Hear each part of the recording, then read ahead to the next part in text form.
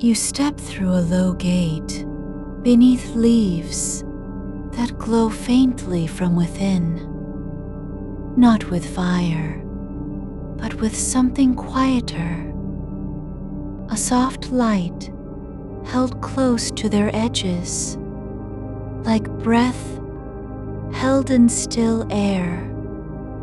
The garden is older than memory, not in grand scale, but in quiet weight, as if it has been waiting for this moment without ever knowing when it would come. Your feet find the path already worn by others who came before you. Not many, just enough to make the stones feel familiar beneath your soles. There's no gate left behind now. The space between where you were and where you are feels like a soft closing of a book. This is an Elven moon garden bedtime story, one meant for those whose minds move too fast at night, who lie awake with thoughts that circle like moths around a lamp they can't turn off. The name doesn't matter. It's not about identity or history, only the feeling of being held in something small and safe and real. You are welcome here as you are.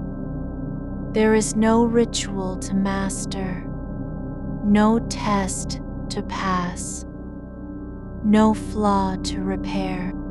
What matters is that you arrive just for this night, with your body tired and your thoughts heavy but not broken.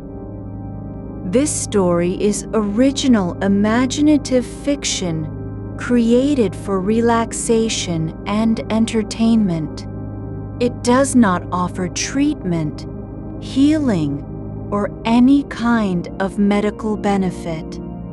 No promises are made about sleep, not because it won't happen, but because the garden doesn't care if you fall asleep or stay awake. The only requirement is that you let go, even just a little, as though you've set down something small and familiar on a table beside you. The keeper moves quietly between rows of pale flowers, their form neither young nor old, dressed in fabric like woven shadow, with threads of silver stitched through the seams, not bright, but visible when light shifts. They do not speak your name or ask if you're ready. You are already here, and that is enough. Their hands move with deliberate softness, never too fast, never too slow. There's a rhythm to their care, like someone tending to something they love without needing it to be perfect. You follow the path ahead of them, not because you must, but because your feet know how. The air hums at a frequency just beneath hearing, like wind through thin silk left in a window after dusk. It doesn't speak, it only exists.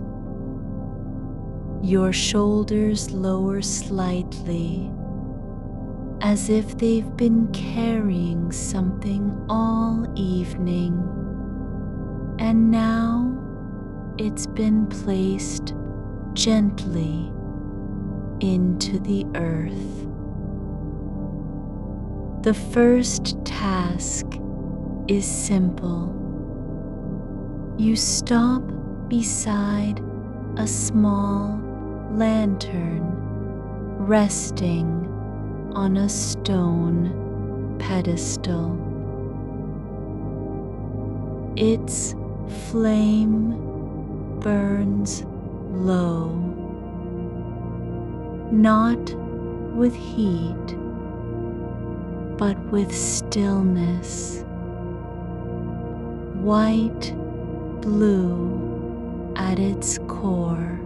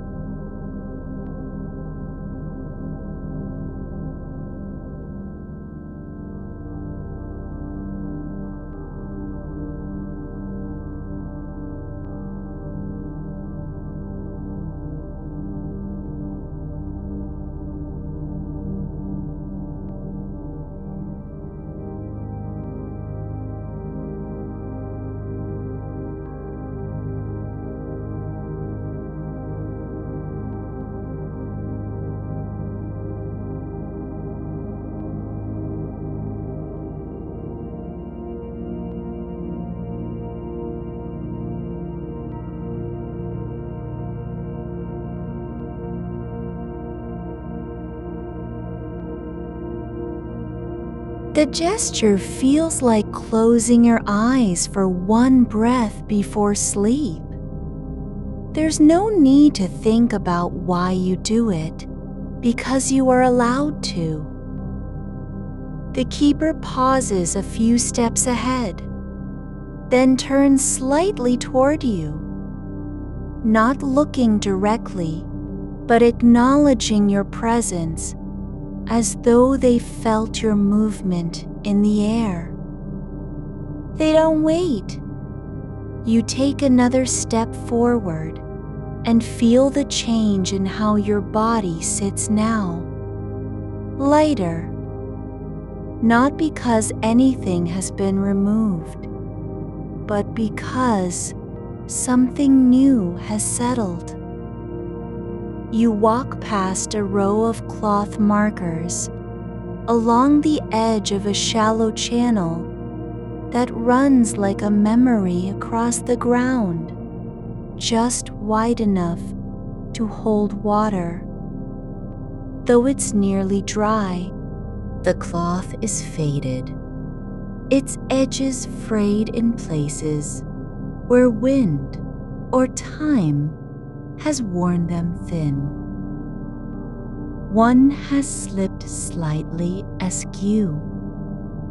You bend down and smooth it back into place with your palm, not forcing, just guiding.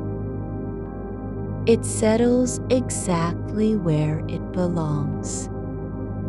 The channel is still, the water barely moving beneath a layer of fine dust that hasn't been disturbed for days. You listen to its silence, not because you expect sound, but because listening becomes part of resting. There's no need to hear anything. The act of listening alone becomes enough. Ahead, there's a bench shaped from a single piece of stone, carved smooth by weather and use. It holds traces of soil near one edge, where someone once sat with their knees drawn up, perhaps thinking or not thinking at all. You crouch down slowly and brush the dirt away with your fingertips, just enough to clear it, no more. The surface feels cool under your touch, like stone that remembers night. You stand again, as if stretching from a dream just recall. Your breath slows without effort. There's no goal beyond this moment, not a completion, not arrival, just motion that belongs. Near the bench lies an old wooden cup, its rim cracked, but still whole. It rests on moss that has grown into its hollows, like roots finding space in stone. You pick it up and carry it back to a low table near a cluster of pale blossoms whose petals do not open or close, but remain as they are, soft, folded inward, waiting without urgency. You place the cup gently beside another, identical one, already there.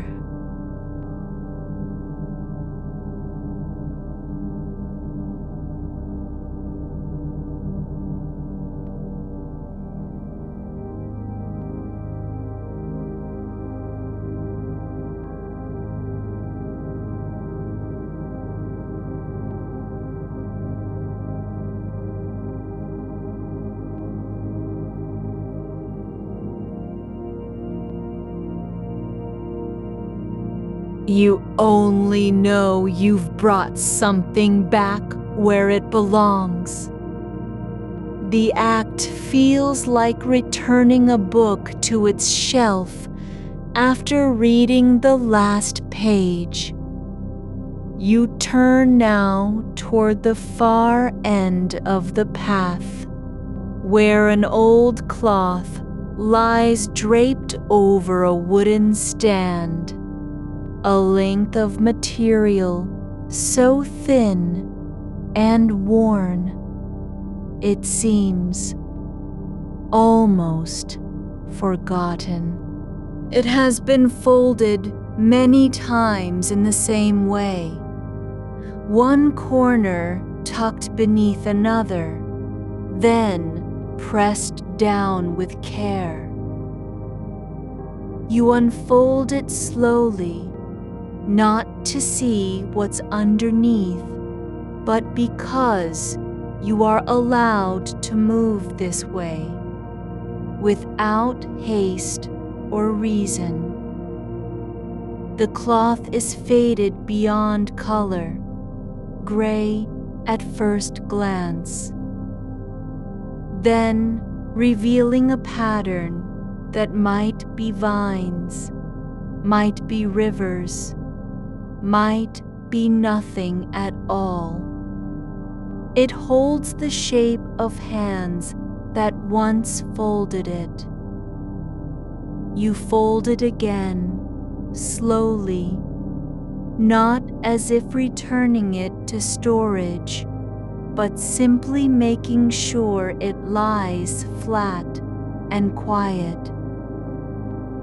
When you finish, you set it down and step back. The path continues ahead, no longer marked by specific tasks, but still clear underfoot, just a gentle curve in the earth, soft with moss. You walk beside rows of pale flowers that do not bloom or fade, but remain unchanged, their forms like breath, caught mid-motion. They sway slightly when you pass, as if acknowledging your presence without speaking. There's no need to look at them closely. Just walking beside them is enough.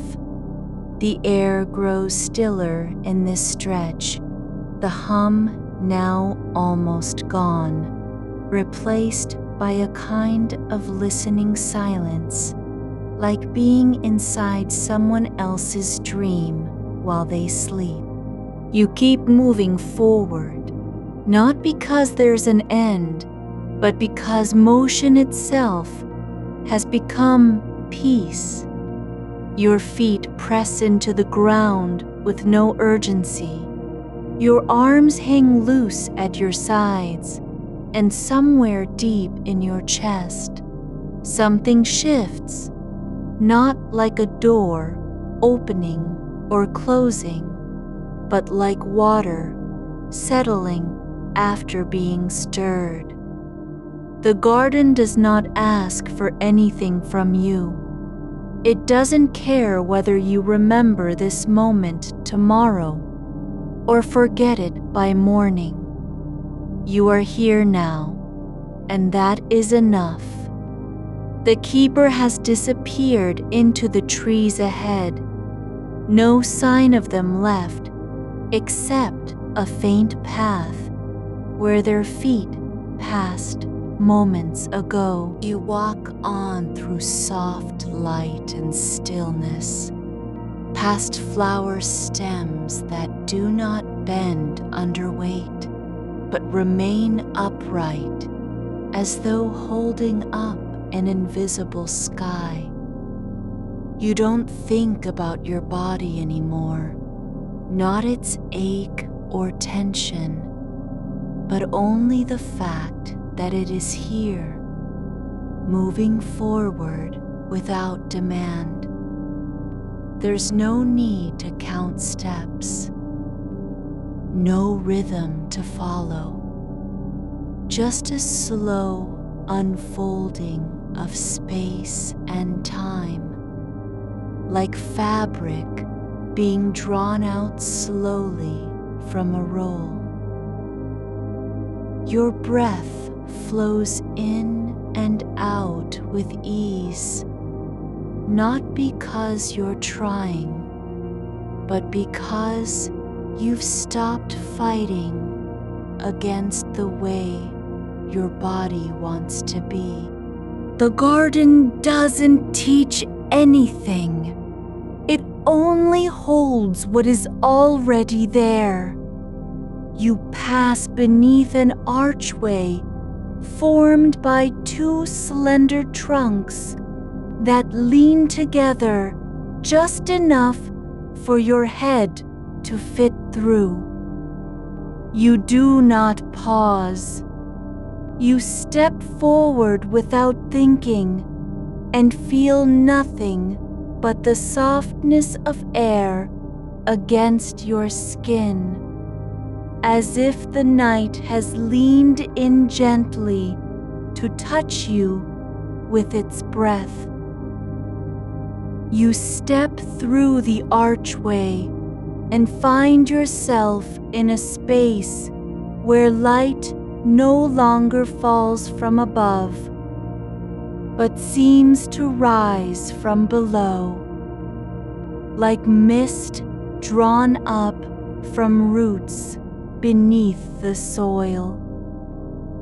The path ahead is not paved, nor marked by stones or signs, just a slight depression worn smooth by countless silent footsteps long past. You follow it without hesitation, your feet settling into its rhythm as if they've known this shape all along. The air feels heavier here, not with weight, but with presence.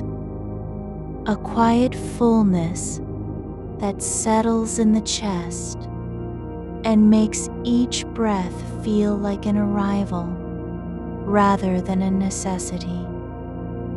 To your left, there is no wall, only a gradual rise of earth covered in moss, so fine it looks like powdered light. A small cluster of silver stones lies half buried near its edge, round, unworked. Arranged not in any pattern, but simply as if placed there by someone who had nothing urgent to do and decided, for now, to stop and place a few things down.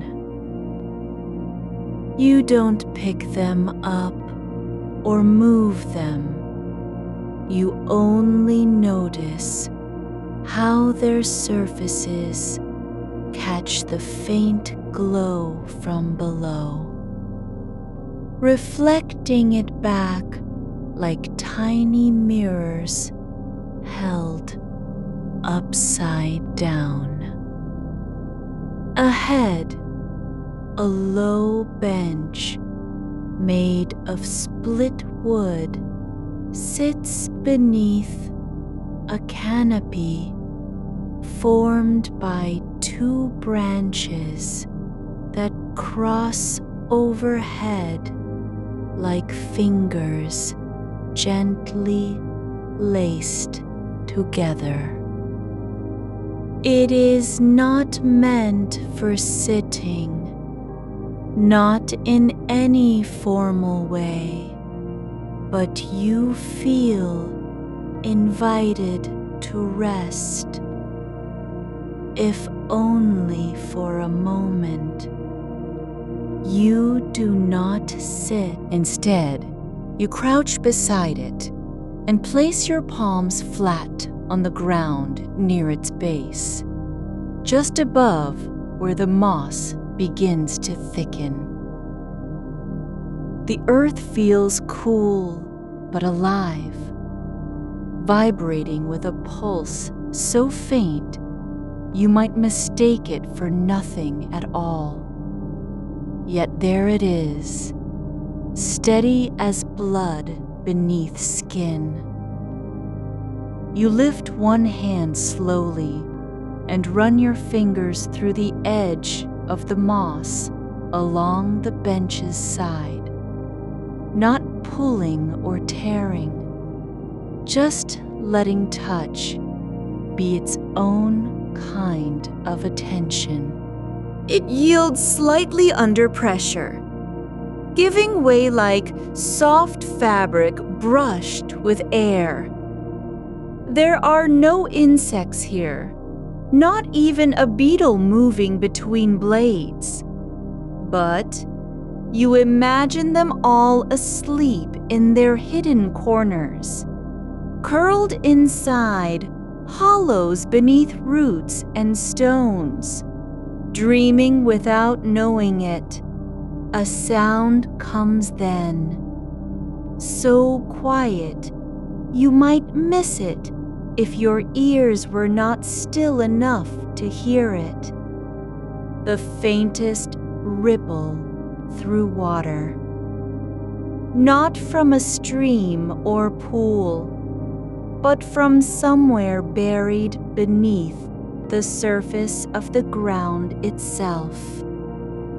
It travels upward in waves, rising through roots and soil until it reaches the air just above your knees.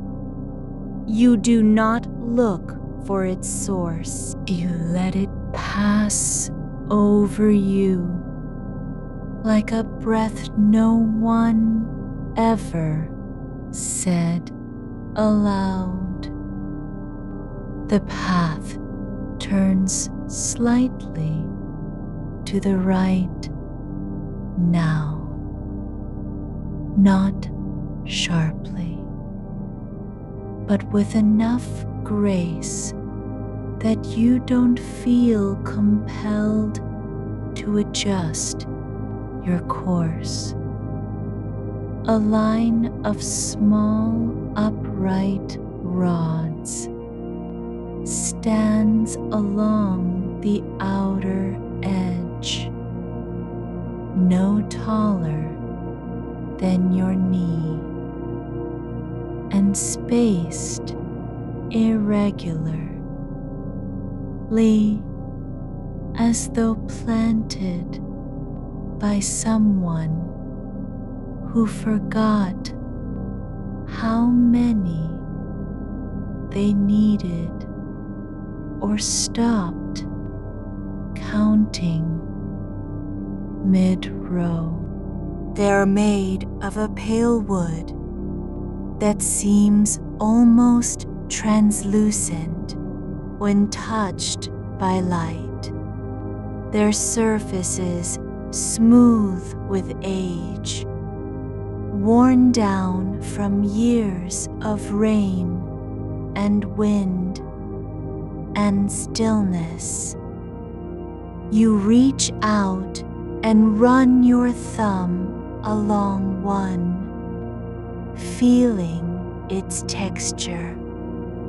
Not rough, not soft, but somewhere in between, like the inside of an old book's spine after too many hands have turned it. There is no label on any of them, no marking or symbol. They stand there as if waiting for nothing, just standing. You move forward again, your feet lifting and setting down with care that feels unnecessary. Yet you do it anyway, because the act itself has become a kind of language. The garden does not demand precision. It accepts whatever motion comes, even if it is clumsy or unsure.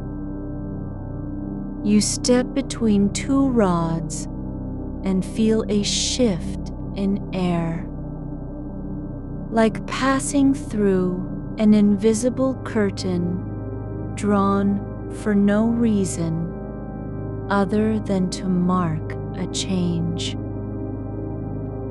Beyond them, the ground slopes down slightly into a shallow basin where the moss grows thick enough to look like carpet woven from shadows. At its center rests a single bowl, shallow, round, carved from stone, so soft it seems to breathe when you're near. It holds no water now, only stillness. And yet, if you stand close and press your palm flat against its rim, you feel warmth radiating inward. Not heat, but the kind of quiet pulse that comes after being touched by someone who knows you are safe. You do not look into it. You do not try to find meaning in what might be inside. The bowl is empty because emptiness is also a thing worth holding. It has been waiting for this moment, just as your hands have been waiting for the chance to rest here. The path continues upward again, winding gently past clusters of tall grasses that stand straight and unmoving. Despite no wind, each blade tipped with a tiny drop of light, not reflected but glowing from within, like veins in crystal. They do not shine brightly, nor flicker, just remain steady as stars that have forgotten they are above. You walk beside them without trying to count how many there are. You don't wonder why the grasses stay upright while others bend or fall. That is not your task. Your task, your only one, is to allow yourself to be here, exactly as you are. A body moving through space with no need for justification. There is a low hum now, not loud, but deep in the air, like the aftertaste of music heard far away. It doesn't come from any particular place. It seems more like something the garden has been holding inside itself for a long time and is finally ready to release without explanation.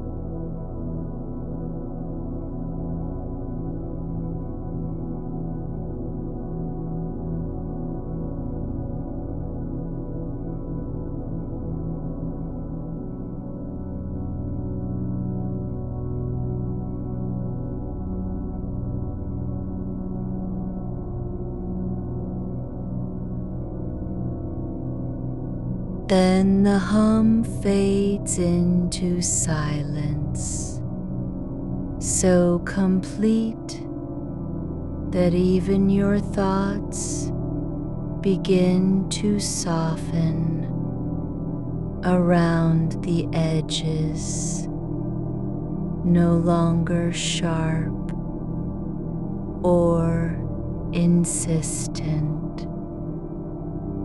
They don't vanish, they simply settle like leaves drifting down into a pool and sinking without sound. You come upon an open space where the ground is covered in fine white dust, so light it doesn't cling to anything, not even air. It floats just above the earth, suspended as if time itself had paused mid-step. You do not walk through it. Instead, you step onto a wide, flat stone that lies slightly off-center, worn smooth by years of unseen use. You place your foot upon it and feel its surface warm beneath your soul, not from sunlight, but from some deeper source, like memory held in the skin of matter. There is no reason to stay here, no purpose written into the moment.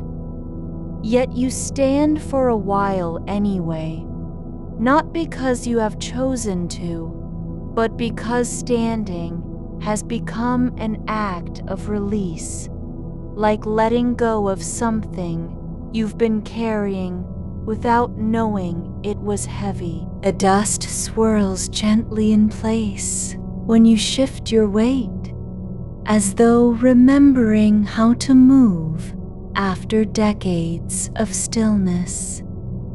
It rises just enough to touch the hem of your sleeve before sinking back down again. You watch this happen without surprise or curiosity, just acceptance. You step off the stone and resume walking, not because you're following a path anymore, but because movement has become its own kind of rest. The air grows quieter, not from absence, but from presence, the kind of quiet that feels like being wrapped in something old and soft, familiar enough to let go completely. Ahead, there is no gate, no archway, no landmark, just the ground curving gently downward into a low hollow where roots twist and tangle beneath the surface, forming natural shapes that resemble hands folded together or wings drawn closed. The moss here is darker, denser, almost black in places, but it glows faintly from within when touched by your passing foot. You do not look closely at any one root. You don't wonder if they are old or young, alive or dead. They simply are, beneath you, around you, forming a network that has no beginning and no end. And yet, somehow, it feels like coming home, not to a place, but to the idea of being known. You come to a place where the ground slopes into a shallow basin, its edges blurred by a soft tangle of trailing vines that hang low and still, like sleepers with arms outstretched. The air here is thick with the scent of damp stone and something faintly sweet, like crushed petals left overnight in a bowl of water.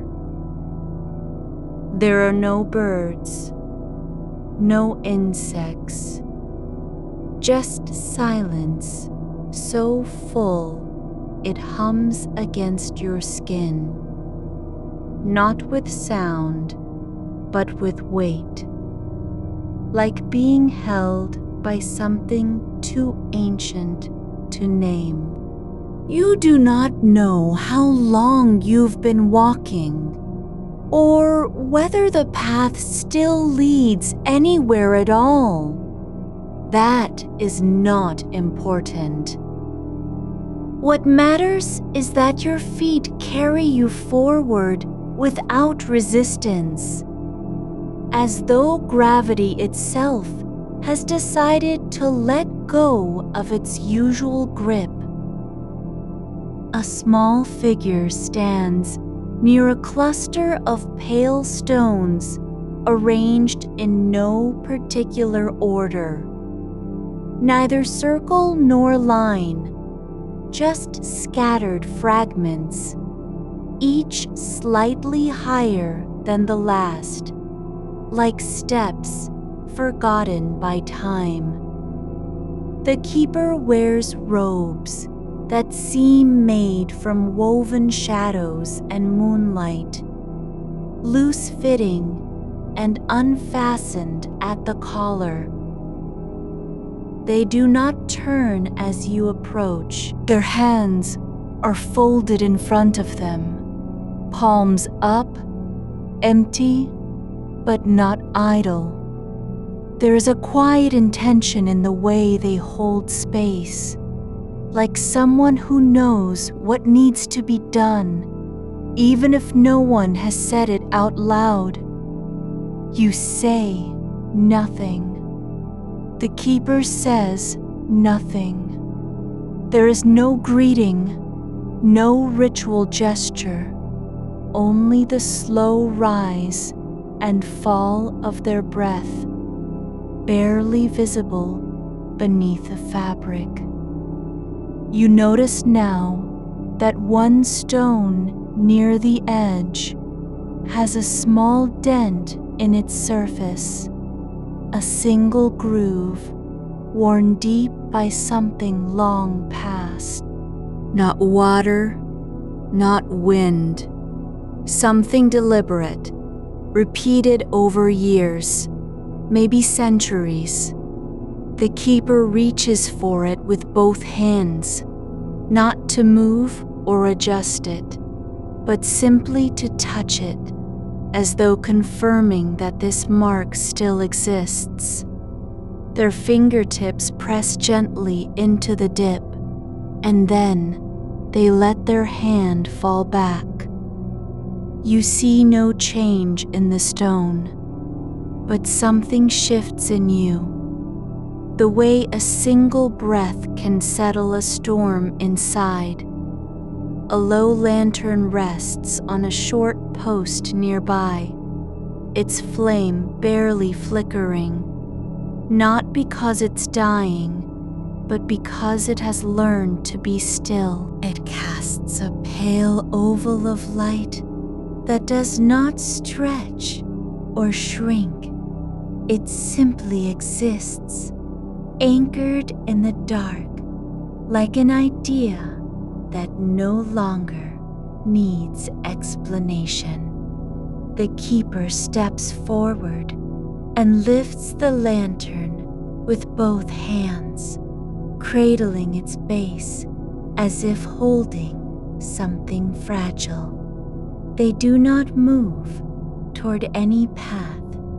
Instead, they lower it slowly, lowering it until the flame hovers just above a patch of moss that has grown in the shape of an open hand, palm up, fingers spread, all curled slightly inward as though waiting to receive something.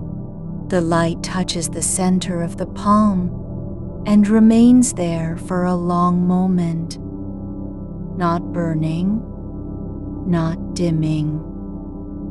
It simply burns where it is meant to be.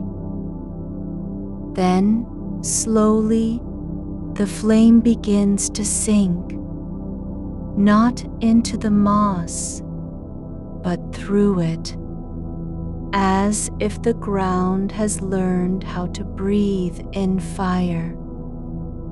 When it vanishes entirely, the patch of moss does not blacken or scorch. Instead, its color deepens slightly, becomes a richer green, almost velvet, and the air around it hums with warmth for no reason you can name. You watch this happen without surprise. You do not ask why. There is no need to understand how light becomes part of Earth, only that it has done so. And now there is a quiet pulse beneath your feet where the flame disappeared. The keeper turns then, not toward you, but as though sensing something just beyond your awareness.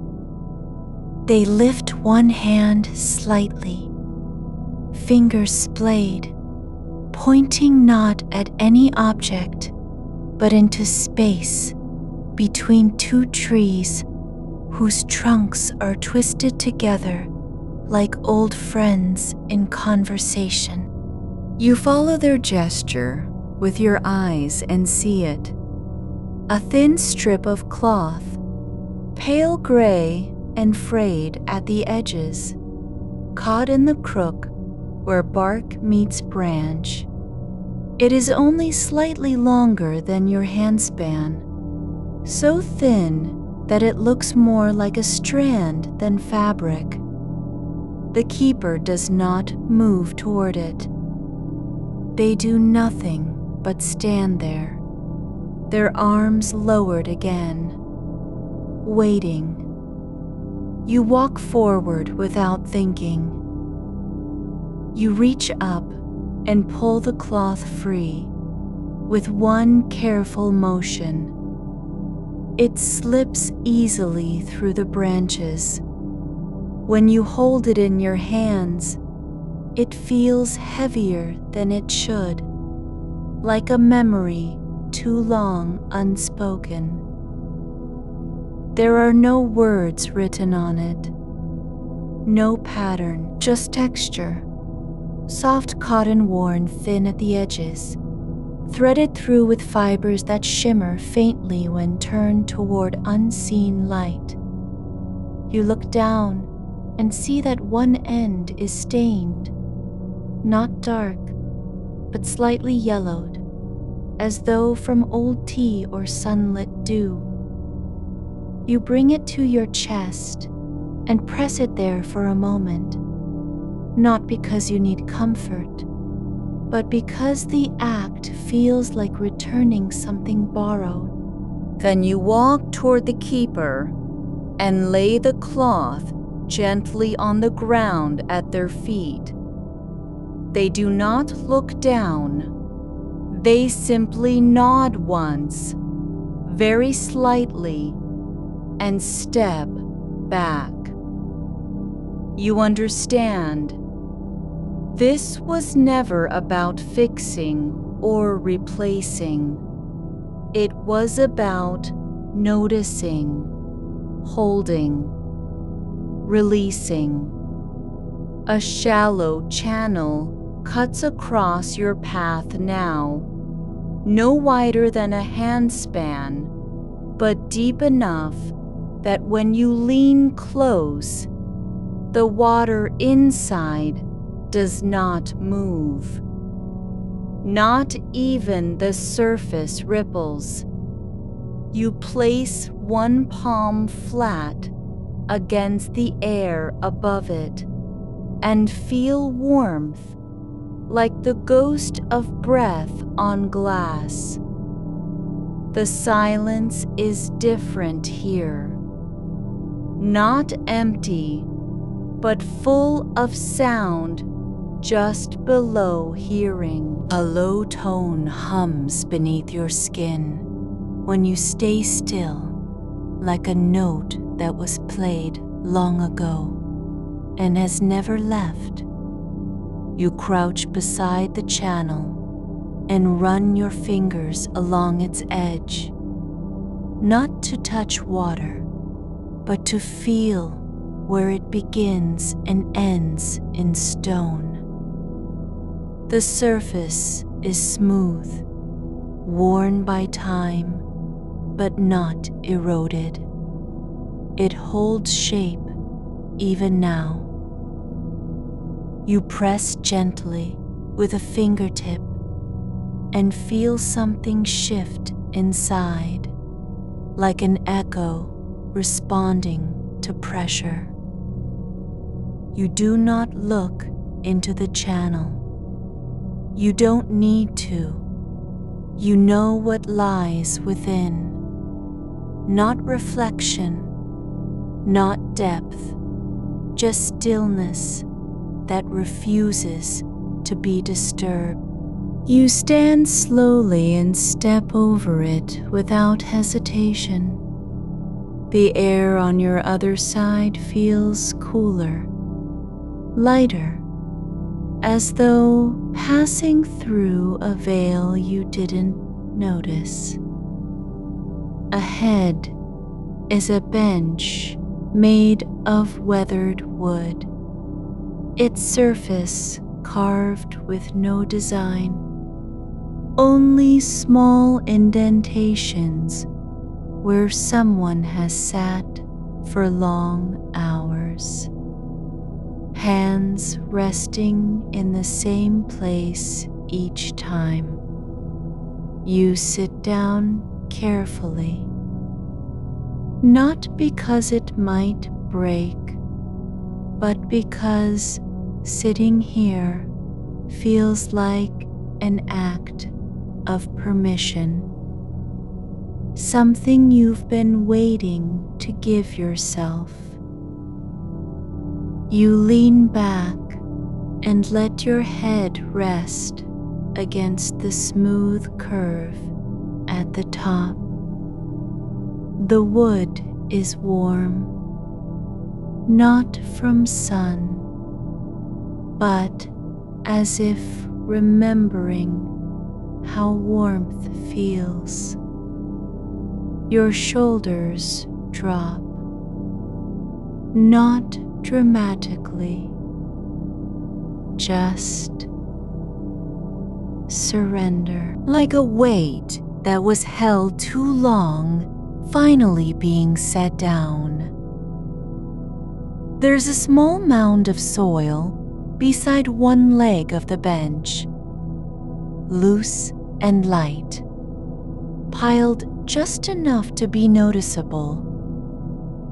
You reach over with your left hand and brush it away, not roughly, not with purpose, but as though brushing dust from a book you never opened. The motion feels familiar, like something done before in another life. As you do so, you notice that one of the bench's legs has a small crack near the base, just wide enough to see light through when viewed from an angle. You don't touch it. You don't wonder what lies beyond. You only feel the absence where pressure should be. The way your hand moved too easily, like the wood had already given up on being solid. You remain seated for a while longer. The air grows softer still, as if something is quietly adjusting to make room for you. There's no wind, yet the leaves above shiver slightly, not with motion, but in memory of having moved before. Then you see it. A wooden cup resting upside down near the base of the bench, half buried in soil, its rim cracked along one side like a smile that forgot how to close. It is not broken, just used up. You pick it up carefully and turn it upright. The inside is dry, untouched by liquid for years. But when you lift it slightly toward your ear, you hear the faintest whisper, not from within, but from somewhere just beyond it, a sound like breath caught between two worlds. You lift the cup slightly higher, not to drink from it, but because its quiet breath has pulled your attention like a thread drawn taut through still air. The whisper inside is not words. It's more like the memory of wind passing over stone after rain, or the soft pause between two heartbeats when you're halfway into sleep. You hold it near your chest now and let your fingers relax around its rim, feeling how uneven the wood has become from use, how one side wears thinner than the other, as though someone always rested their palm there in a particular way. The crack runs clean across the top edge like a scar that never closed properly.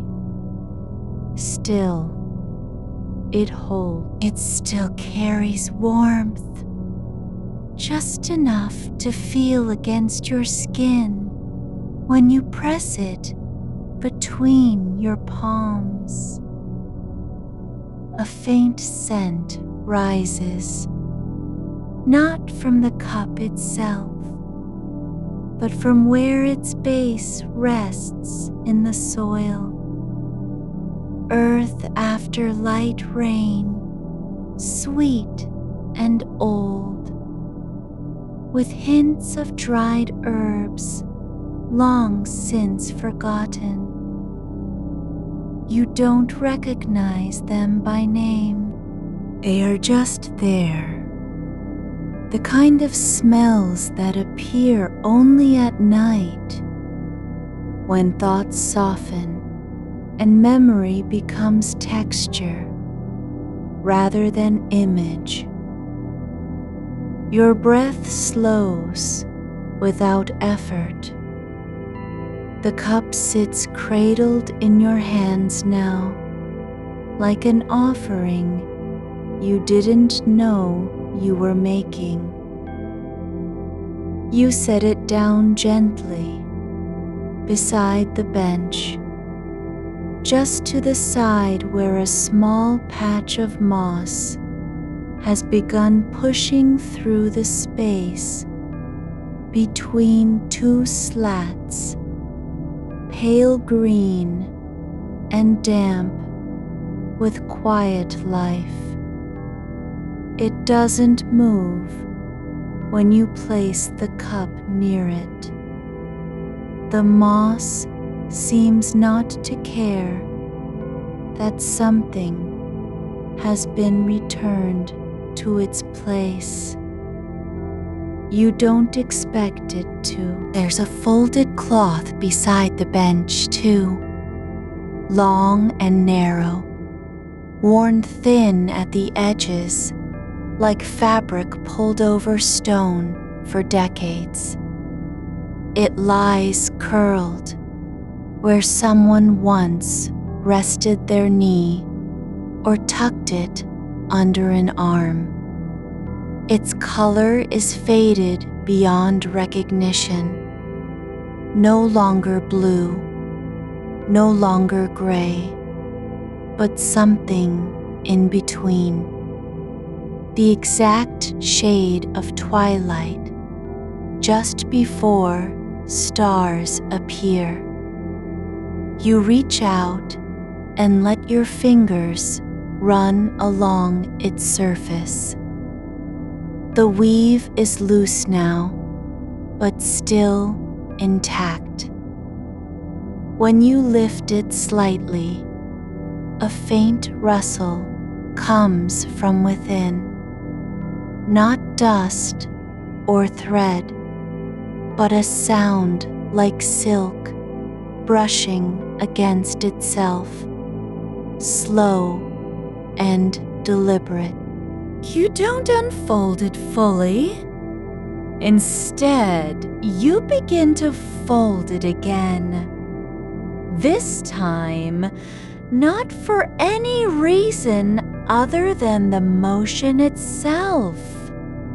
You bring one corner toward the center with careful precision. Then tuck the opposite edge beneath it, folding over in small increments, as if stitching together a moment that's already passed. The act feels quiet, almost ritualistic, but only because you've allowed yourself to do something without purpose. There is no need for the cloth to be folded. There is no reason to fix what was never broken. But your hands move anyway, slowly, deliberately, and each fold settles deeper into stillness. When it's nearly compacted again, a single thread escapes from one end and floats upward, not because of wind, but because something in the air has loosened just enough for it to rise like smoke without fire. You watch it drift toward the tree above, where pale leaves hang motionless, as if suspended between breaths. You don't reach for it. You let it go. The bench begins to feel heavier beneath you, not in a way that's unpleasant, but in a way that suggests time is settling into its shape, rather than the other way around. Your spine aligns with the curve of the wood without conscious effort. The air presses gently against your skin from all directions, warm on one side, cool on the other, and yet there is no draft. It simply is, like warmth in a dream. You shift your weight slightly and notice that the soil near the bench has been disturbed again. Not by you, not recently, but as if something had crawled through it long ago and left behind only the memory of movement.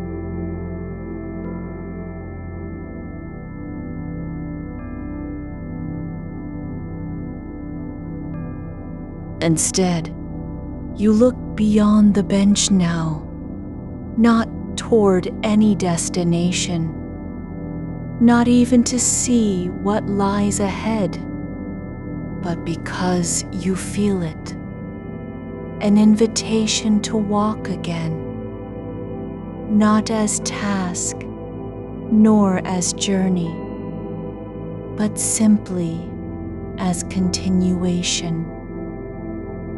You rise slowly. The wood creaks softly beneath your feet, just once, and then falls silent. Ahead of you is a path that hasn't been named. It's not wide or narrow. It doesn't curve left or right with intention. It just continues, laid out in worn stones, the color of storm shadows, each one placed by hands long gone, but still present in their arrangement. They are not perfect. Some lean slightly inward, others tilt as if leaning toward a story never told, but they form a line that feels safe to follow. You step onto it and feel how quiet your footsteps have become. Not because you're trying to be silent, but because the ground itself absorbs sound before it can spread. The air between the leaves above grows thicker now, not dense, but layered, like cotton soaked in light. Each breath draws deeper without effort. You don't notice when your shoulders unclench again. The path winds gently through a cluster of pale flowers, not large, not bright, but clustered close together like a gathering of old friends who've forgotten their names yet still recognize each other by scent and silence. They have no petals as you know them. Instead, they bloom with thin stems that arch outward slightly at the tips, ending in soft points that glow faintly when touched by moonlight, not brightly, just enough to make them visible like distant stars seen through fog. You do not touch any of them, but your hand drifts near one anyway, not for harvest or curiosity, but because you feel drawn toward their quiet presence. When your fingers pass within an inch, the glow pulses once, softly, like a held breath released. Then it fades back into stillness. There is no reason to walk faster. No point in reaching any place. The path doesn't lead anywhere that matters. It only exists to be walked, slowly, gently, with awareness of each footfall, as if the ground were listening. You begin again, stepping forward without urgency. The stones beneath your feet are not cold nor warm. They simply are.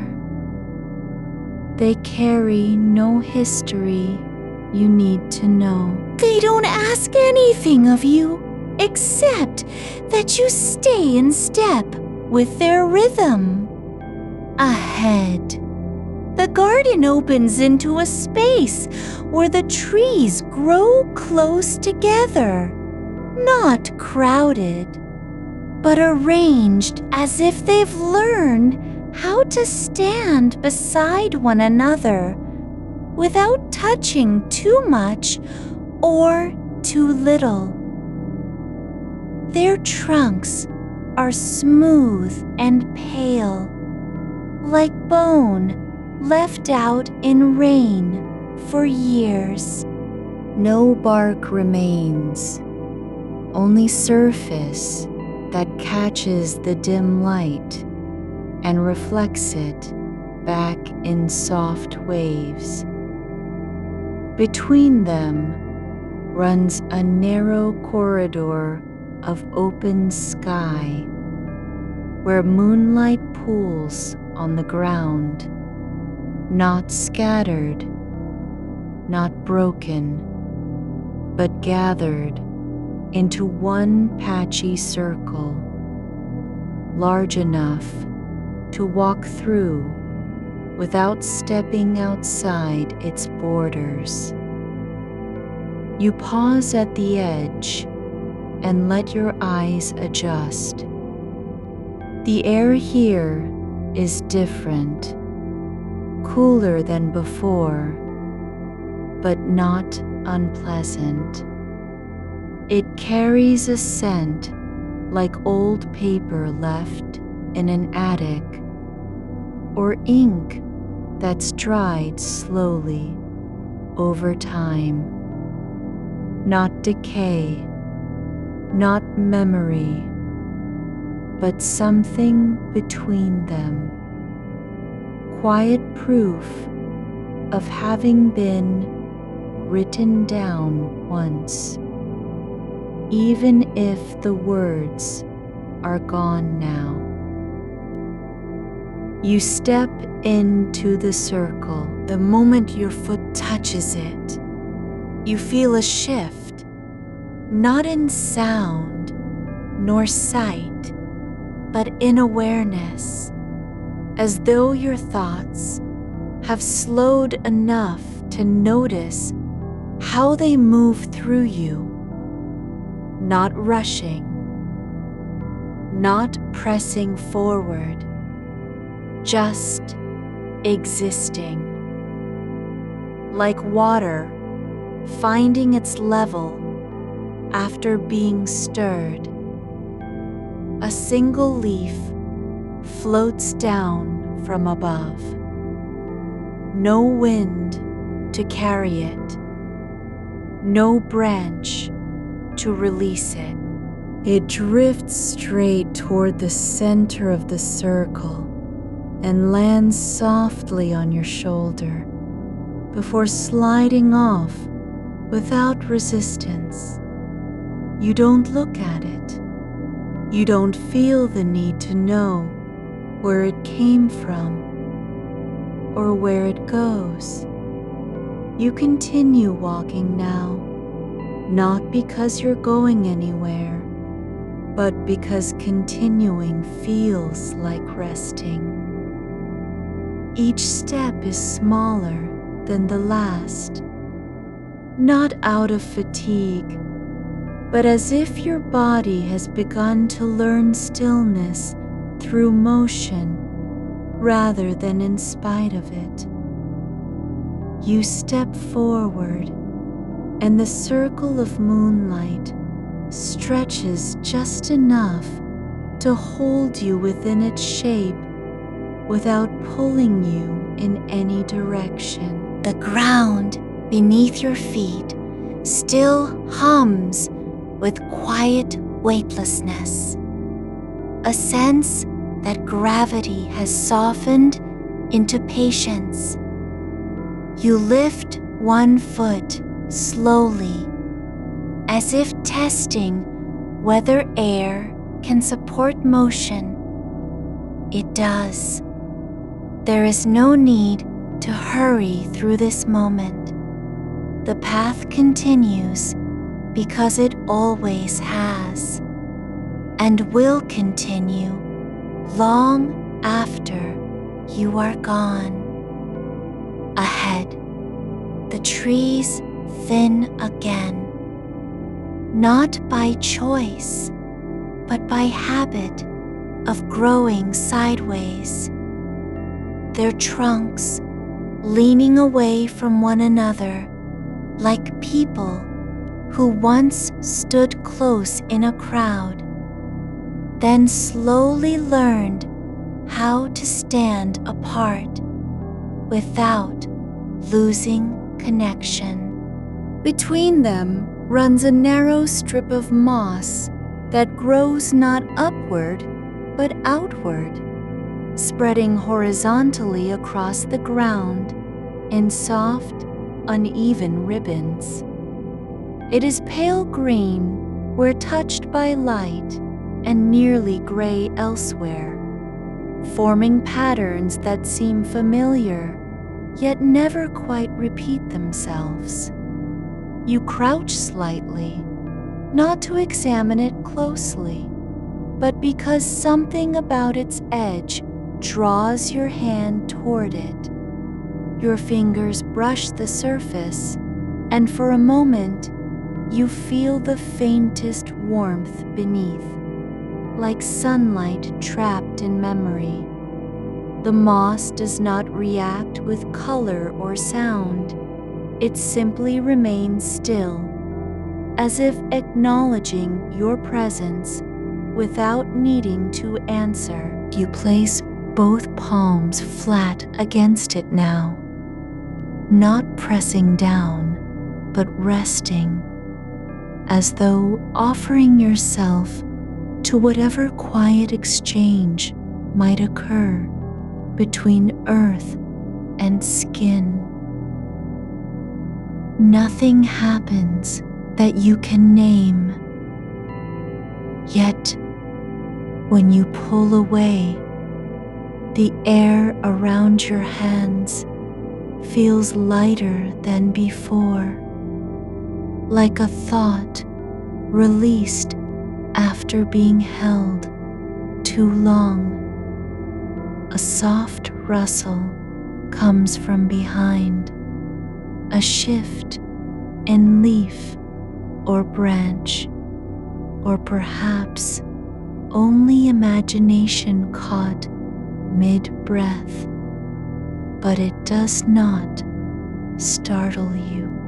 You turn slightly to look back at where the path begins, though no one is there and never has been. The entrance remains open, but uninvited. There's no need to go through it again. No reason to retrace your steps. The garden knows its own shape better than any map could show. To your right, a small table sits at the edge of a raised stone platform, half hidden behind a low tangle of stems that grow like fingers curling inward from above. It is made of wood lighter in tone than bark, but darker than bone, smooth and worn down by time or touch, whichever came first. On it rests a single object, a cup carved from pale stone, shallow and wide, rimmed with thin lines etched across its surface, as if someone had traced their fingers over it once when tired or lost in thought. There is no liquid inside. It has not been used for days, perhaps weeks, but the air around it feels warmed by absence rather than emptiness. You approach without expectation. You do not pick it up, nor do you wonder what it might have held. Instead, your eyes follow the line of its rim, tracing how each groove ends in a tiny hollow no bigger than a fingertip's depth. One after another, they form a pattern that suggests motion, like ripples spreading from a stone dropped into still water, only turned backward, as if time had reversed itself and left behind only these impressions. You reach out, not to take the cup, but to run your thumb along one of the grooves. The surface is cool, yes, but also alive with texture. Not rough, not smooth, but something in between. A memory of touch that remembers being touched. When you withdraw your hand, There is no echo, no sound, only silence, deeper now than before. A breeze stirs, gentle enough to lift only the very tips of the tallest leaves near the canopy. Nothing more. It carries with it a scent like dried herbs left in an open drawer during winter. Faint, layered, not pleasant or unpleasant, but simply present.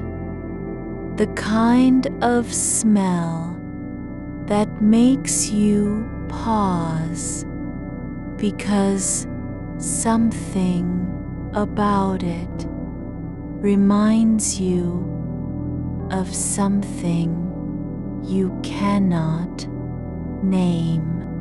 You move on without pausing to follow its source.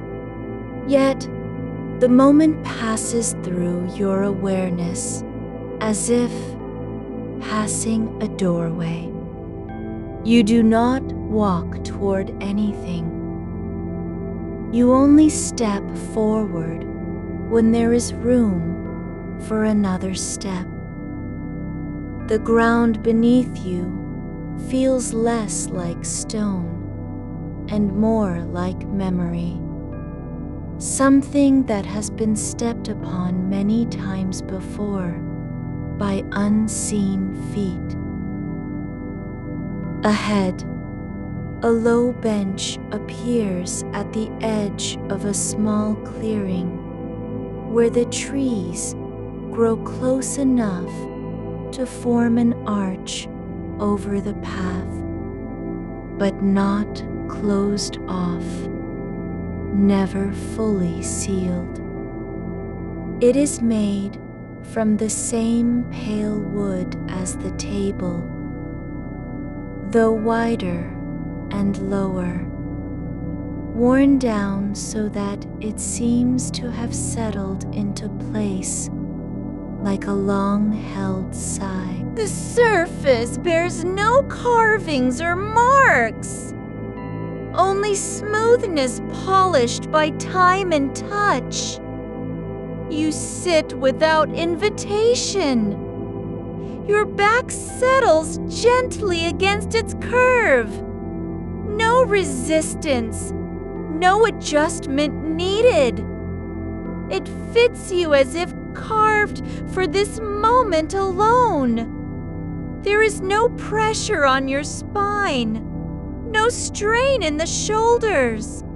Your arms rest at your sides, palms up, not reaching, not holding, but open to whatever may come.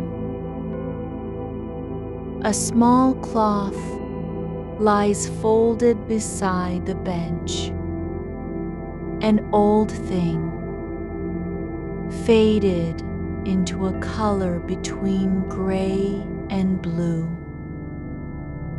like sky seen through water after rain. It has frayed edges and tiny holes near one corner where thread has worn thin. You pick it up slowly, letting your fingers trace its surface again, as though memorizing what it feels like to be held by something that remembers being touched. You unfold it carefully, not because you expect anything from it, but because unfolding is a kind of ritual in itself. The slow revealing of hidden things without knowing why they were hidden. As you lift one corner, a single thread slips free and floats upward for just an instant before falling back into place. You do not try to catch it. The cloth spreads across your lap now, no longer folded, but lying flat like a breath released from restraint. It feels heavier than it looks, though not heavy with weight. Rather, weighted by presence. The way old things feel when they've been left out in silence too long, and still remember what it was to be used. You place one hand over its center, the exact spot where no pattern remains visible anymore, and let your fingers sink into the weave, as if sinking into soil after a drought.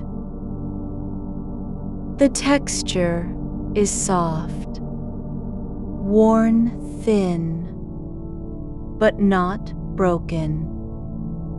Each fiber holding on by habit rather than strength. There are places where the cloth has thinned to transparency, and you can see through them faintly, as though looking at memory from the other side. You close your eyes now, not because you want to sleep, nor because you're tired, but simply because there is no longer a need to look. The garden continues around you, not by sight, but by feeling. The light above still glows softly between leaves. The air shifts when you breathe. The ground holds steady beneath you. You return the cloth slowly back onto the bench, not with care nor neglect, just as one returns something that has served its purpose and now belongs where it began.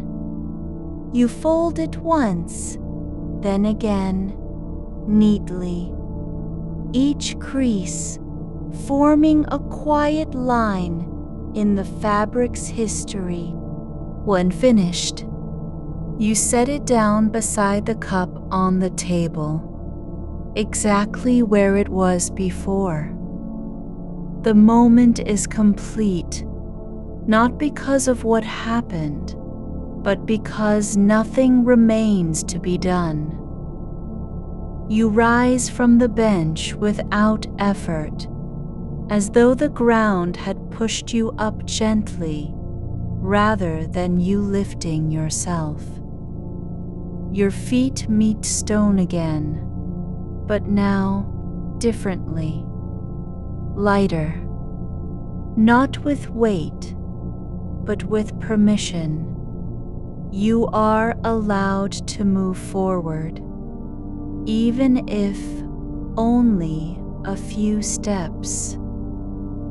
The path ahead curves slightly, bending toward another cluster of low-growing plants.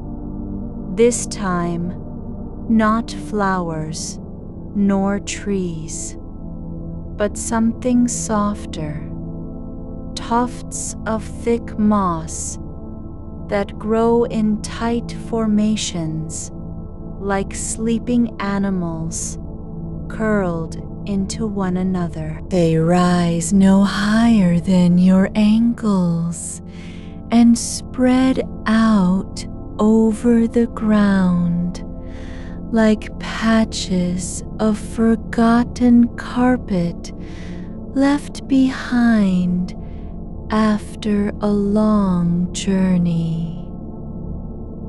Each tuft is slightly different.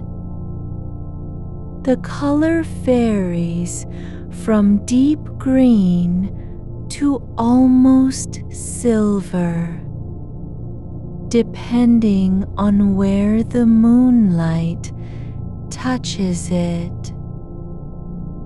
But they all share one quality. When you stand close, they emit a faint warmth that spreads through the soles of your feet. Not heat in any sharp way, more like stillness radiating upward from the earth. You step forward, your feet pressing into the moss with a quiet yielding that feels less like contact and more like recognition. Like the ground has been waiting to meet you in just this way.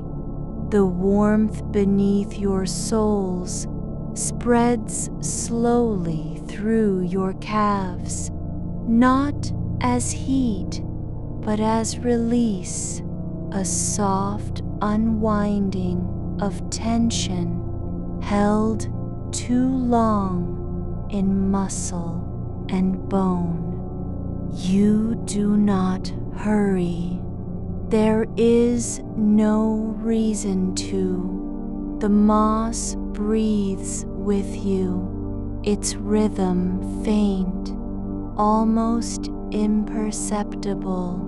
But there, if you listen without listening, beneath the silence, it pulses like the slow beat of something resting after effort. The path ahead does not narrow or widen. It simply continues, curving in a way that suggests movement rather than direction. You walk with your hands at your sides now, palms open and unclenched. No need to hold anything, no reason to carry. The air shifts subtly as you pass through it. Not cold, not warm, but layered with the soft scent of damp earth and something faintly sweet, like crushed leaves left in a drawer for months. It is not floral, nor spiced, nor sharp. It exists just beyond naming. A low hum begins, not from any source you can locate, nor does it enter your ears directly. Instead, it settles into the space behind your eyes, quiet and unobtrusive, like a memory that never quite arrives but lingers in the shape of its absence. You do not listen to it. You let it be. It is part of the garden's breath. To your left, where the path edges slightly toward shadowed stone, there stands a small structure, no taller than your waist, no wider than 2 hands stretched out. It is shaped like a turned over bowl, with an open top and sides that slope inward. Its surface is smooth but not polished, worn by time and rain. Its color the same deep green as wet moss after dawn. You pause before it without meaning to. There's nothing about it that demands attention. Yet, you find yourself drawn in. It holds no object, emits no light, contains no sound. But when you look at it closely, you notice something subtle, a faint ripple across its surface, like the air above water on a still day. You do not touch it. You only stand before it and feel your body grow quieter in response. Your pulse slowing without instruction, your shoulders softening as if someone had leaned into them from behind and whispered, "Let go." There is no warning or signal. The moment passes like a sigh caught between breaths. When you step past the bowl-shaped thing, the moss beneath you changes. The tufts grow sparser, thinner, broken by patches of bare stone that shine faintly under moonlight, as though dampened by dew that never fell. You walk over them with care, each footfall deliberate but not rigid, as if the ground were delicate in a way you hadn't known possible. Ahead, nestled between 2 low walls built from stacked earth and stone, lies an archway. It is low enough that your head must dip slightly as you pass through, though it does not feel like confinement. The arch opens into a space no larger than a single room, closed on all sides by gently sloping banks of soil covered in soft green grass, the kind that grows flat and close to the ground, unbroken even when stepped upon. In the center stands a small table made from a single slab of pale gray stone, resting atop 3 carved pillars shaped like folded hands.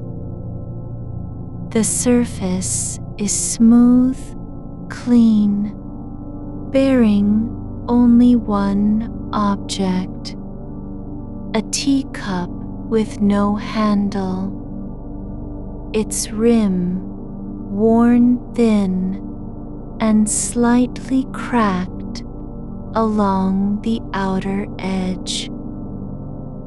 It sits upright as if placed there moments before, though you know it has not moved. You approach slowly. You do not pick up the cup, not because you cannot, but because you don't need to. The act of seeing is enough. The cup holds no liquid now, no steam, no warmth, but its shape tells a story. Someone once held it here in their hands and left it behind when they decided to stop. You notice something else, where the earth meets the base of each pillar. Small threads of light curl upward like breath given form. Not fire, not electricity.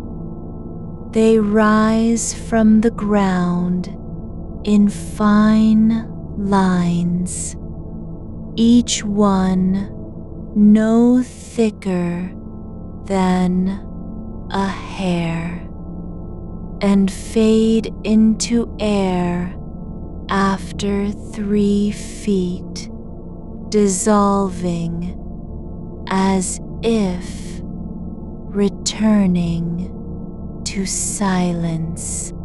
You watch them for a long moment without blinking, not because you expect something, but because they are beautiful in their quiet persistence. A soft sound comes then, not from any direction, but from beneath your feet. A single note, low and sustained, like the echo of a bell struck once far away. It lasts only seconds before fading into stillness again. When it ends, there is no trace left except the sensation that something has passed through you, not in pain or surprise, but as if you had been gently brushed by wind moving over water. You turn your gaze back to the table and the cup, and for a moment you imagine filling it with tea, not hot, not cold, just warm enough to feel like memory. You do not pour anything. The thought floats, unacted upon, then dissolves on its own. There is no reason to stay here longer than necessary. You step back from the table as though stepping into a dream that has already ended.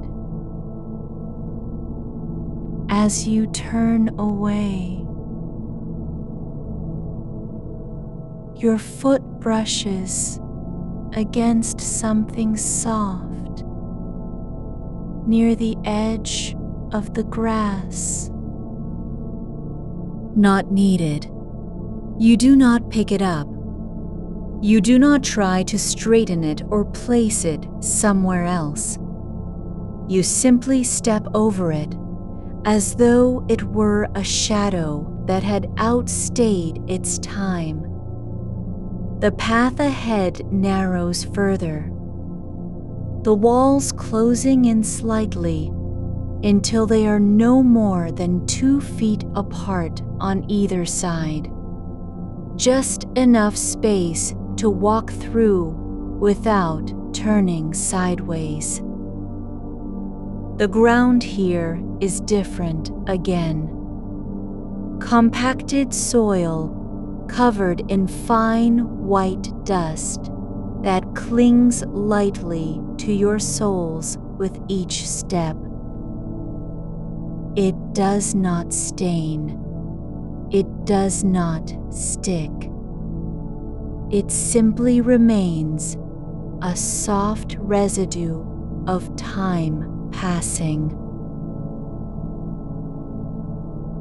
The air feels heavier now, not dense, but full of stillness, as if everything has paused mid-motion and chosen to rest. You walk through the narrow passage, slowly, deliberately placing one foot in front of the other without urgency. Each step is quiet. You hear your own breath, regular, unhurried, but you do not listen for rhythm or count it. It simply exists, like the dust on your feet, part of the moment, unremarkable. At the end of the passage, there is no gate, no sudden opening, only a widening of space, a soft expanse where light falls differently now, diffused and scattered through branches that do not exist in any shape you can name. The trees here are not tall. They do not reach skyward. Instead, they grow sideways, their trunks arching like bent backs, holding up a canopy of translucent leaves that shimmer when moved by unseen air. You step into the open space slowly.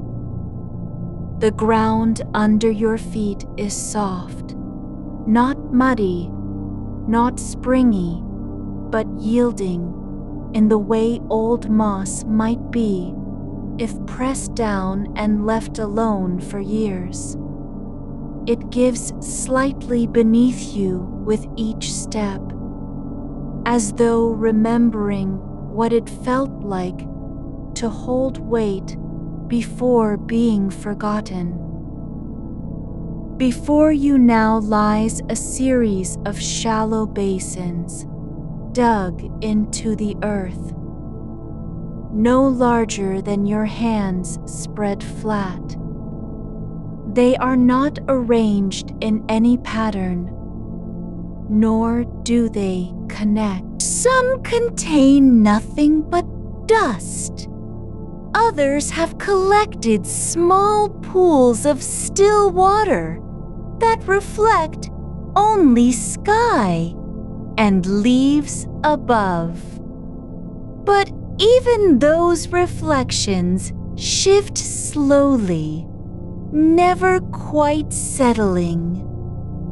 You stop beside one basin and crouch down slightly, just enough to look into its depth.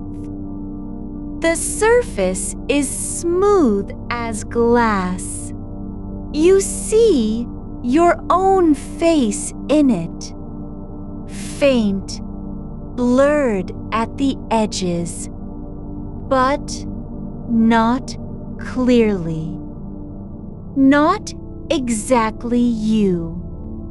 It's more like an image from before the thoughts began, when your mind still believed silence could be trusted. You do not speak. You do not look away. You simply watch until the image blurs further and vanishes. Not broken, but returned to what it was. Water, nothing more.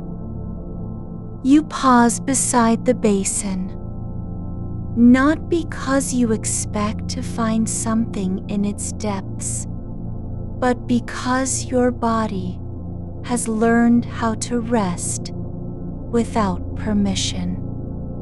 The water does not ripple when you move, though a faint warmth spreads up from your knees into your spine, as if the earth is breathing slowly beneath you.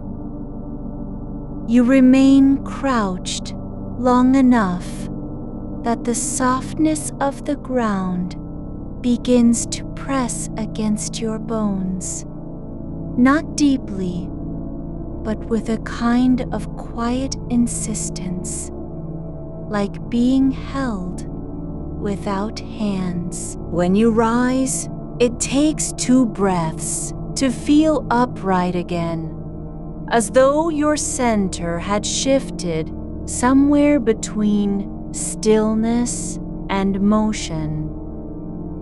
Ahead, there is no path, not really. Only a suggestion that something might come after walking forward another few feet. The ground continues to yield in small pockets, where the soil has settled into irregular hollows, forming natural dips like sleeping mouths waiting for dawn. You step lightly over each one, testing their shape with your weight before moving on. There are no stones to guide you, no markings along the edges of these soft depressions. They appear as if drawn by absence rather than design. Imprints left behind when something once pressed down and then lifted away. The trees around you have changed again, not in form, but in how they hold their leaves. Where before they shimmered with a faint internal glow that pulsed like slow heartbeat.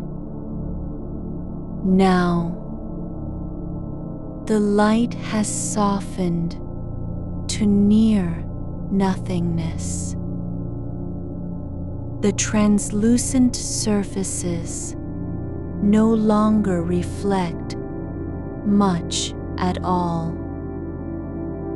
Instead, each leaf seems to absorb what little remains of the moonlight and release it back as warmth, just enough so that your skin notices when you pass beneath them. A low hum begins, not loud, not sharp, but something felt more than heard. It comes from nowhere in particular, yet vibrates through the air with such consistency that you realize it has been there all along, just beneath notice. You do not look for its source. You let it settle into your chest like a folded blanket pulled over sleeping limbs. Near one of the hollows, something rests on the ground. A single piece of pale wood, shaped roughly like a hand, though slightly longer than human fingers, and curved at the tips as if grown from a branch that bent too far before breaking. It is not carved or polished, just smoothed by time and touch. You do not pick it up, but you look at it long enough to feel its stillness settle in your palm anyway. There is no reason for this object to be here, yet it fits perfectly where it lies, as though placed there by care rather than accident. No one would return it if removed. No one would notice it was gone. And that's why you leave it untouched, because leaving things where they are becomes a kind of ritual in itself, not out of reverence, but simply from understanding how small actions carry meaning when nothing else does. You step forward again, and the air changes, not colder or warmer, but different in texture, like silk brushing across your cheeks without touching. A breeze stirs only at ankle level. Now, curling around your legs before dissolving into silence. The trees don't sway. They remain fixed as though suspended between two states of being, neither fully rooted nor entirely floating. The ground begins to rise gently underfoot, not steeply, but in a slow incline that feels like walking uphill through dream logic. It's not effortful. You do not adjust your pace or shift your balance. Instead, you let the slope carry you forward as if pulled by something just beyond sight, something quiet and patient. At the top of this rise is a small platform made of stacked stones arranged loosely, no mortar between them. They are not even level. They tilt slightly outward at one end, as though someone had laid them down in haste and then forgotten. You step onto it with care, placing both feet carefully on the uneven surface. The stone is warm, but not hot, more like a sleeping animal that has warmed itself under moonlight. On this platform lies an open book, not bound in leather or metal, nor held together by thread. It appears to be made of layered sheets of translucent material, thin as air and slightly thicker than paper. Each page unfurled and resting flat on the stone, as if waiting for nothing at all. There are no words written on any surface, only faint tracings. Lines that move subtly when not looked at directly, like ink stirred by unseen currents. You do not open it, you do not read it, but you stand beside it long enough to feel its presence settle into your chest, as though some memory had finally found a place to rest. The book is not meant to be understood. It doesn't contain stories or instructions or secrets. It simply exists, like the air, like the dust on your feet, like the hum beneath your skin. You are allowed to stand near it without needing to do anything with it. That alone feels like permission to stay.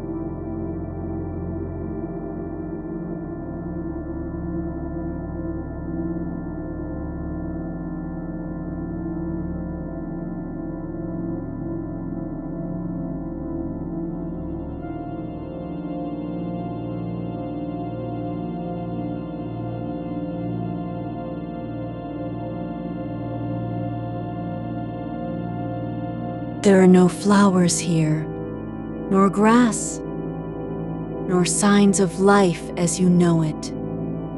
But still, something grows not in soil or sun, but in stillness.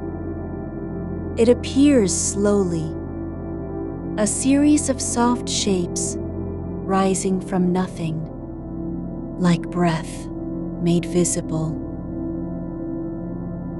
They drift upward at first, without direction, then begin to align with one another, forming loose clusters that resemble folded cloths hanging mid-air. Each shape is white and translucent, slightly larger than a handspan, with edges that blur into the atmosphere as though they might vanish if touched. You do not reach out. You watch them float not in formation, but in rhythm, like thoughts drifting between one moment and another without settling. They move only when you stop moving. When you stand still, they settle slightly, just enough to look like they are listening. One of them drifts closer, slowly, gently, until it hovers at eye level. It does not touch your face or brush against your skin. Instead, it remains there as if offering a silent acknowledgement. You are here. You have come far enough. No words pass between you. No gesture is made. Yet the moment feels complete. Not because anything was said, but because nothing needed to be. After a time, you take one step forward, just enough to break your stillness, and the floating shapes drift apart again, dispersing into air as if they had never been there at all. You do not mourn their departure, nor do you wonder why they came. You simply allow them to leave without looking back. The ground beneath you now feels different, not softer, but deeper in tone, like soil that has absorbed years of silence. The path ahead is no longer visible. Instead, it becomes a suggestion. The way forward only exists when you move toward it, not before. You walk again, not fast, not slowly, just walking, with your hands at your sides and your shoulders relaxed. Your feet meet the earth as though meeting an old friend whose name you've forgotten, but whose presence is still familiar. Ahead, there is a low wall made of interwoven branches that have grown together over time, not tied or glued, but knitted by roots and wind into something like living lace. It runs in both directions, for as far as you can see, curving gently around the edges of this space. You do not climb it. You do not look through it. But when you reach it, your hand brushes against a single strand that breaks free, not with force, but with ease, and floats up into the air like smoke. You let it go.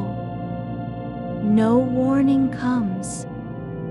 No sound follows. Only silence returning to its natural state. Thicker now, fuller. Beyond the wall, there is no immediate change in terrain or light, but you sense a shift, the kind that happens when you stop searching for meaning and simply allow yourself to be present. You pause again, not because you need to, but because your body knows how long it has been standing without rest. There is nothing to do here, no task, no marker, just the quiet act of being within space that does not demand anything from you. You step forward again, and the ground yields just enough to carry your weight without resistance, like walking through a memory that remembers you first. The path ahead is no longer a line, nor even an intention. It's simply where your feet land next. You don't choose it. It chooses you when you're ready to stop pretending you need direction. There's no gate here, only a soft dip in the air, as if the world had paused mid-breathe and forgotten to resume. To your left, something stirs, not with sound, but with shadow. A cluster of shapes like folded paper that have never been written upon rises from the earth at waist height, suspended between two unseen points. They don't float upward like the earlier ones. They hang sideways, tilted slightly forward, as though waiting for someone to lean into them. You reach out, not to touch, but to let your fingers pass close enough to feel a faint warmth in the space where no heat should be, like the echo of a hand that brushed yours long ago and left nothing behind except stillness. You move on without speaking or turning back.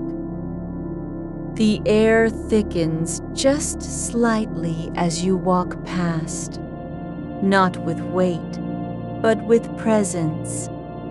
Not unlike how silence can grow heavier when it's been held for too long by one person alone.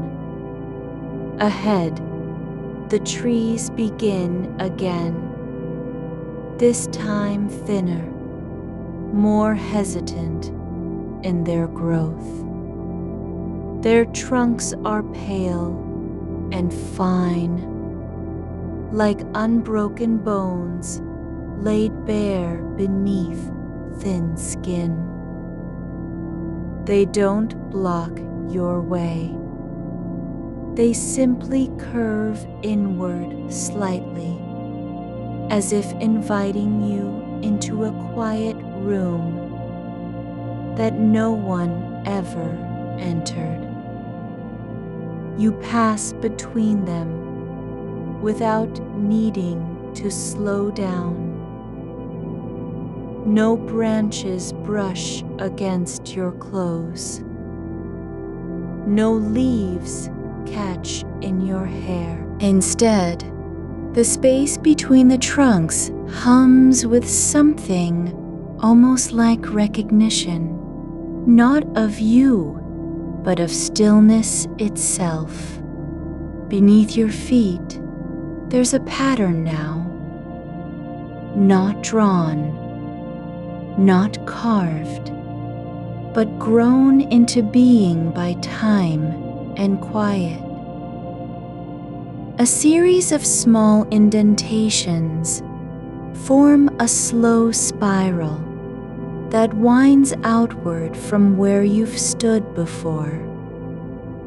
They're shallow enough to be mistaken for cracks in the ground, but they don't look weathered or old. They feel recent, like footsteps someone else has taken just moments ago, leaving behind only a shadow of movement. You follow them, not because you must, but because the shape feels familiar. Not from memory, but from dream logic. The spiral doesn't lead anywhere. It simply exists as proof that something was here before and is still here now. You walk it once, then again, then pause with your hands resting at your sides. A low sound comes from nowhere and everywhere. A breath drawn just beneath the surface of hearing. Not wind, not water, but a tone so soft it might be imagined. It lasts only long enough to settle into your bones, like dust settling on an old shelf. Afterward, you feel lighter, not because anything was removed, but because something has finally stopped asking. To your right, there's a small bench made of wood that looks like it grew from the ground rather than being shaped by hands. It is not smooth or polished. Its surface bears irregular grooves and tiny dents, as if worn down over years by unseen visitors who never spoke. You sit without hesitation, though you don't remember deciding to do so. The bench holds your weight with no creaking, no shift, just a quiet acceptance, like being allowed to rest in a place that has known many people, but only ever welcomed one at a time. You don't look up immediately. Instead, you press the heel of your palm flat against the wood and feel its texture through your skin, the grain shifting slightly under pressure, as if breathing with you.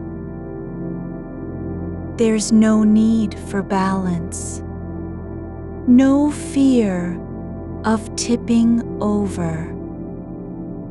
You sit where you are, and the bench settles deeper into the earth, as though it too had been waiting. When you finally lift your eyes, you notice that one of the pale trees has bent lower than the others, its tip nearly touching the ground in a gesture so gentle it could be mistaken for accident.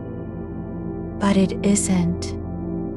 It's deliberate, and at its base lies a single cup made of wood, hollowed and worn smooth by time, resting on the earth as if placed there moments before.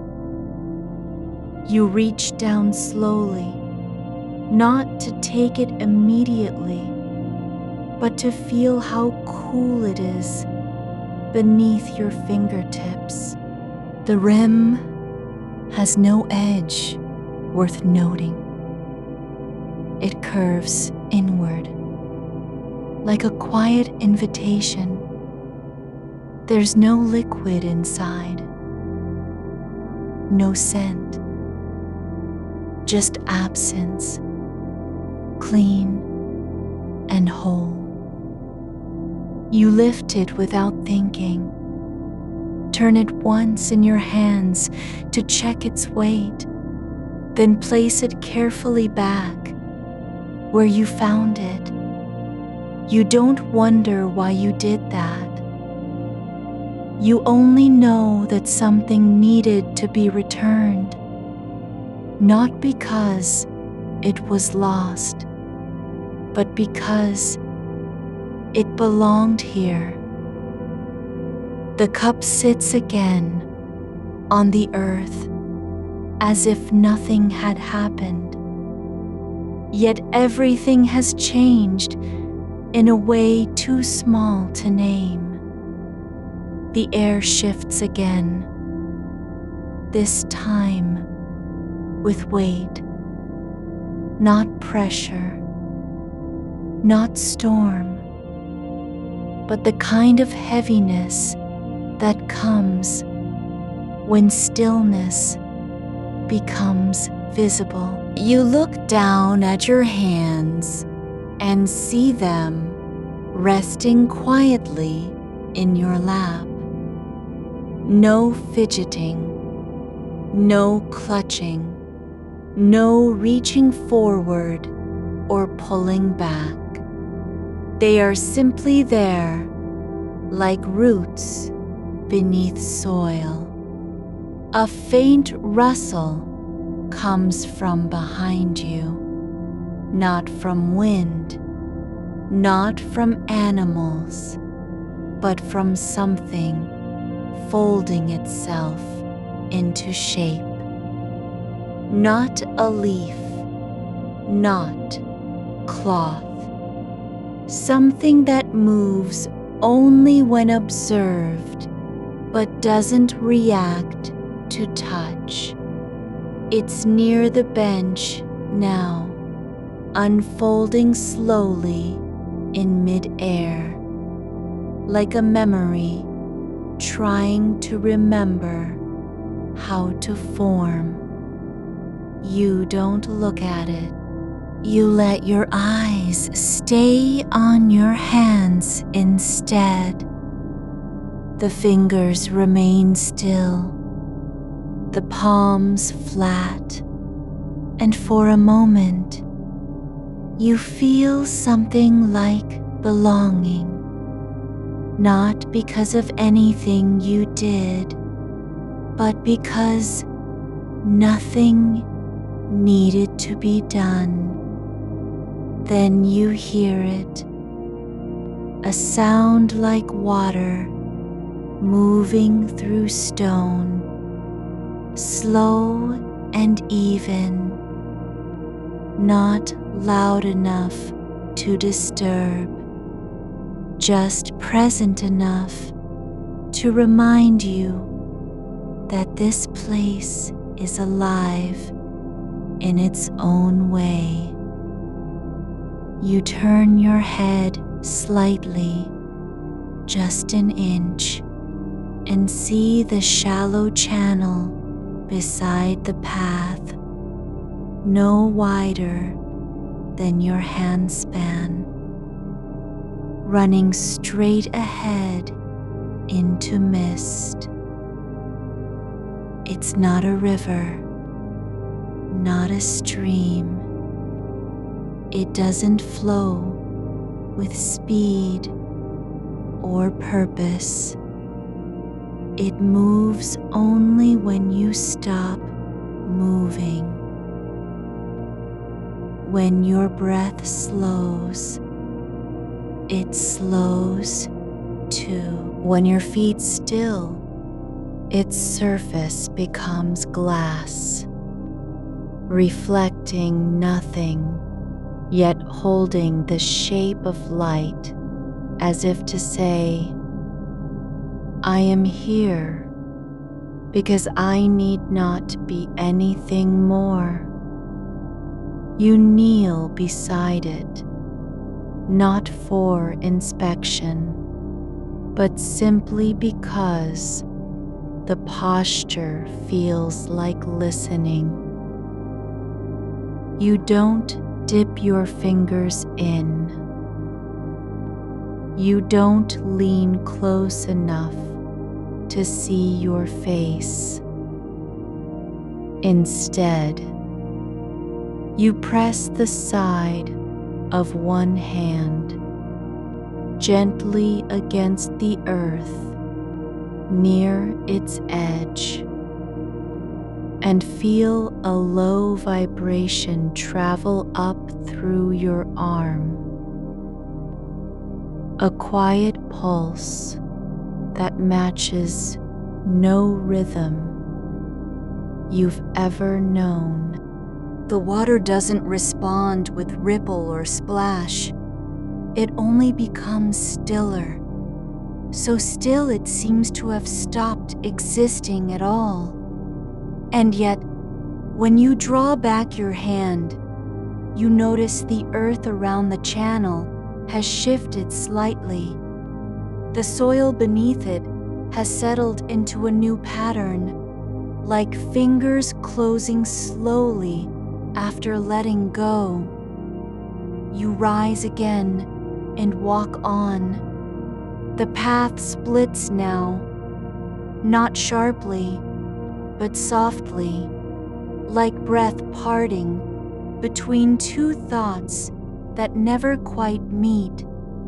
One branch curls gently to the left, vanishing behind a cluster of low-hanging forms, shapes that look like folded arms or tucked-in sleeves made of light.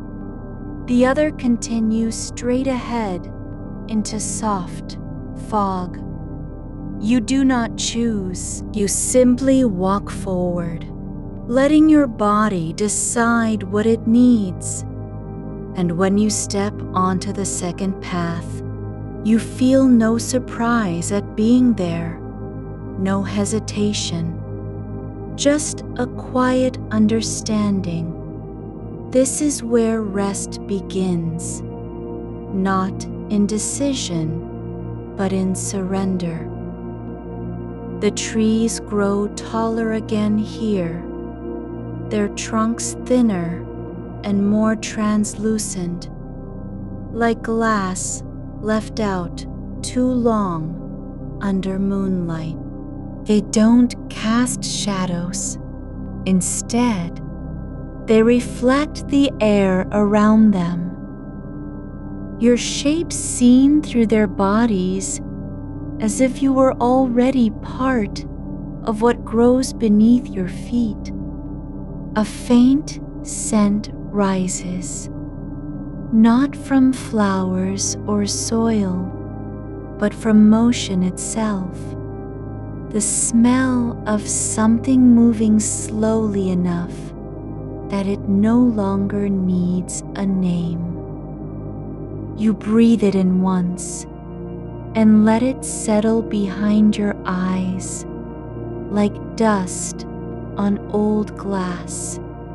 You step forward into a space where the air holds its breath between steps, as if time itself has paused to listen.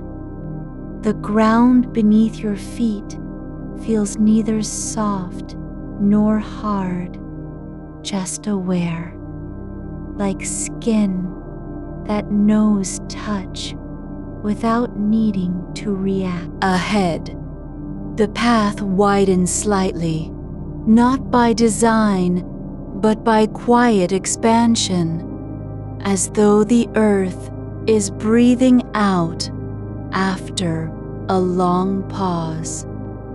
A single upright post stands at the edge of this small clearing, an unadorned shaft of pale wood, standing straight and still, its surface smooth where no hand has ever touched it. No carving, no symbol, just presence. And beside it, a low stone ledge, worn thin by what could have been years or centuries. Something that remembers being used without knowing why. You pause, not because you must, but because your body recognizes the moment as one of quiet release. There's no instruction to do anything here, only an invitation to stand where the air is heavier with stillness.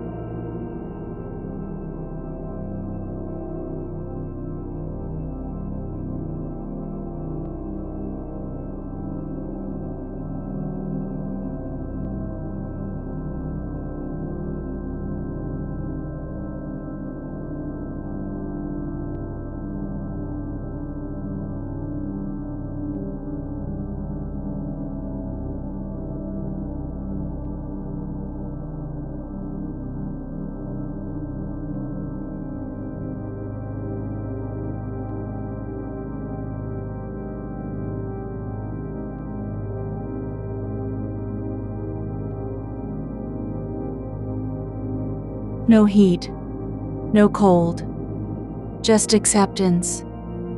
Then, without sound or motion beyond your own awareness, a small object appears on the ledge, not placed there by hand, not dropped from above. It simply is a cup made of pale wood, its rim smoothed by something that moved through it many times and forgot to leave a mark. The inside is shallow, barely deeper than a fingertip's width. You reach for it, not out of need, but because you feel the weight of your own hands wanting to hold something that belongs in this space. When your fingers close around its base, there's no resistance, just the quiet confirmation of form. It fits perfectly. Not too light, not too heavy, just right. You lift it slowly and turn toward a low bench carved from fallen timber. Its surface worn down to a gentle curve where others have rested before you. No name is inscribed on its back.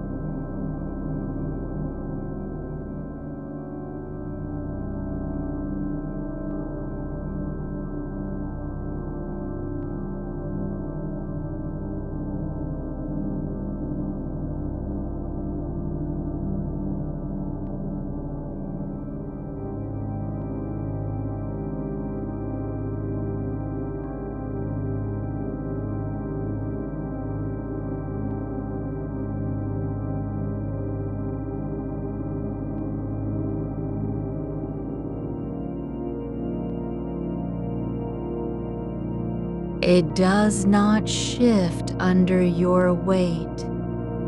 Instead, it adjusts just slightly, as if accommodating a shape already familiar to its grain. Your legs fall into position naturally, as though they had been waiting for this exact moment of rest. The wood holds you without holding on.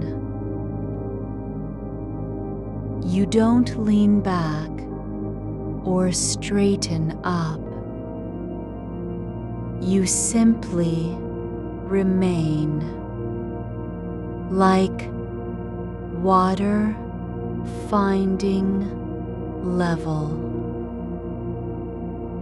A soft movement catches the corner of your vision. Not a shadow, not an insect, but something that glides just above the ground, between two tall stalks, low and slow. It looks like folded paper drifting in still air. but it's made of nothing you recognize. No color, no texture, only motion. You watch it pass by without turning your head. It doesn't pause for you. It doesn't avoid you. It moves as if all movement is permission. When it passes beyond the line where light stops and mist begins, it dissolves, not into air, not into darkness, but into a kind of stillness that lingers after sight has gone.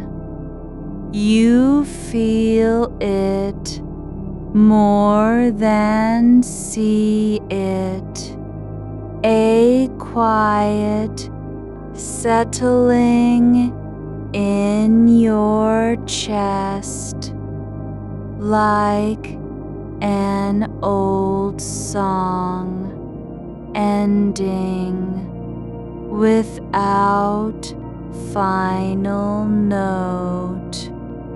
You look back at the cup on the bench. It hasn't moved. The rim. And yet, you know that someone who came before has used it recently, not for drinking, but for letting go. To leave something behind without knowing why.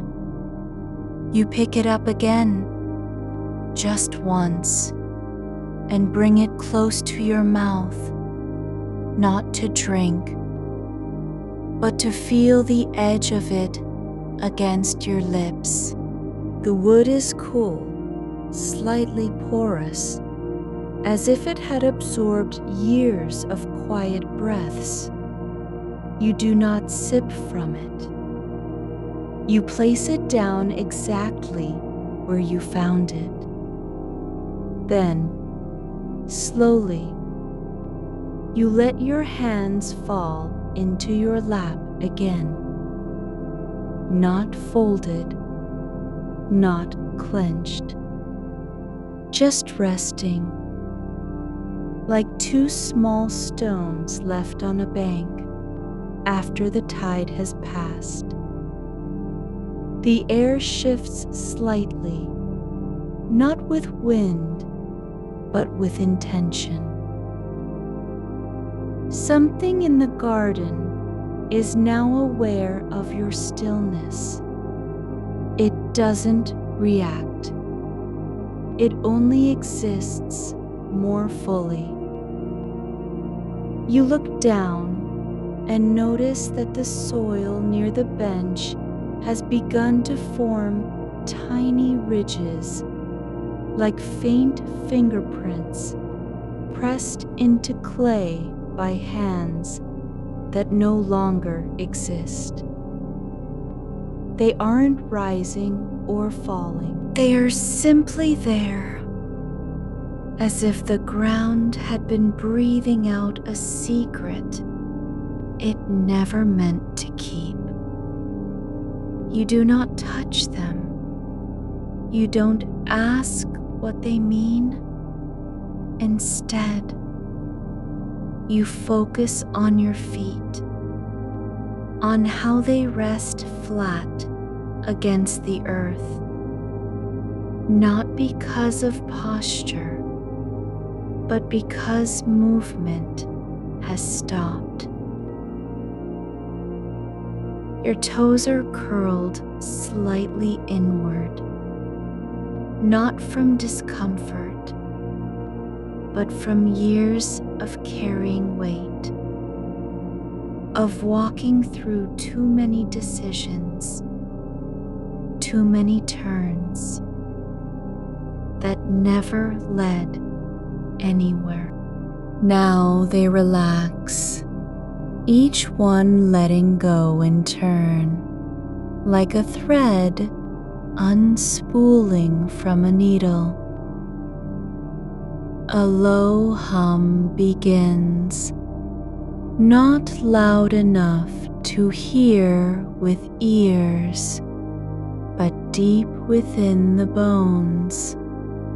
It comes from nowhere and everywhere, from beneath your feet, from inside your ribs, from the air just beyond where sound can travel.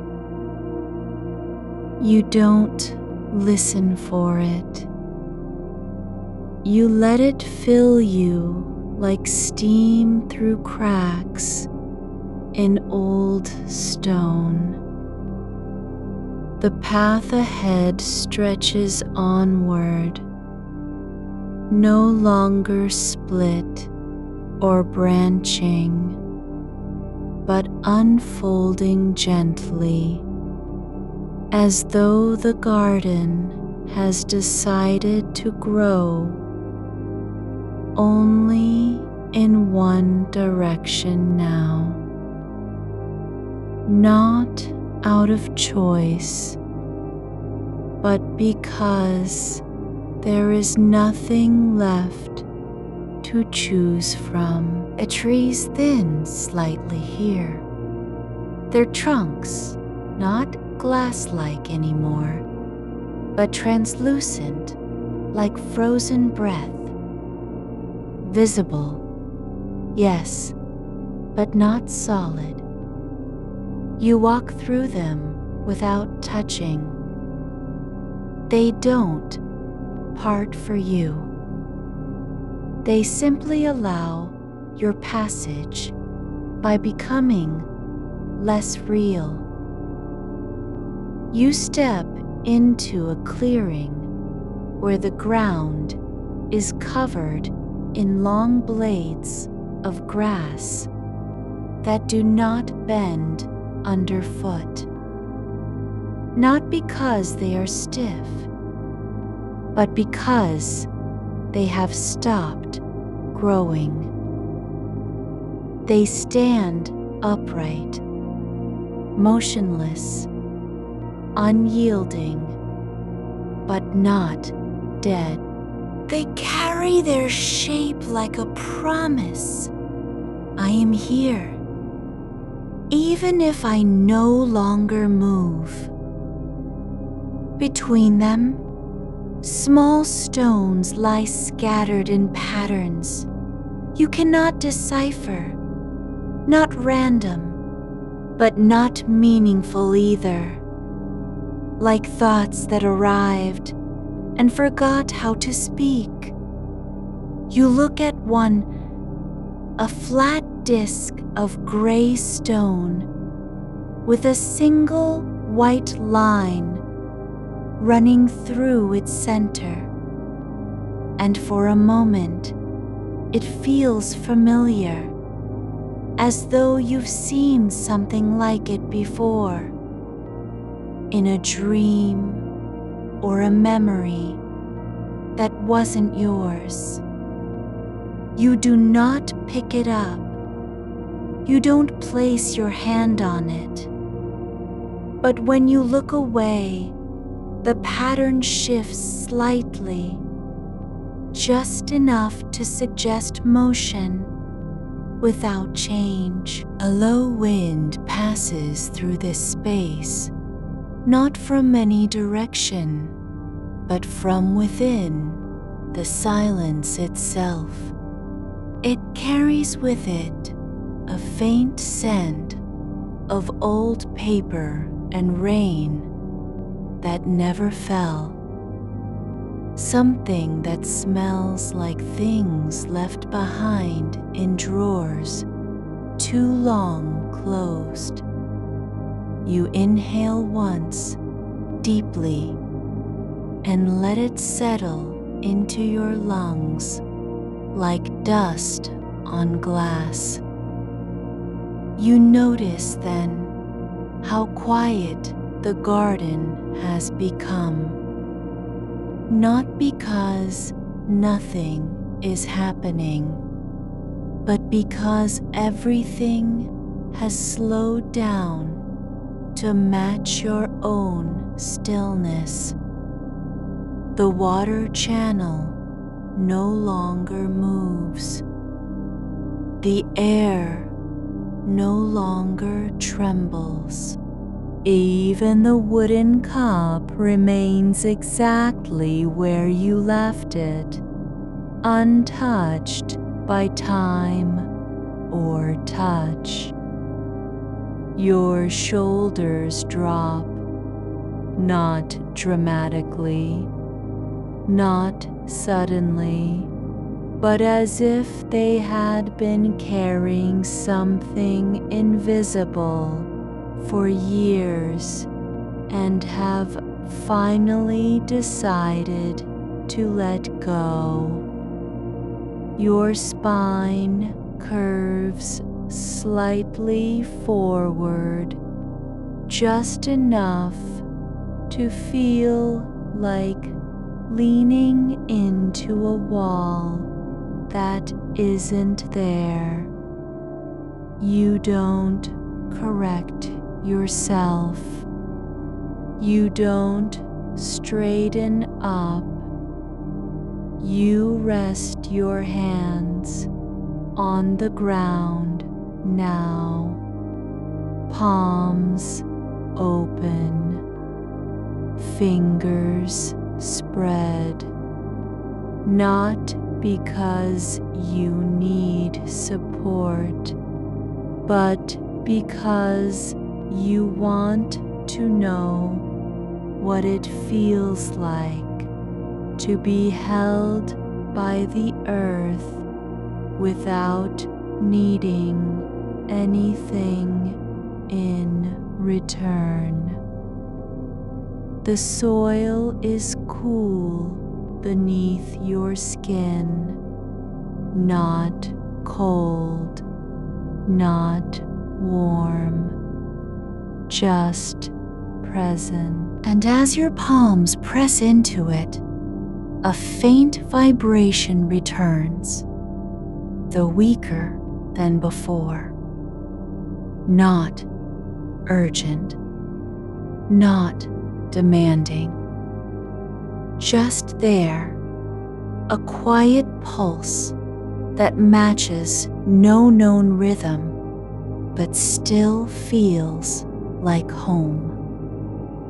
You press your palms deeper into the earth, not to dig, not to push, but because you've begun to feel its shape beneath your hands as something that knows you are there. The soil yields slightly, not in resistance, but in recognition, like a hand settling into an old glove. No roots reach up, no stones rise through. The ground simply holds what is given without claiming it. Your fingers sink between the particles, not with effort, but because they have no other direction to go. There is no need to retrieve or return anything, only to be here, and for that presence to be acknowledged by stillness. A faint scent rises, not from flowers nor from wood, but like ink spreading in water, slow and colorless. It settles behind your eyes, not as a memory of something you've smelled before, but as the quiet after a thought has passed through. You close your fingers slowly, gathering nothing, then open them again. The soil remains on your skin, fine and dry, clinging like dust from an abandoned shelf. There is no need to wipe it away. It does not irritate. It does not flake.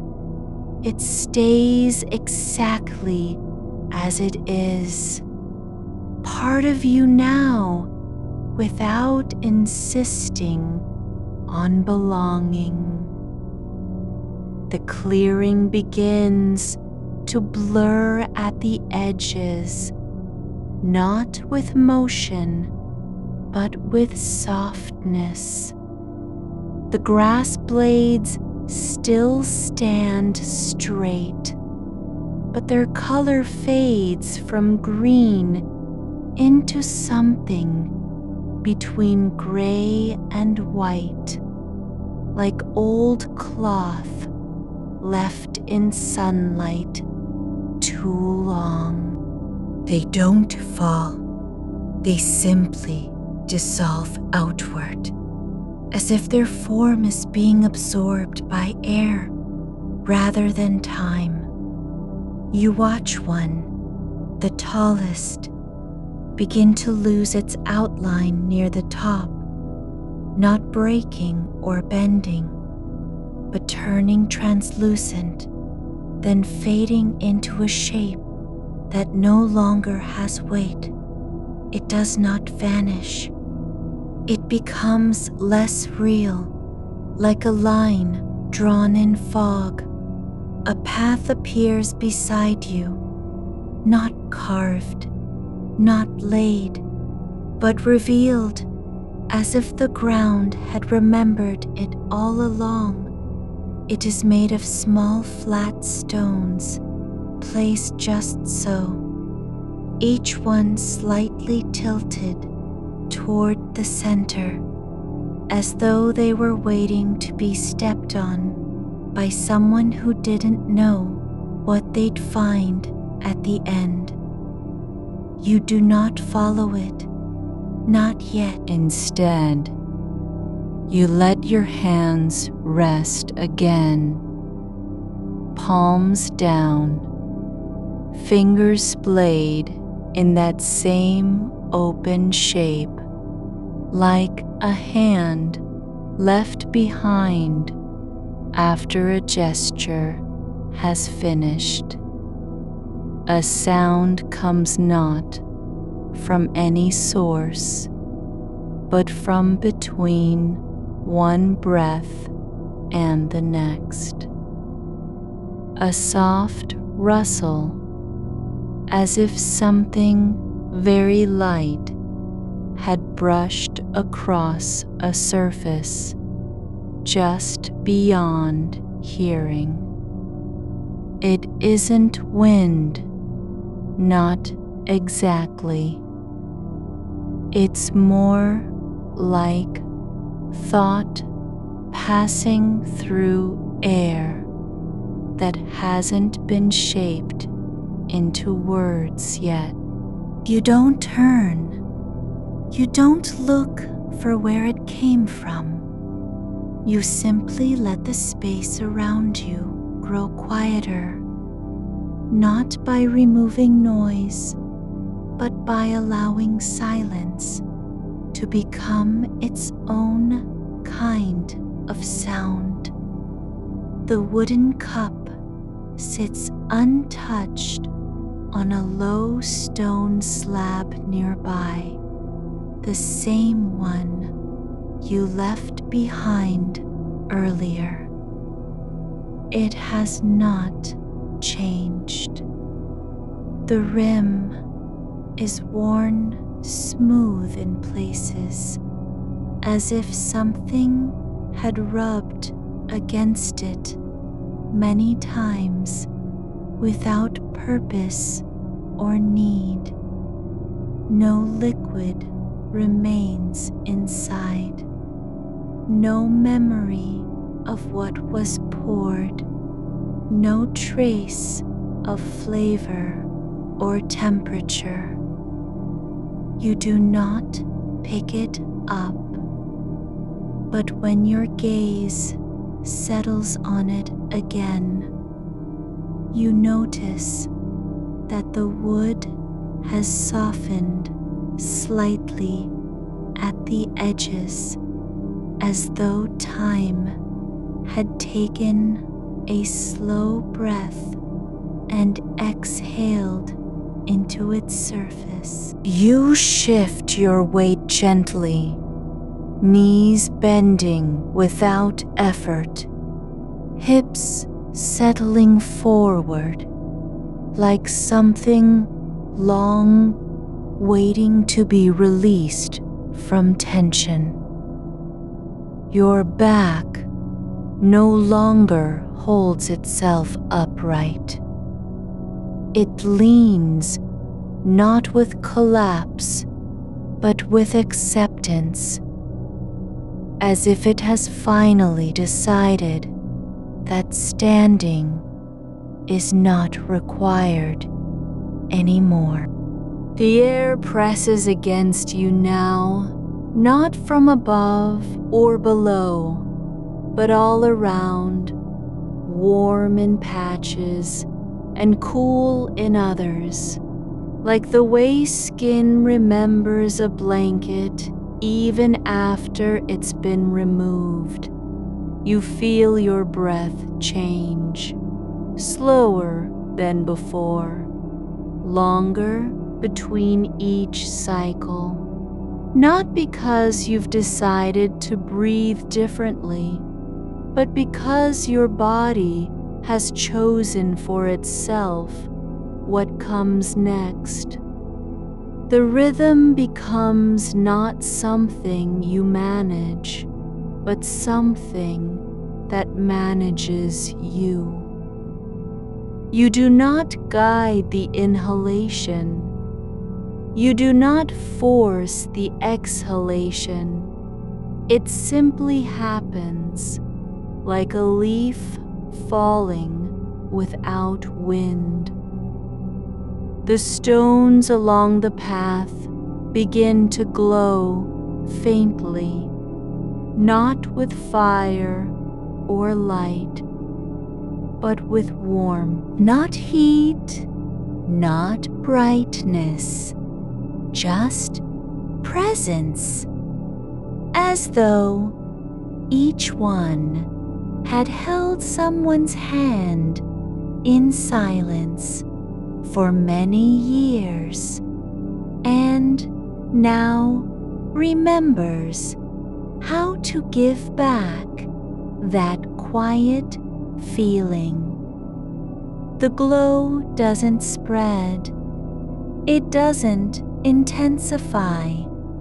It simply exists, like a memory of warmth from a long ago day when you were small and someone wrapped your hands around something warm. You do not reach out.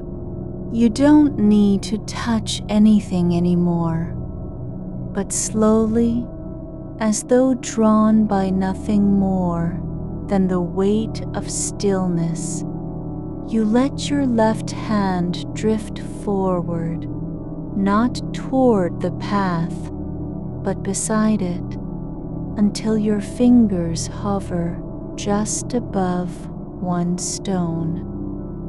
The warmth rises through your skin in a slow wave, not surprising or sudden, but like something returning after being forgotten. It doesn't burn, it doesn't fade, it simply stays there, as if you had always been meant to feel this. The grass around the path begins to shimmer, not with color nor reflection, but with motion that isn't movement. The blades don't sway, they don't bend, but they seem to breathe, each one in turn, expanding slightly, then contracting like a slow heartbeat carried through dry air. You do not try to follow it. You don't count how many times it happens. You simply let the rhythm become part of your own. A sound returns, not from outside, but from within your chest. A soft, almost imperceptible hum, low enough that you might believe it was imagination, if not for its certainty. It does not start or stop. It doesn't change tone. It just is, like a note held beneath the skin. You do not name it. You don't wonder what it means. You let it stay where it is, like something sleeping in the hollow of your rib cage. The air grows heavier, not with pressure, but with thickness. Not dense enough to slow breath, but thick enough that every moment feels full, as though time has stopped being a line and become instead a space you can walk through without moving forward. You do not look at anything for long. You don't fix your eyes on any single thing. Instead, you allow them to rest where they fall, on the ground, on a stone, on the curve of your own hand. The wooden cup still sits there, still untouched. But now, its shadow has shifted, not because light changed, but because something deeper in the air has altered. The shape it casts is longer, thinner, like a line drawn by an absent hand. And for just a moment, you think you see another cup beside it. Same size, same worn wood, but not real enough to touch. You do not confirm it. You don't question whether it's there or gone. Instead, you let your fingers drift again, not toward the cup, but toward the air where the shadow ends. Your hand passes through nothing, yet a warmth returns, as if something had brushed against your skin without touching. The path continues beyond what you can see. No gate, no turning point, just an unbroken line of stones that seem to grow more faded with each step they might have taken. You don't walk it, not now, but the thought of it lingers not as a destination, but as something that exists without needing to be reached. You press your palms into the soil once more, not for support, not for grounding, but because you want to know how long this stillness can last before it begins to feel strange. The earth responds softly, just enough pressure in return to remind you that you are not alone, though no one is present. It doesn't answer with words or motion. It answers only by being there. Your shoulders sink further, not from fatigue, but from surrender. You do not force your spine straight. You do not lift your head. You let it rest forward, just slightly, as if leaning into a wall that isn't there. The air presses against you now, like an old coat left on a hook, familiar and safe. The soil beneath your hands has softened, not from moisture, nor decay, but from a kind of quiet settling, as if the earth itself had exhaled after holding its breath for centuries. It yields slightly when you press, not like mud or sand, but like memory, returning to a shape it once knew. You do not move your fingers. They stay where they are, palms flat, fingertips curled inward, just enough that the skin stretches taut over bone, just enough to feel the difference between warmth and coolness in each ridge of flesh. The air has grown still in a way that is not silence, but fullness.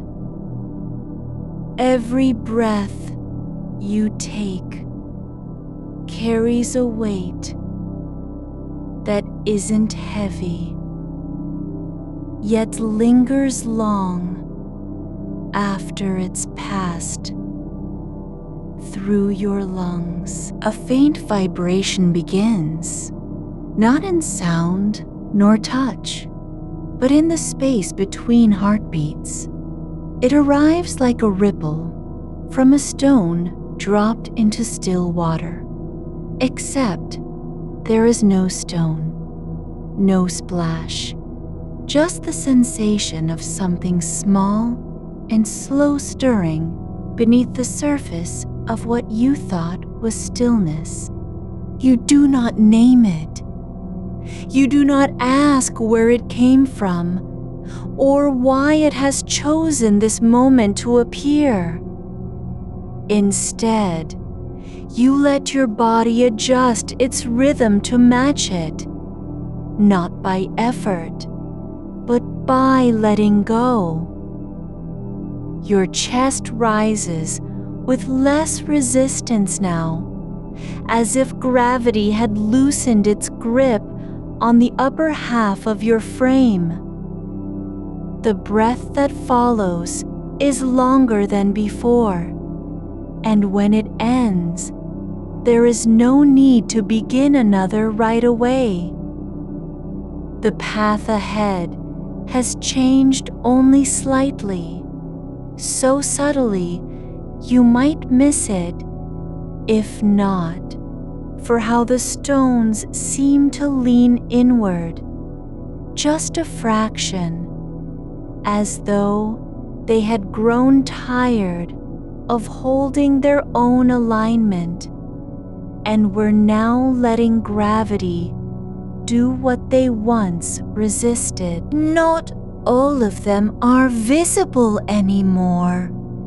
Some have faded into the ground like old ink on paper, leaving only impressions, smooth indentations where form once was. You do not reach out to touch them. You don't wonder if they're still there or gone. The fact that you can see their outlines is enough. A low hum returns, not from your chest this time, but from beneath the soil itself. It does not rise through your feet. It rises through the soles of your shoes, through the arches of your feet, up into the tendons behind your knees. You do not flinch. You let it travel where it will, like a thread drawn slowly through fabric. The sound has no pitch, no tone, only presence. It is neither loud nor soft, but steady, as if something had been waiting to be felt all along and was only now beginning to stir awake in your bones. You shift your weight slightly, not toward the path, not away from it, but sideways, just enough that one shoulder drops lower than the other. The motion is so slight, you might believe it never happened at all. Yet, when you breathe again, there is a new stillness behind the breath, like something settling into place after years of being misaligned. A shape appears beside your left foot. Not sudden, not solid, but formed from absence, a shadow that isn't cast by light, nor created by obstruction. It is darker than darkness because it does not reflect anything. It simply is, and you do not question its origin or meaning. It sits there for as long as you let it, no longer, no shorter. And when it fades, it leaves behind a sensation like cool silk brushing across your skin from the inside out. A scent drifts through, untraceable, unnamed, like the memory of rain on dry stone, or a fabric washed in summer air and left to hang. It does not linger long, but when it passes, there is something softer about the way your breath moves through your mouth. You do not close your lips. You simply let them part slightly, as if the act of breathing had become its own kind of listening. The wooden cup sits where you last left it, still untouched, still in shadow. But now its surface has changed. The grain no longer looks like wood. It resembles something older, deeper, not bark or sap, but veins. Not a vessel for drink, but an artifact shaped by time and quiet pressure. You do not pick it up. There is no need to test whether it holds water or emptiness. What matters is that you see it as it is, no more, no less, and that you allow the image of it to remain without shaping it into anything else. You shift your hand again, not toward the cup nor away from it, but simply resting it on top of your thigh now. Fingers relaxed, palm open, as though offering something not needed. The air near your knee trembles for a moment, just once, with no visible cause. Not wind, not vibration, just a ripple in stillness that passes like a sigh you were never meant to hear. Something beneath the earth moves, not in any way you can track or describe, but as if a root had stirred deep within soil too old to remember its own name. The motion is not violent. It does not crack stone or tear through roots. It is gentle, almost shy, like a hand reaching up from under something that has long been forgotten. You do not pull back. You do not brace yourself.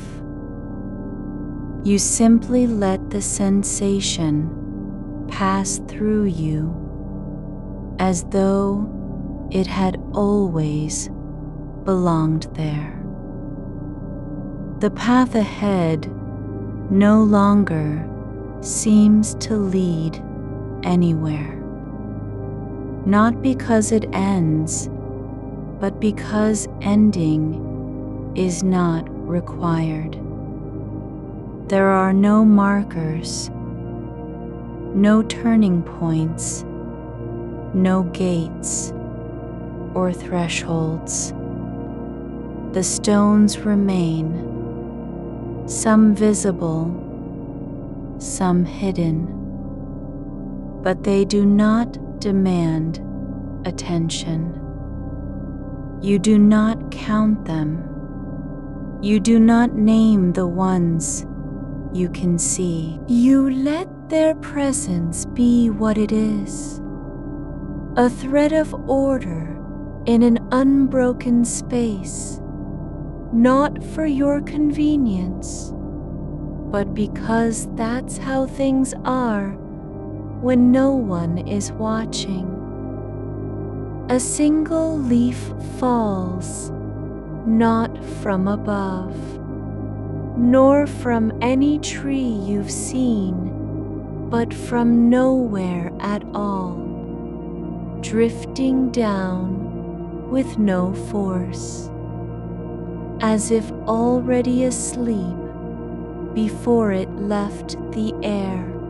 It lands softly on the ground between two stones and lies there, not flattened, not torn, but curled in upon itself like a hand that had forgotten how to open. You do not reach for it. You don't wonder what kind of tree it came from. The leaf is simply part of the scene now, no more, no less than the stillness, the hum, the breath between heartbeats. You close your eyes, not because you've decided to sleep, but because there's nothing left to see that matters. When light returns behind eyelids, it does not brighten or change. It simply is, like a quiet room with no windows, yet full of air. The world is still out there, unchanged and uninvited. But here in this moment, you are not separate from what you feel. You don't need to believe anything. You don't have to remember who you were before the path began. The breath returns again, not with urgency, not with effort, but as if it had been waiting for permission all along. It comes in slow, full waves that do not end at your throat, but continue into the hollows of your ribs. filling spaces you didn't know existed. The air carries no scent now, and yet there is a sweetness to its passage, like something old returning, like warmth remembered from childhood sleep. You shift again, not for purpose, not to move, but because stillness has become so complete that even the act of being feels like an interruption. You sink deeper into the earth's quiet without sinking at all. It is as if your body had grown accustomed to holding itself up through willpower and now releases it completely, letting gravity do what it always wanted, not in failure, but in surrender. The moss beneath your feet begins to glow, not brightly, not suddenly, but as if the night had been storing light all along and now lets a little slip through. It does not burn or flicker. It simply is, like warmth spreading from inside you without heat, like a slow pulse in soil that has no blood. You do not test its brightness with your gaze. There's no reason to. The glow follows the contours of the path, as though it had been waiting for your footfall to reveal itself. It does not guide you forward. It does not warn you back. It merely confirms what you already know, that this place is not made for navigation, but for presence. A stone bench comes into view, low and worn smooth by time, or countless quiet sightings. Its surface, carved with no lettering, no symbol, nothing to read or remember. You do not approach it because of purpose. You reach it because your body has already decided that sitting is the next thing to happen. The air near the bench hums at a frequency too low for hearing but present in your bones, the kind of vibration you feel before sound arrives. It settles into your spine like an old friend returning, not with fanfare, but simply by being there. You lower yourself slowly, no rush, no resistance, as if sinking through layers of still water that are warmer than they should be. The wood is cool to touch where it meets the air, but beneath your hands, a quiet warmth rises from within its grain. You press down gently, not testing, not proving anything, but letting your weight rest exactly as it needs to, not more, not less. There is no need for posture, No rule about how you must sit or what your back should do. Your shoulders release in ways that feel like memories of relief, something long forgotten but never lost. A cup lies beside the bench, a small vessel made of pale wood, with a slight curve to its rim, as if shaped by hands too careful to make it perfect. It is empty. You reach for it, not because you are thirsty, but because your fingers remember what they do when they meet something round and familiar. The cup is light, lighter than air should allow, and the moment your palm cups its base, a faint warmth spreads up through your wrist, like a whisper of recognition.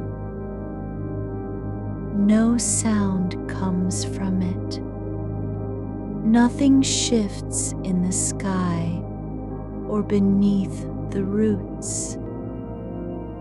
But you feel it, the barest echo of being known.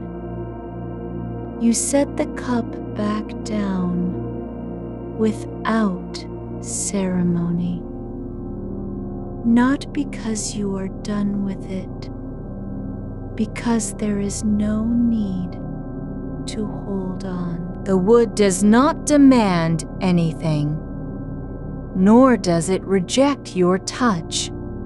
It simply exists in its place, waiting for what may come, or nothing at all.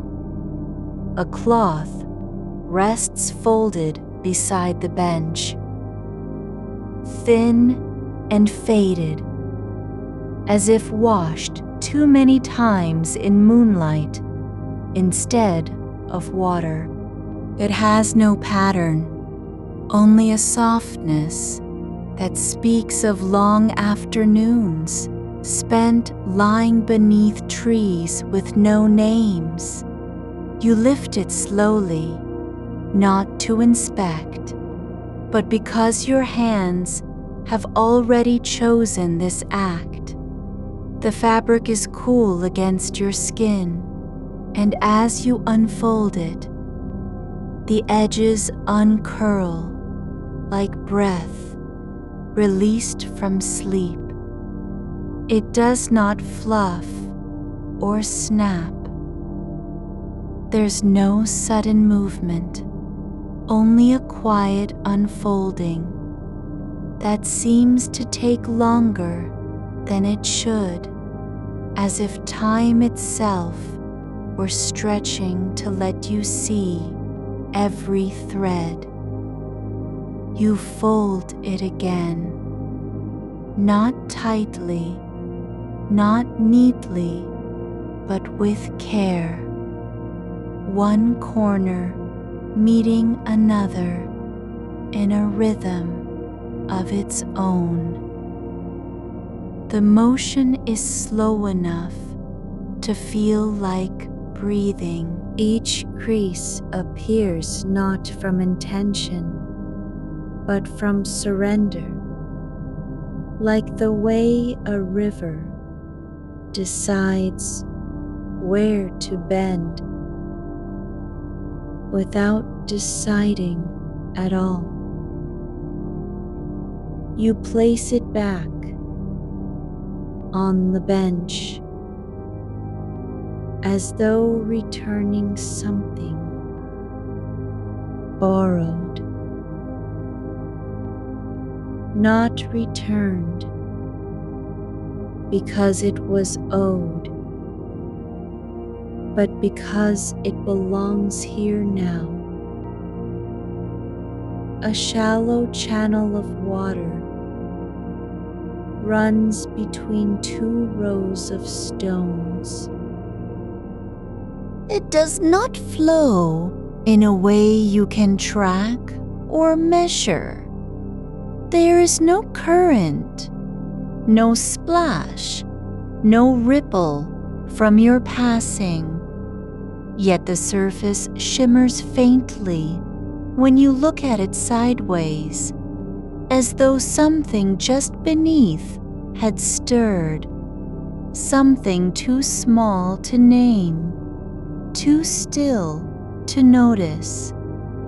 You kneel beside it, not because it calls you, but because that's where your body finds its balance without effort. The water is cold, not in shock, but in memory of winter long past. The kind of cold that feels like peace rather than discomfort. You press a fingertip against the surface, and for just an instant, you feel nothing. No resistance, no pressure, only stillness so deep it becomes presence. You withdraw your hand slowly, not because you are afraid to stay, but because there is nowhere left to go in this act of touching. The water remains undisturbed. It does not rise or fall. It simply holds what was given and lets the moment pass. A small lantern rests on a low stone platform nearby. No flame inside, no oil, nothing visible that would make light possible. Yet it glows faintly at its center, like a dim star trapped in glass that has forgotten how to be transparent. You do not lift it. You do not wonder why it is lit when there is no fire. You simply stand beside it and feel the warmth radiating from its base, as if heat were no longer bound by fuel or flame. The light does not cast shadows, only softness. It spills across your feet like a slow tide that never reaches higher than your ankles. When you look down, the ground is not illuminated. It is simply seen more clearly. Not because of brightness, but because clarity has finally come to stillness. A cluster of pale flowers grows along the edge of the path, tall and slender, their stems trembling at the base, even when there is no wind. They are not named in your mind. You do not ask what they are called. You only notice that each petal opens slightly wider than the last, as if inhaling something just out of reach. You walk beside them, not to pass through, but to be near. The ground yields slightly underfoot, softening with every step, like memory giving way to release. Your footfalls do not echo. They are absorbed, just like your thoughts, which have long ceased their noise and now drift away like smoke from a fire that never burned. The flowers tilt toward you, not in greeting, but as if they had always known the shape of your presence. Their tips brush against your knees without breaking or bending. It is not contact meant to be felt, only acknowledged, like the way silence becomes part of conversation when nothing more needs saying. A sound comes from behind you, not a voice, not an animal, not whined through leaves, but something older than sound itself. A vibration that lives beneath words and names. One that hums in the roots before the tree knows it is alive. It does not disturb. It does not pull at your attention. You do not turn to listen. You only let it pass over you, like a current moving through still water. The path ahead has no beginning or end. There are no stones marked with meaning, no branches pointing forward, no gates that close behind you. The air holds no scent of flowers or moss, only the faintest trace of something not quite remembered, like sleep before dream or breath between heartbeats. You walk again, not because there is a reason to, but because walking has become a way of being. Your feet touch the earth and then lift again, as though you are learning how to float without leaving ground. The rhythm is slow enough that it no longer feels like motion. It feels like listening.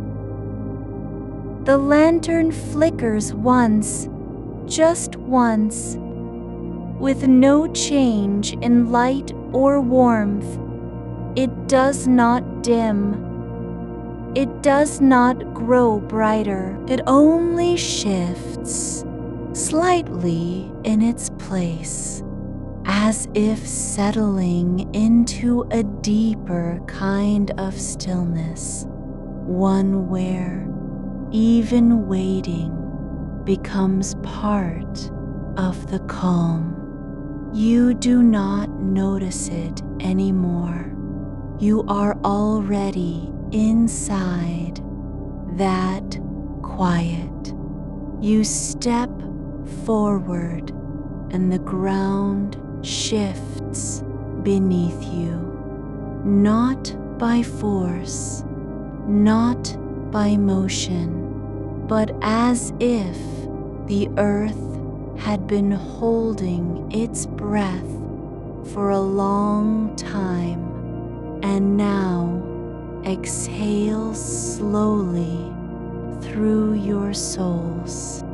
The path ahead is no longer made of stones or soil, but of something smoother, older, a surface that remembers every footfall without keeping records.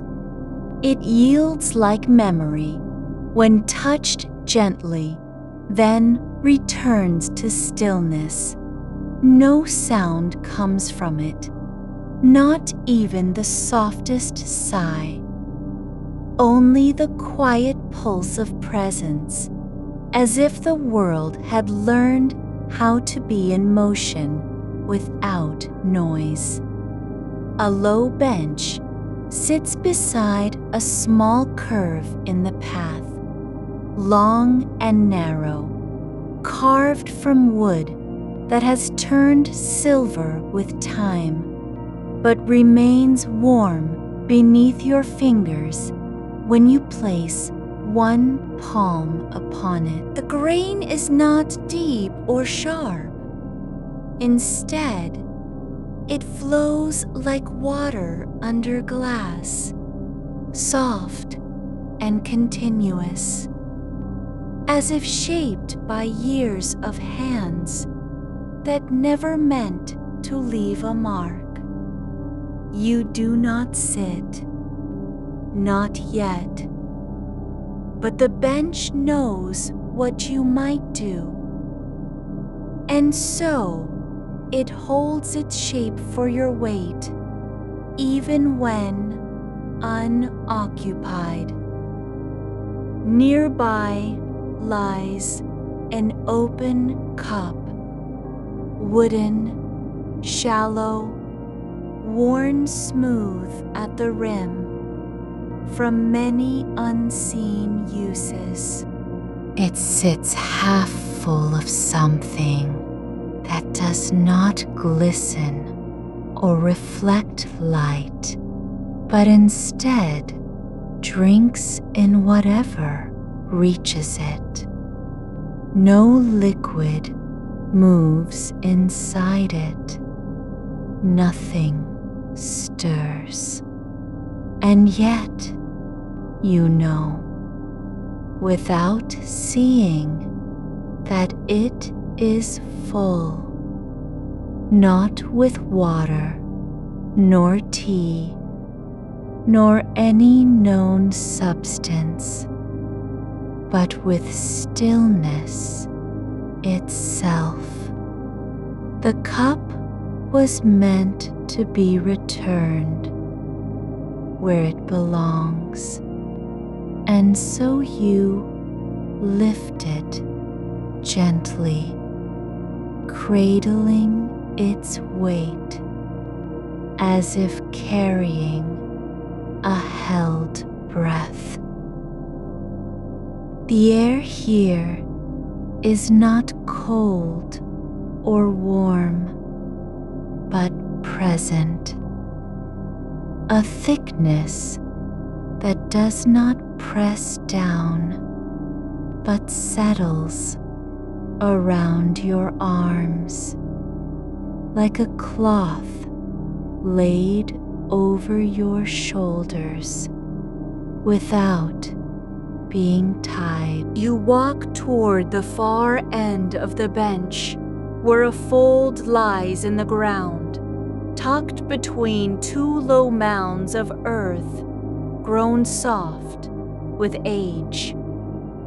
There is no gate there, no sign, only an outline, faint and blurred, as if drawn by wind that never arrived. You kneel not to pray, not to mourn, but simply because your body has learned how to rest without needing permission. The soil at the fold's edge is loose, fine-grained like ash after a fire long extinguished. It does not smell of anything. No dampness, no growth, but it hums faintly when touched, as if remembering roots that were never planted. You brush your fingers through it, not to clean, not to clear away debris, but to acknowledge its quiet existence. Your hand moves slowly over the surface, leaving no mark, making no disturbance. The soil does not rise or shift. It only yields slightly where you pass, then closes again, like a mouth that has spoken once and now chooses silence. The cup rests in your lap as you do this. When you lift it again to move forward, something shifts inside. A soft settling, as if the stillness had been waiting for you to carry it into another place. You don't know where that place is. You only know you are carrying it with you now, like a secret held too gently to speak aloud. A wide path opens ahead, no longer narrow or winding, but flat and unbroken, stretching farther than sight can follow without strain. It is not paved, nor planted, nor marked by anything visible. Yet it feels known, as though your feet have walked this way before in a dream you no longer recall the details of. To your left stands a cluster of tall stems, taller than you are, with flat leaves that hang like open hands, waiting for something to fall into them. They do not move, not even when a breeze passes through, because there is no wind here anymore. There has been none since long before the lantern was lit.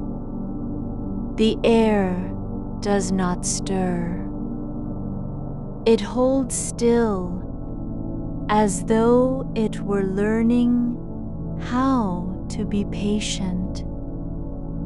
You reach out and touch one of the leaves, not with your palm, but with the tip of your index finger, brushing against its center like a question asked without sound. The leaf shivers, not in fear or response, but in recognition, as if something long forgotten had finally been acknowledged by an unspoken name. No words come, no light flashes, but for a moment you feel as though your hand has touched not plant matter, but the soft edge of memory, something just beyond reach, something that was always yours and never quite lost. You pull back slowly. The leaf remains still again, as if it had only been waiting to be seen.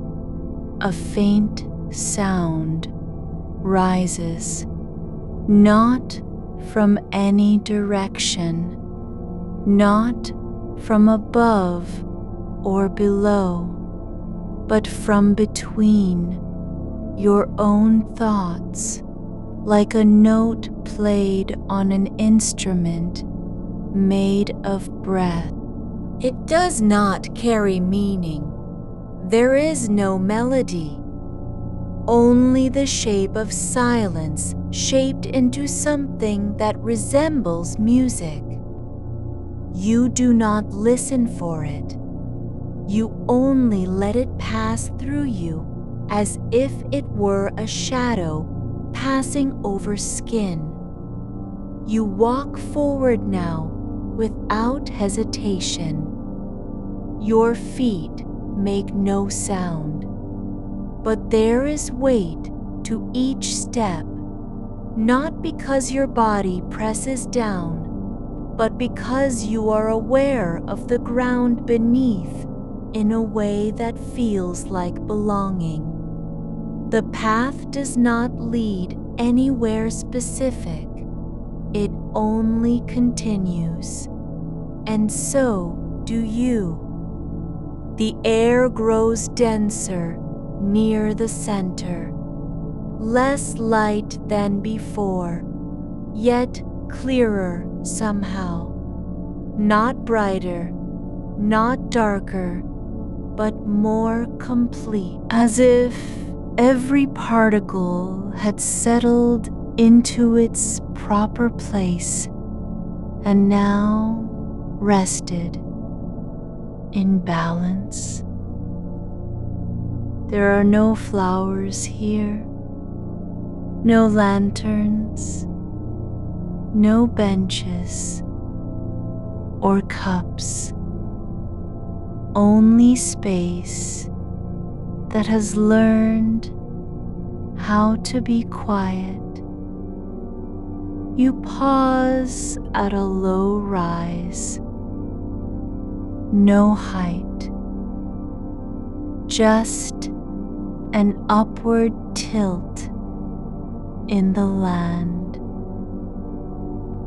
like something gently tipping towards stillness.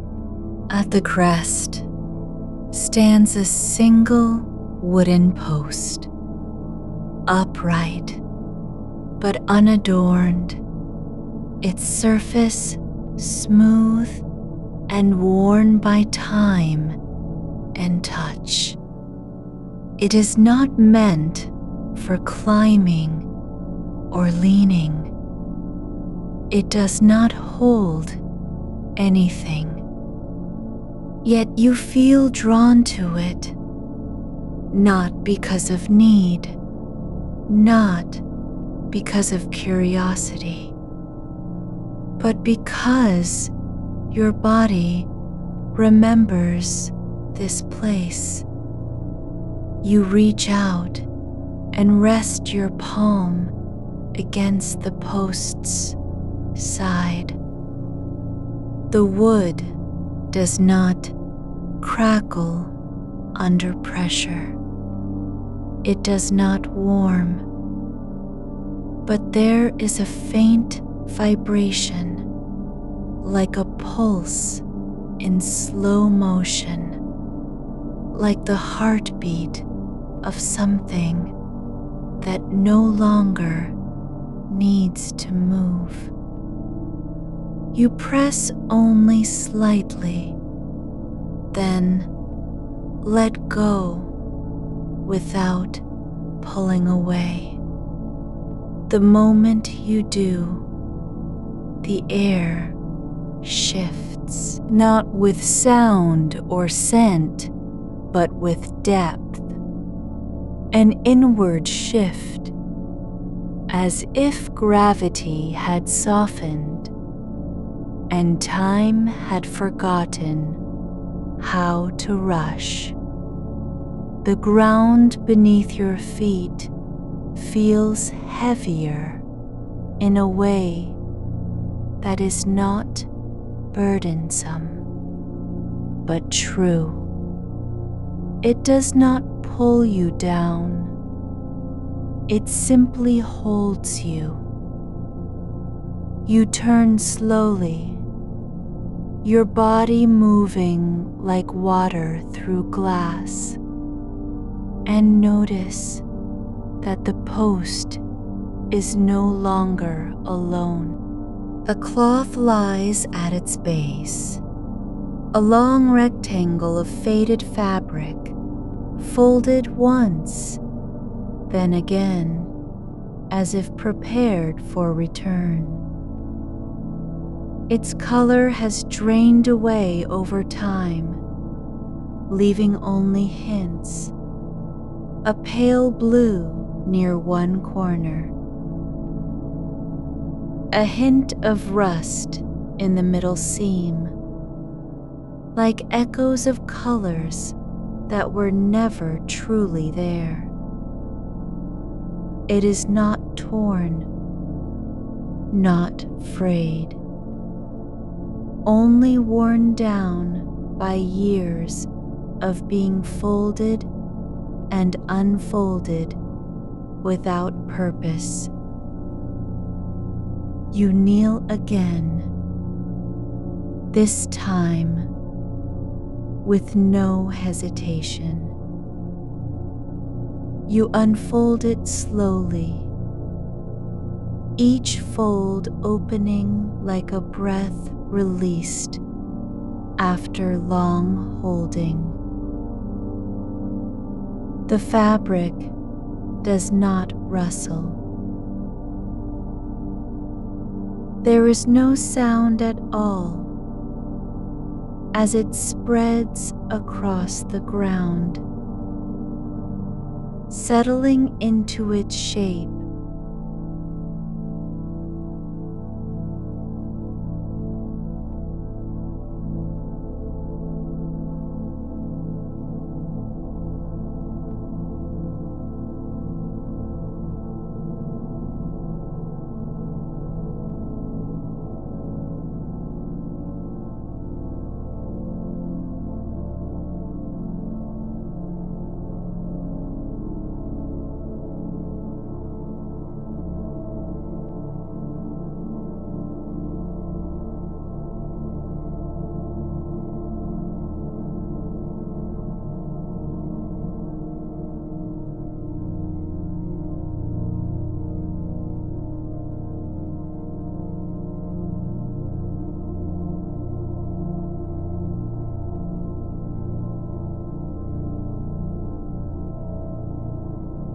It is not meant to be used, not worn, not displayed.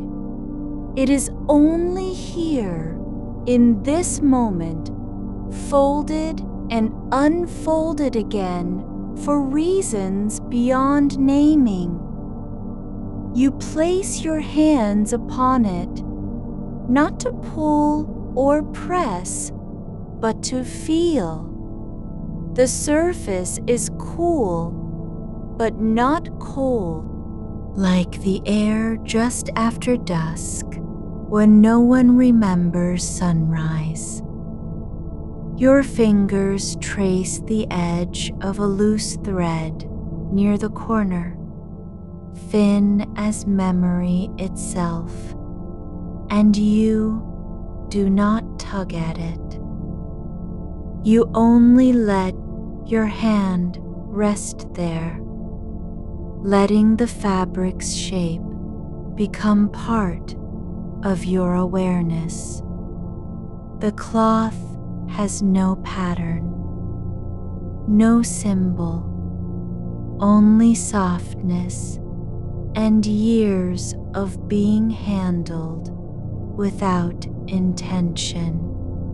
It is not a prayer cloth, not a banner, not a relic, just something that was once needed, then forgotten, and now returned to stillness. You do not fold it again immediately. You wait. You let your hands remain on the cloth as it lies beneath you, its edges softening into the earth like breath dissolving into air. The thread near the corner still holds your attention, not because it calls to be pulled, but because it is where time has thinned out, where something once tugged and released without purpose. You do not move it. You only feel how even that single strand belongs here, as if the cloth had grown around it over years of being folded and set down again, like a quiet breath caught in a fold of skin. The air presses gently now against your ears, not with sound, but with weight. Not loud enough to disturb, not soft enough to vanish. It is the kind of silence that does not demand stillness, but simply waits for you to notice it, as if you had only ever forgotten its shape until this moment. There are no bird song or wind through leaves here, only a quiet that has learned how to breathe in rhythm with your own.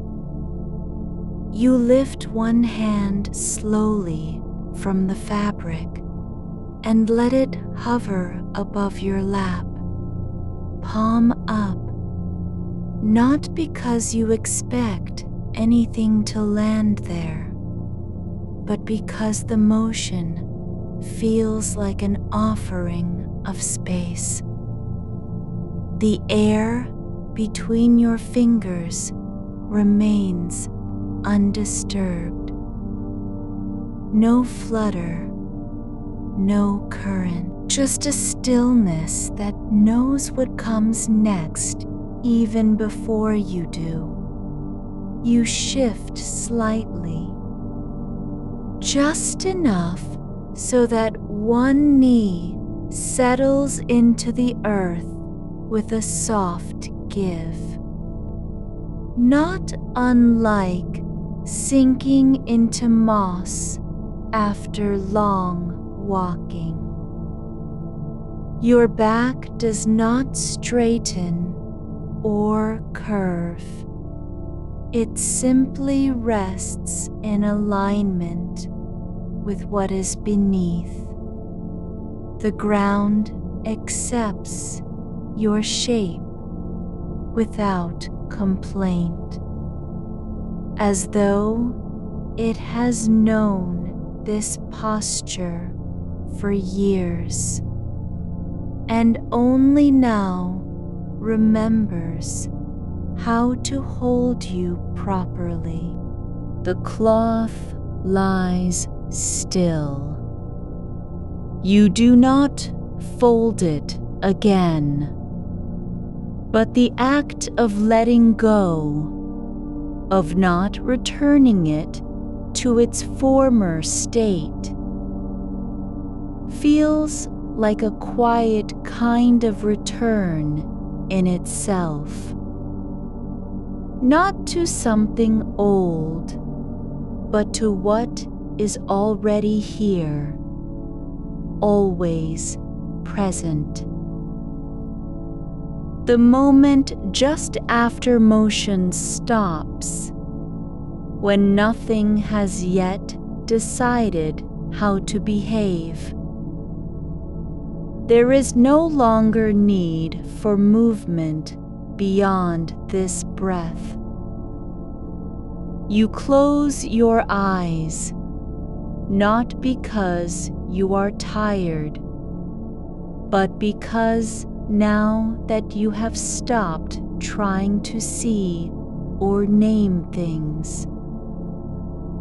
There is more room in your awareness. The world becomes a series of soft touches. The way the earth holds your knee, the cool weight of air on your eyelids, the faint warmth where your wrist rests against your thigh. A new sensation rises, not from sight or sound, but from depth. A slow pressure beneath your ribs, like something remembering how to expand and contract without urgency. It is not a heartbeat, not quite, but it feels close enough, like the rhythm of soil settling after rain, like roots breathing deep in dark earth. You do not try to follow it. You only let yourself be held by it, as if your body had been waiting all along for this quiet kind of attention. The cloth lies at your side now, no longer folded or unfolded, but simply present, its edges blurred where the ground has softened against them, as though the earth is slowly learning how to cradle something that once stood upright and forgotten. There are no markers here, no names written in dust, no signs of having been used. Only what remains when nothing needs proving.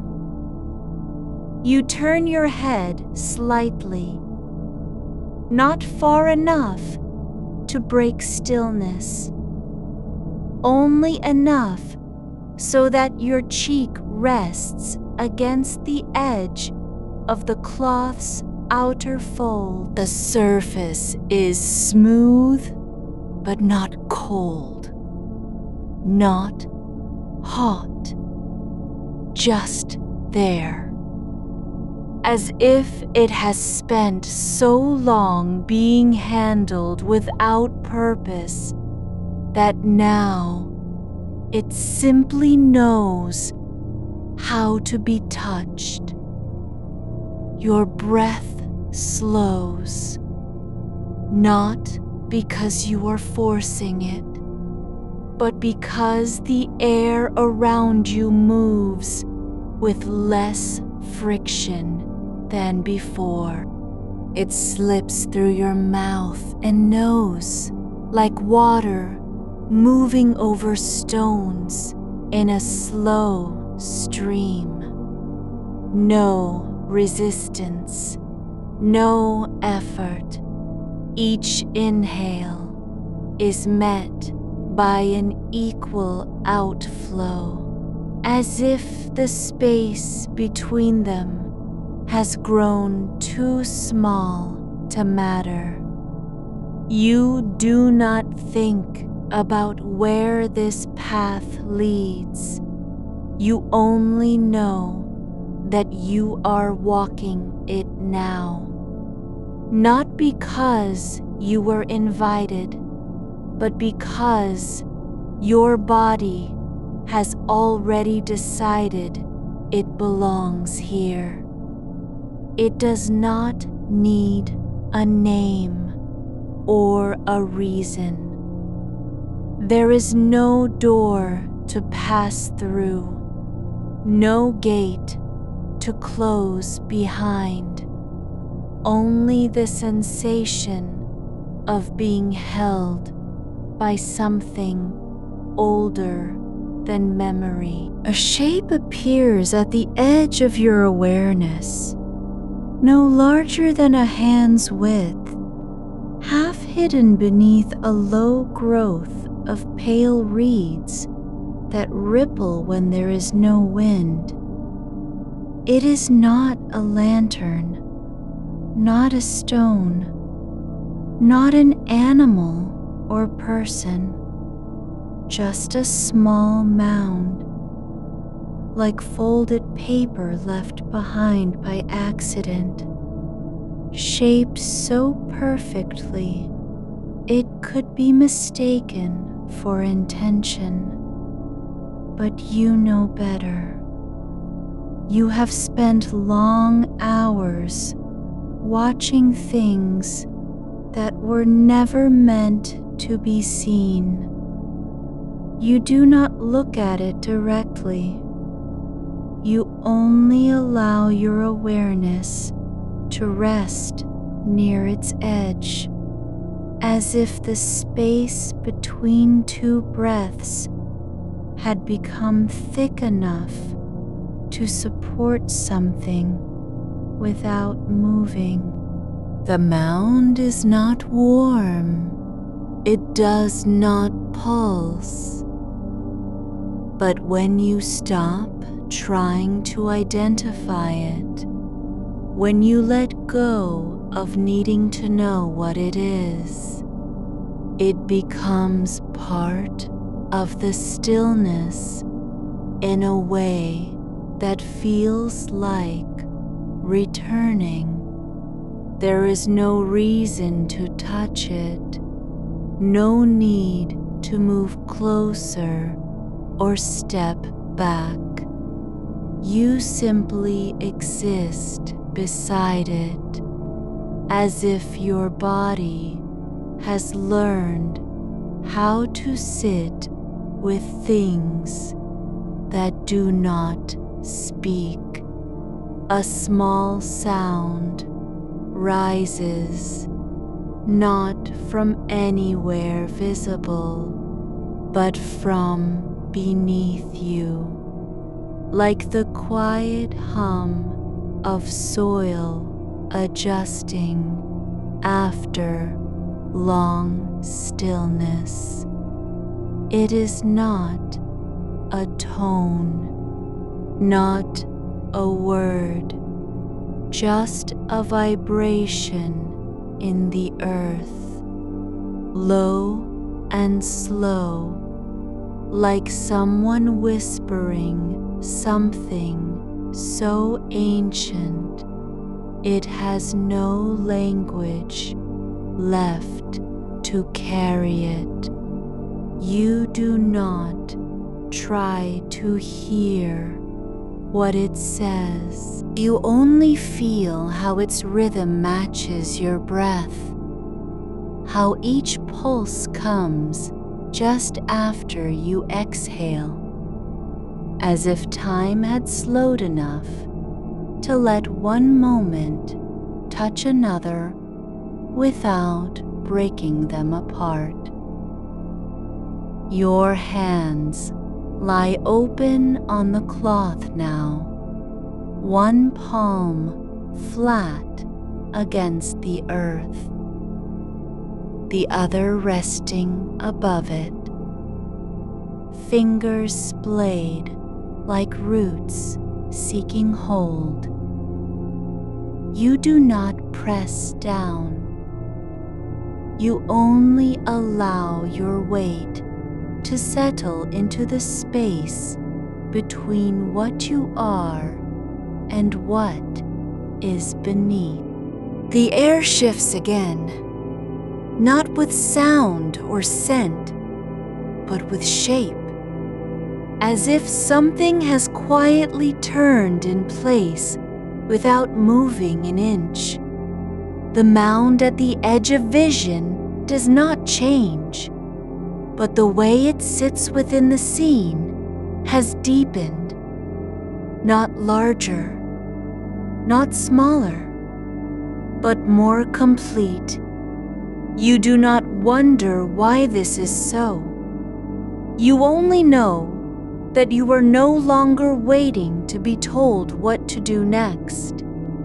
There is a moment, no longer than a single breath, when your entire awareness gathers into one point, the place where your palm touches the earth, the cloth beneath it, and the unseen shape beside you, all held in balance by something older than attention. And then, slowly, as if returning from a long journey through dark corridors of thought, you let go of being present, not because you are tired, not because you have given up on anything, but because your body has decided that stillness is no longer an act. It is simply how things happen now. You do not fall asleep. You only stop trying to wake yourself from the dream of motion. There is a new softness in the way the light reaches the ground, not brighter, not darker, but more settled, like something that had been waiting for permission has finally taken its place without asking. The cloth does not move. The mound stays still. But now there is space between them, space that feels like it was always meant to be filled with quiet. You do not turn your head toward the center of the path. You only let yourself remain where you are, as if your body has finally learned how to belong in a place without needing to understand it. A small weight settles at the base of your spine, not heavy enough to pull, but deep enough to ground. It is like remembering what it feels like to be held by earth after long walking, when every step had been meant to carry you somewhere else. You do not think about where you were before this moment. You only feel how even that question has grown quiet. You are allowed to stay where you are, not because you've chosen to remain, but because the ground has quietly accepted your shape, as if it had been waiting for that exact contour all along. The cloth under your hand is no longer just fabric. It has become a kind of boundary between two kinds of stillness, one that comes from motion stopped, and another that arrives only when something has learned how to breathe without trying. You do not think about what lies beyond it. There is no edge you need to reach or cross. The air beside your ear shifts slightly, not in wind, but in temperature, like a breath released by the earth itself. After holding its own for too long, it passes over your skin with no intent, only presence. A path begins where the light thins into gray, not marked by stone, nor worn smooth by feet, but defined by absence. The way silence becomes visible when it is thick enough to shape space. You follow it not because you are told to, but because movement now feels like a natural continuation of stillness, as though every step forward is only the body's way of saying, "I am here." The path curls gently around a cluster of low-growing plants whose leaves do not reflect light but absorb it, drawing it down into their centers until they look like small pools of dark water held upright.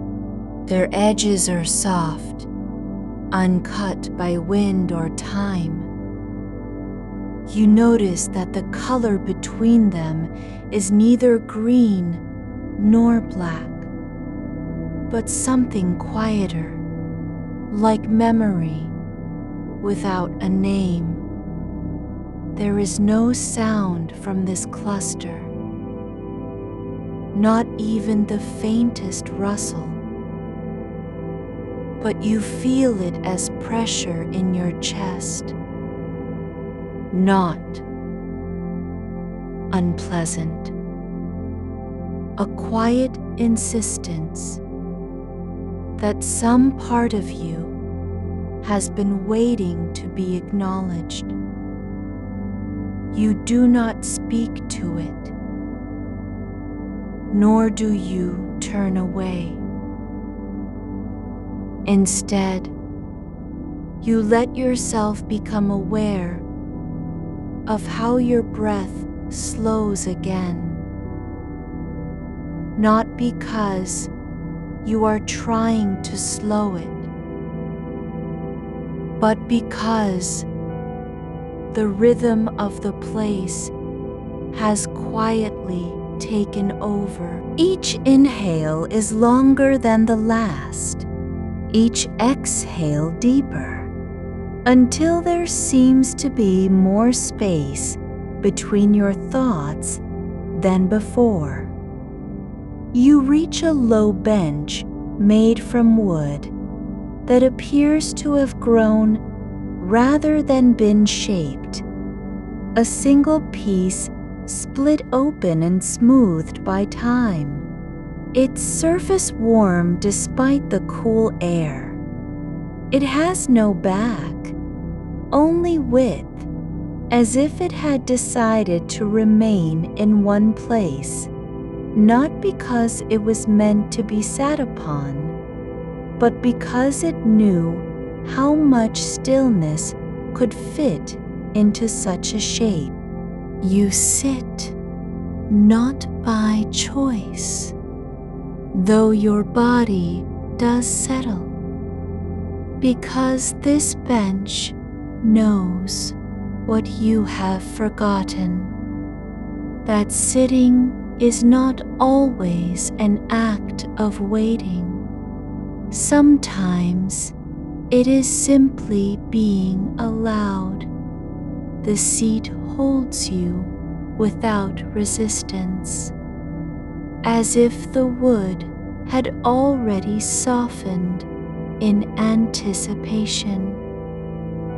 The air above it feels heavier than elsewhere, like a veil drawn just slightly too low to see through, but thick enough to press gently against your shoulders.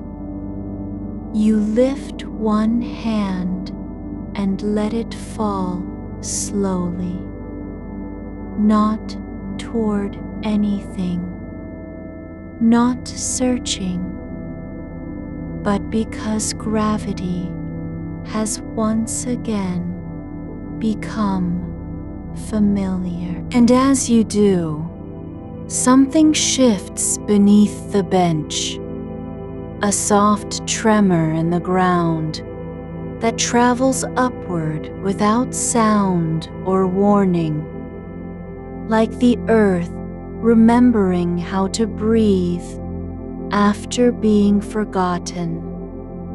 You turn slightly, not to see where the movement came from, but to feel its echo travel through your spine. It does not disturb you. It only confirms what you have already begun to believe, that this place is not waiting for you to arrive, nor for you to leave.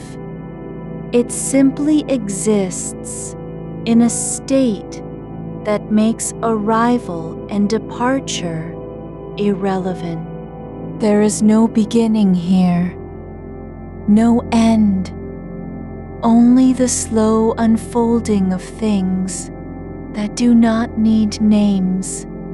A wooden cup lies on its side nearby, half buried in soil at the edge of the path. Its surface is worn smooth by use or time, no pattern etched into it, only a faint curve where fingers once held it. It does not contain water, nor did it ever.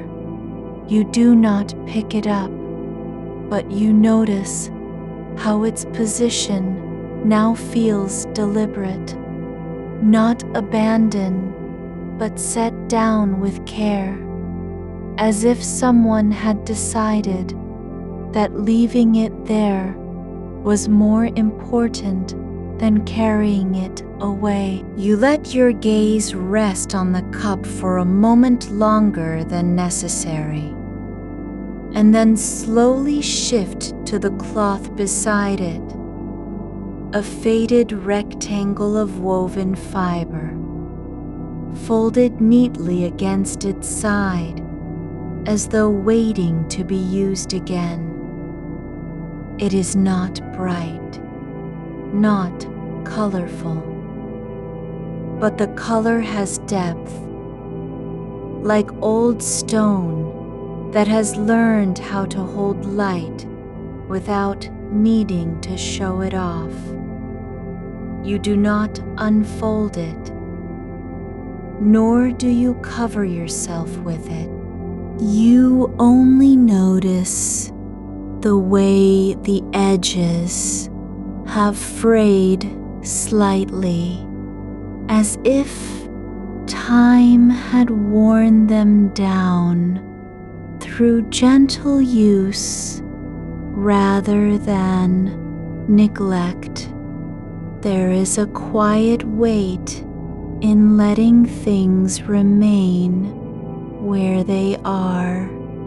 No need to restore, no urge to tidy or complete. The cup stays on its side. The cloth rests folded.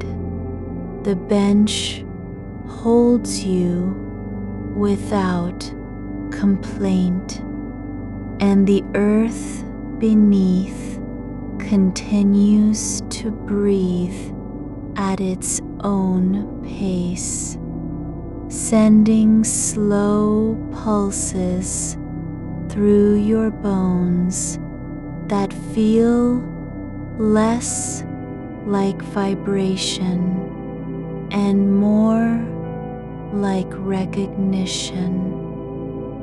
You look toward the center of the garden, not because there is anything there to see, but because attention has begun to drift toward a point where nothing exists except possibility. There are no flowers in this part, no trees with names, just pale shapes growing close together. their stems thin and upright, their heads slightly bowed, as if listening to something just beneath them. They do not bloom, nor do they fade. They simply stand, each one unique in the way it tilts forward or back, like a quiet nod among strangers who have learned how to be near without speaking. They are not tall, not bright. You do not need to copy their posture. You only let yourself stop trying to stand straighter or sit more upright. The way they lean is not a stance. It is an expression of belonging, of having found the right angle for simply being. One by one, you allow your awareness to settle on each plant as if acknowledging it in passing. Not with reverence, but with quiet acknowledgement. Yes, you are here. And then, without moving your head, you let go of even that small act. Not because you have forgotten them, but because they do not need to be remembered. They exist simply by being. A soft pressure gathers behind your eyes. Not pain, not fatigue. Just the kind of quiet sensation that follows when something inside you finally stops resisting. It feels like a door closing slowly from within, not because it was forced shut, but because it had been waiting for someone to stop pushing against it. The light around you changes again, but only slightly. The sky above is no longer visible through the leaves. There is no moon, no stars, no indication of time passing. Only a soft glow that seems to rise from below, not from above, like warmth spreading up from underground streams, too slow to be called rivers. You do not look for source or reason. You only notice how your breath slows further, as if the air itself has become heavier and more deliberate. Each inhalation takes longer than before. Each exhalation feels like a release of something small that had been held in place by habit, something you didn't realize was there. You shift slightly on the bench, not to adjust comfort, but because your body knows where it wants to be next. Not forward, not back, but simply aligned with what is already happening. Your hands fall open again, palms up this time, as if offering something that does not need to be returned. There is no gesture, no meaning, only the shape of your fingers resting in air like roots reaching for nothing. The path continues ahead, winding gently between clusters of pale plants and low mounds where earth has settled into soft curves. It never ends, nor does it promise anything. You do not walk toward any point.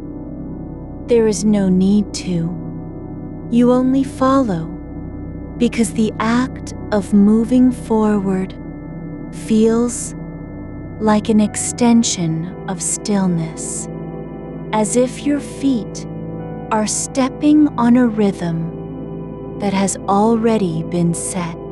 You sink into the weight of the air without effort, as if gravity has softened at your edges and begun to cradle instead of pull.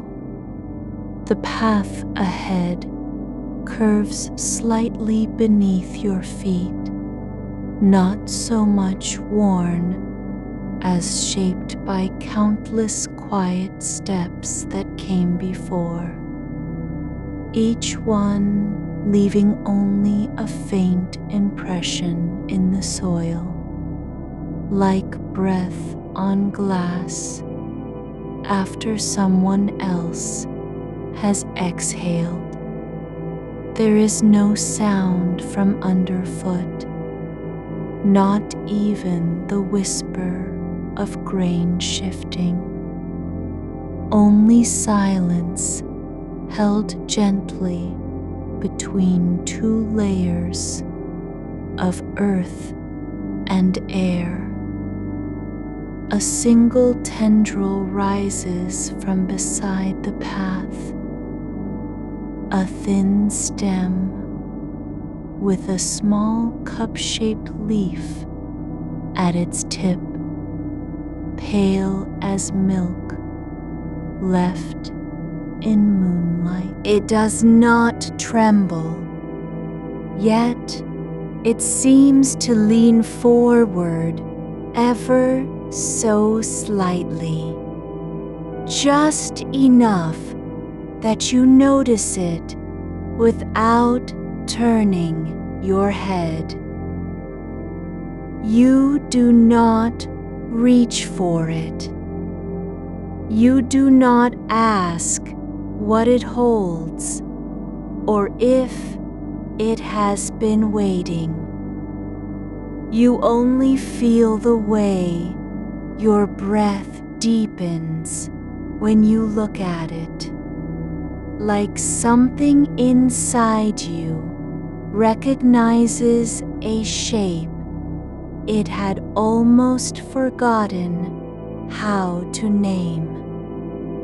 A breeze moves through the garden, but it does not carry scent or sound. It carries nothing except the faintest ripple across the surface of still water somewhere far off, where no one is watching and nothing ever needs to be seen. You hear it only because your ears have stopped searching for meaning in movement, and so they now listen instead to what remains when all things stop trying to explain themselves.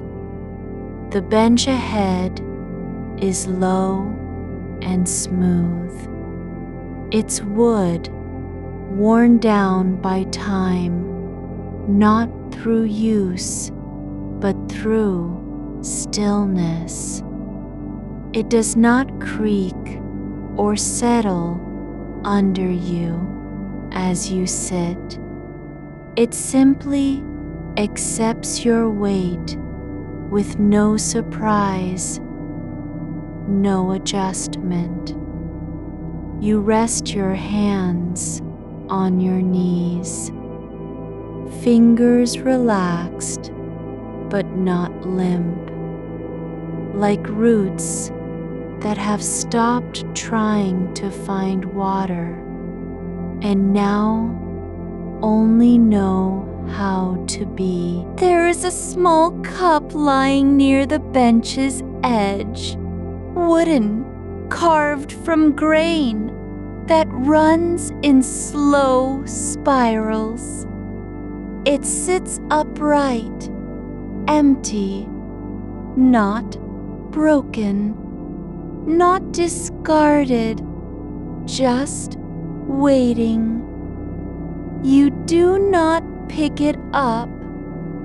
Instead, you let your eyes trace its rim. Notice how one side has been worn smoother than the other, not by hands, but by something else. Perhaps the passing of many nights when someone sat here and set the cup down with a kind of care that was never meant to be remembered. You reach into nothing and pull out an old cloth, faded at the edges, its color lost to time and exposure. It is folded neatly in thirds, not because it was once important, but because it had been placed there by someone who knew how to leave things with intention. You unfold it slowly, watching as each layer unfolds like a memory that doesn't need to be spoken. The fabric is soft against your skin, not warm, but alive in the way something old can feel when no one has used it for years. It smells faintly of dry moss and distant rain. You lay it across your lap, not because you are cold or covering anything, but because this act feels like returning a borrowed thing to its proper place. There is no ceremony, no need to explain why the cloth should be here now, instead of folded away in some forgotten corner. It simply belongs where it lies, on your knees, half pressed into your thighs, as if you have been waiting all along for someone to hand it back. A few steps ahead, a low stone archway frames nothing but open sky and more pale plants standing shoulder to shoulder like people who no longer need names. You do not cross through. You only pause at the threshold, letting your shoulders fall forward just slightly, as if the air on the other side were heavier than what you are used to carrying. The path continues, unbroken, unmarked, unworn by urgency. It does not lead anywhere that can be named or returned from. It exists simply because it is needed in this moment and no more.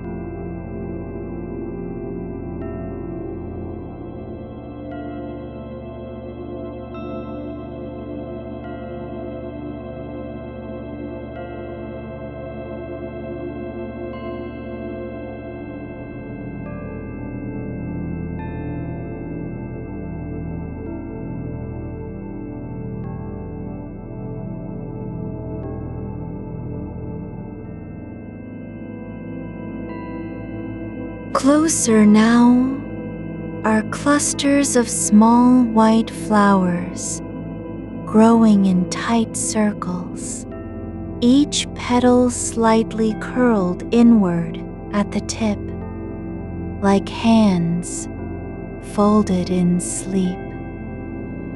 They do not emit light, nor do they open and close. They simply stand, their heads bowed, just enough to suggest stillness has become habit rather than choice. Their stems grow from soil that is neither rich nor poor, but soft as breath after long silence. You crouch down, not because you must, but because your body remembers how to pay attention when it gets low. You run a finger along the edge of one flower's base, not touching the center, only brushing where root meets earth. The soil gives way slightly under pressure, soft and cool, but does not crumble. It holds its shape like memory, held in silence. A single drop falls from above, not rain, not dew, but something that feels older than water. It lands on your wrist with a soundless pulse, warm for an instant before cooling. You do not wipe it away. You let it sit there, tracing the curve of bone beneath skin, feeling how even warmth can be quiet when it is allowed to remain. A new shape emerges along the path, not a plant, not a stone, but a curved piece of glass set into the ground, half buried like something that fell from another world and stayed. It reflects nothing visible, no sky, no trees, no you, only a soft haze of motionless light, like watching the inside of your eyelids after closing them for too long. You do not stare at it. You only notice how your awareness settles around its presence, as if it were a quiet breath held between two moments that cannot be named. The air thickens again, not with weight, but with stillness so deep it feels like time has stopped trying to pass. Your fingers curl slightly in the fabric across your lap. Not from tension, but because your body is learning how to let go of the need to do anything at all. A low hum begins, so faint you might believe it is only imagination. But then it becomes part of the silence rather than a disruption to it.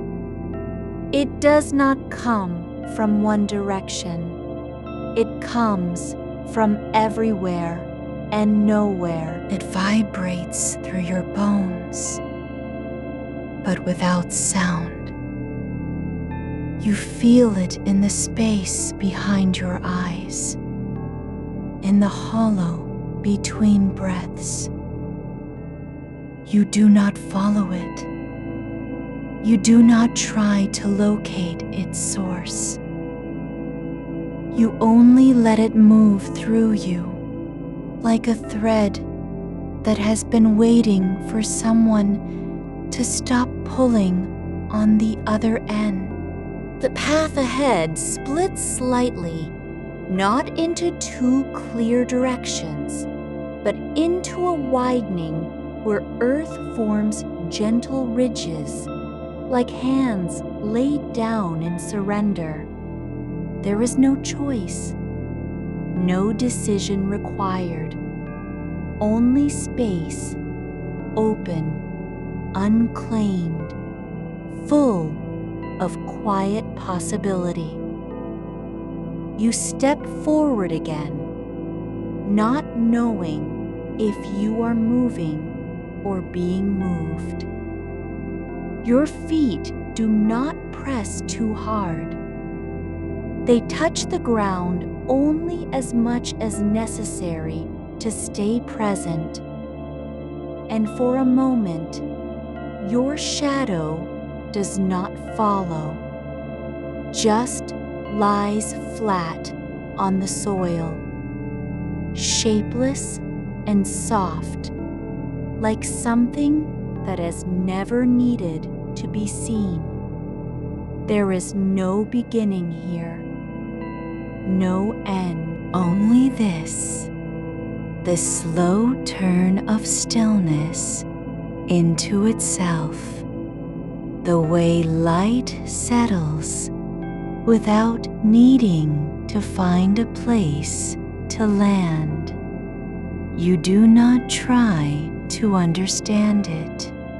You only let your breath settle deeper, as if each inhalation were returning something that had been lost in forgetting.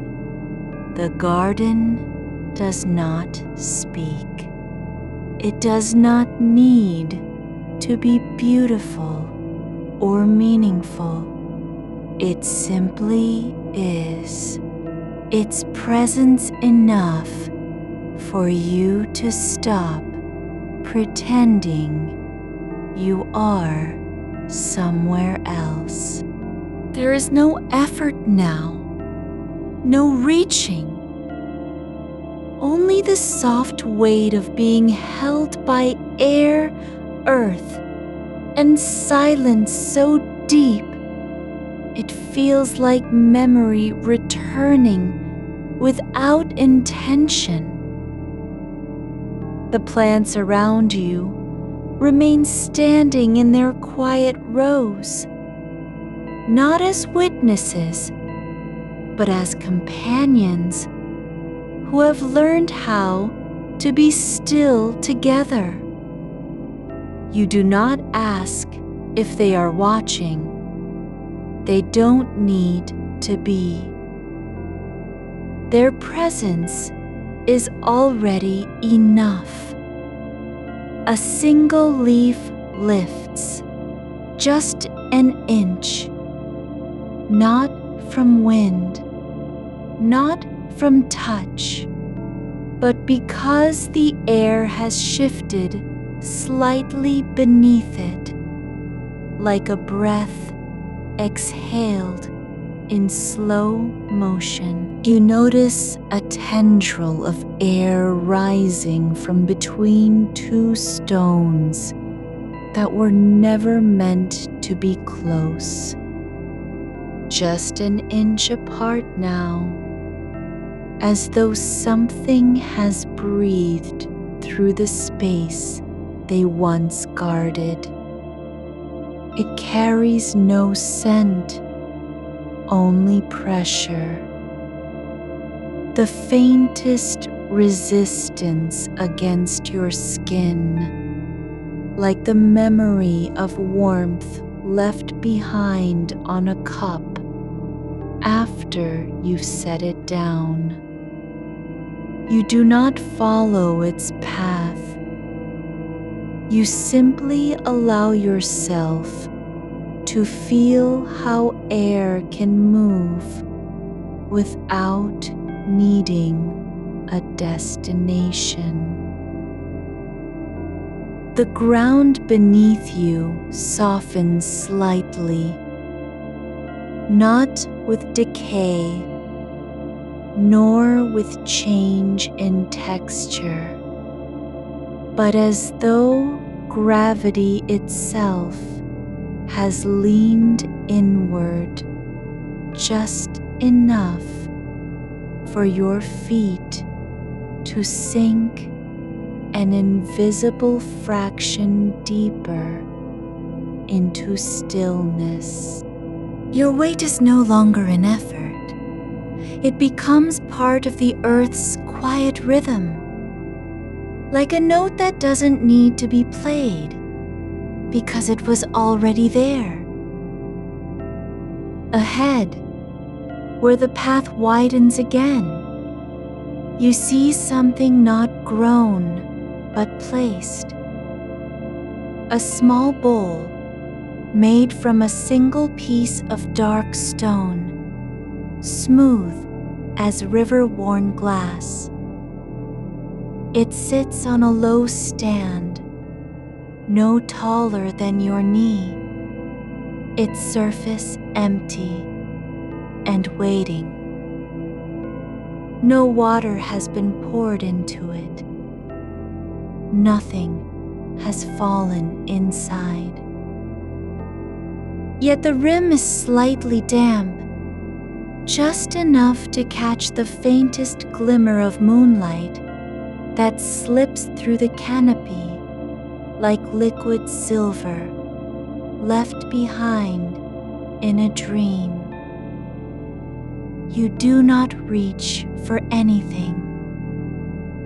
There is no need to fill it or empty it. The bowl simply exists, its stillness holding space, the way your lungs hold breath between pulses.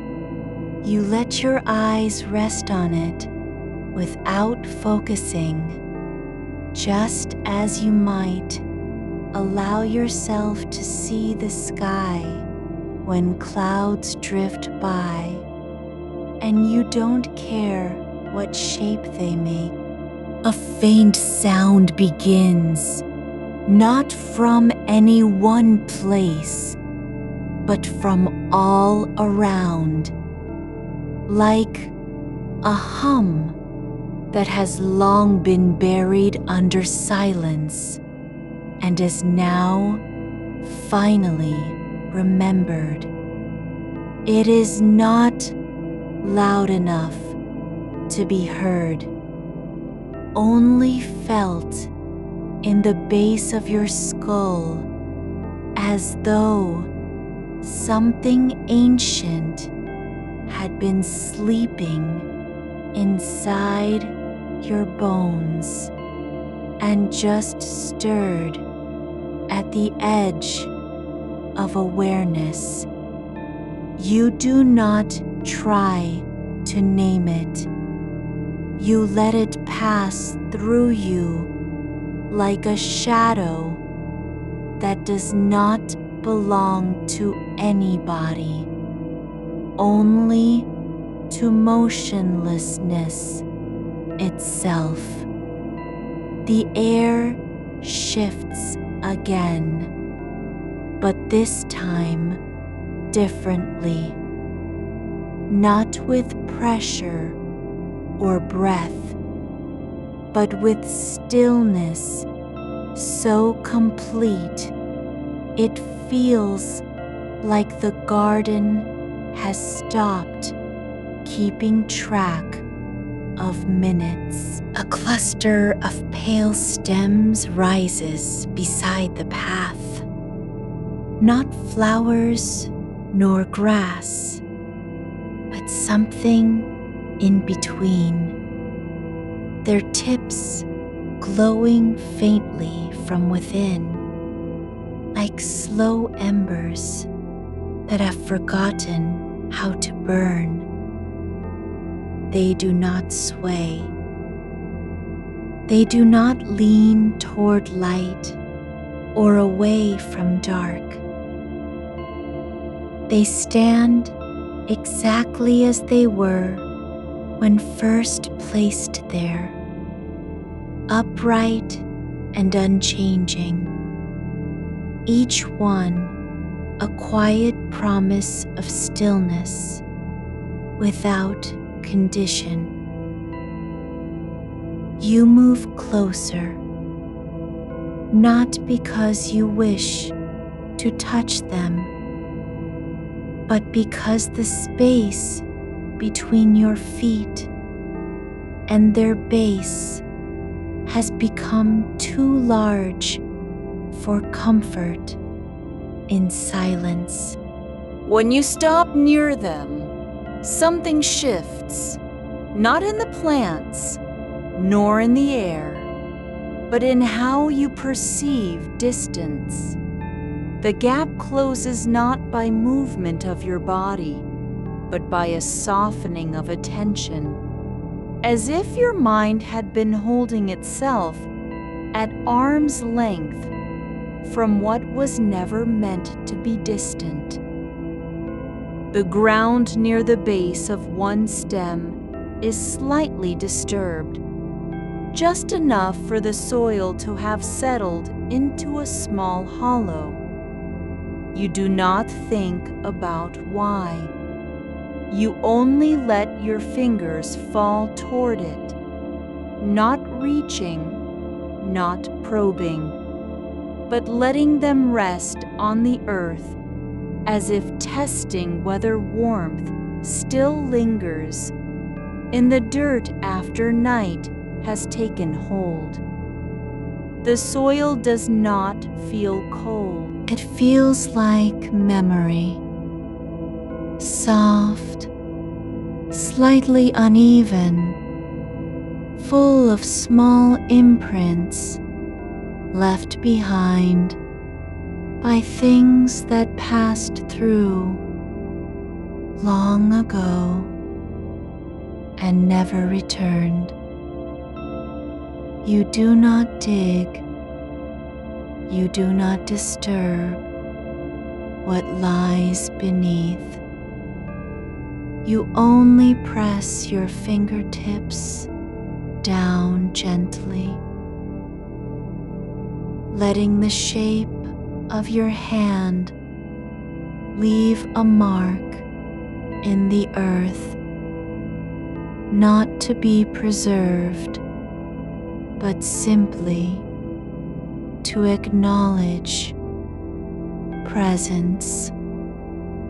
Behind you, something moves, just a shift in light across stone that was once flat and now holds an irregular shadow. It is not sudden. There is no sound, no alertness required. The garden does not announce its changes.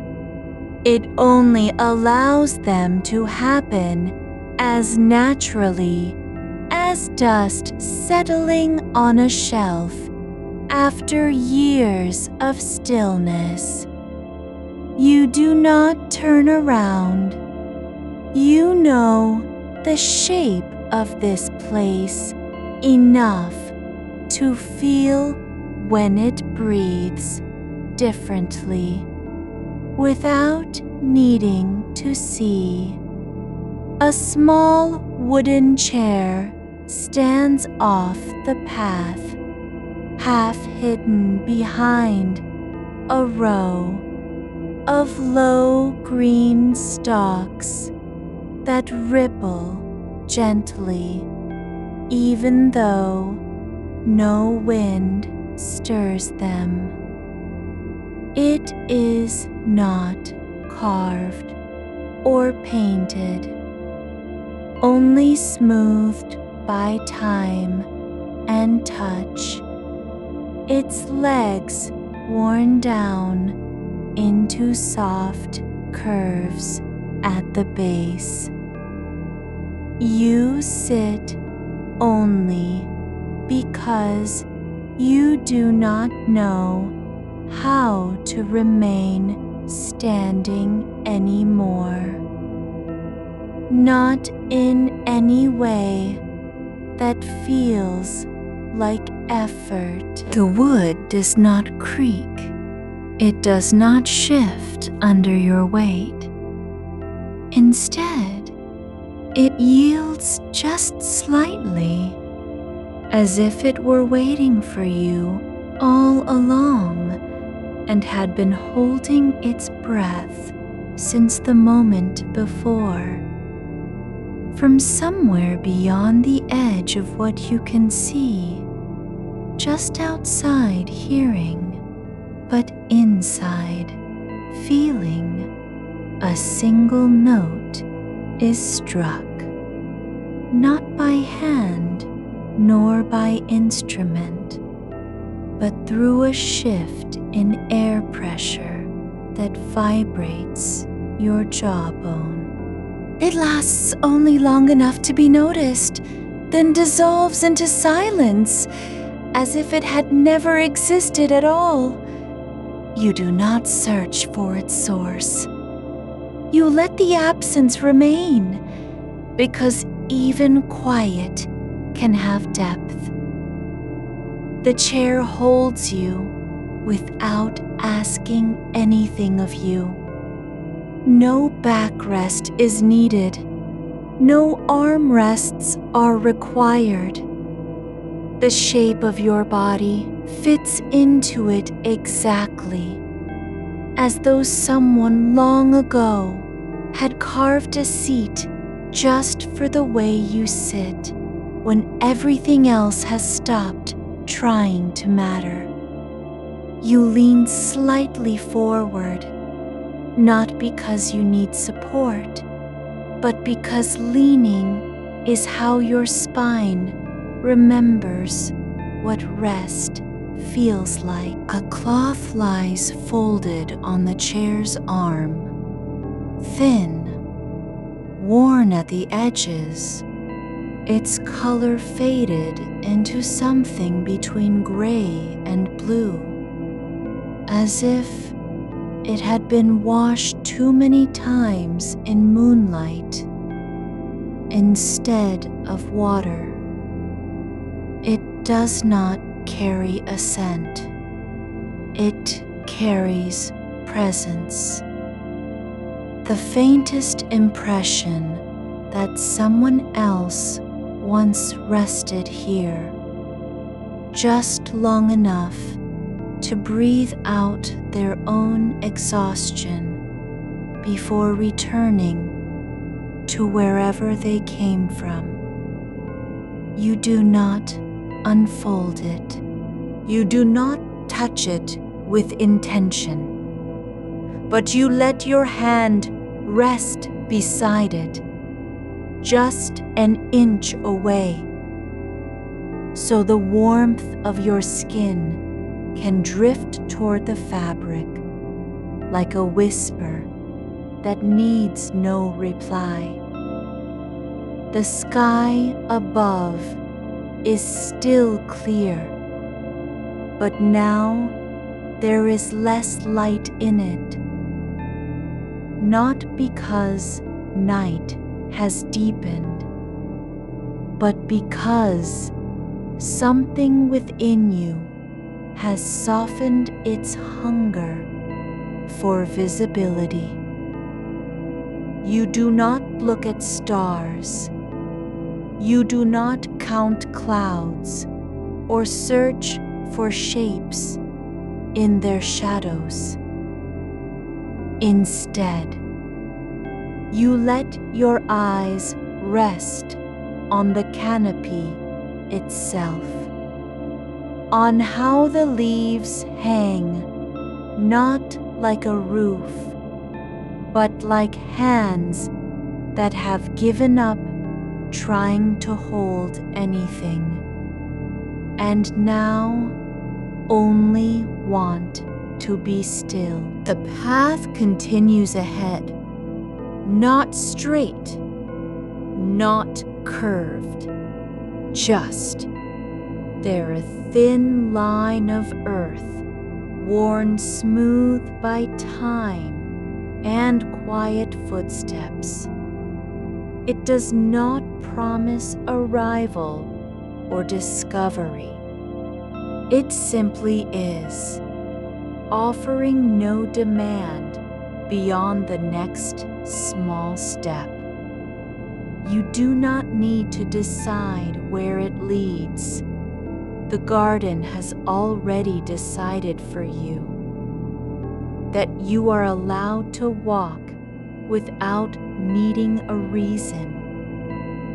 You rise slowly, not from effort, but because your body remembers what movement feels like when it's not afraid of stopping again. The wooden chair does not protest. It settles back into the ground as if returning to sleep. You do not look at it after leaving. You only let yourself be carried forward by the same gentle weight that has been holding you since before you knew your own name. The air grows thicker, not with fog nor humidity, but with a kind of absence that fills space without taking up volume. It is the silence between heartbeats, the moment when breath does not need to go anywhere.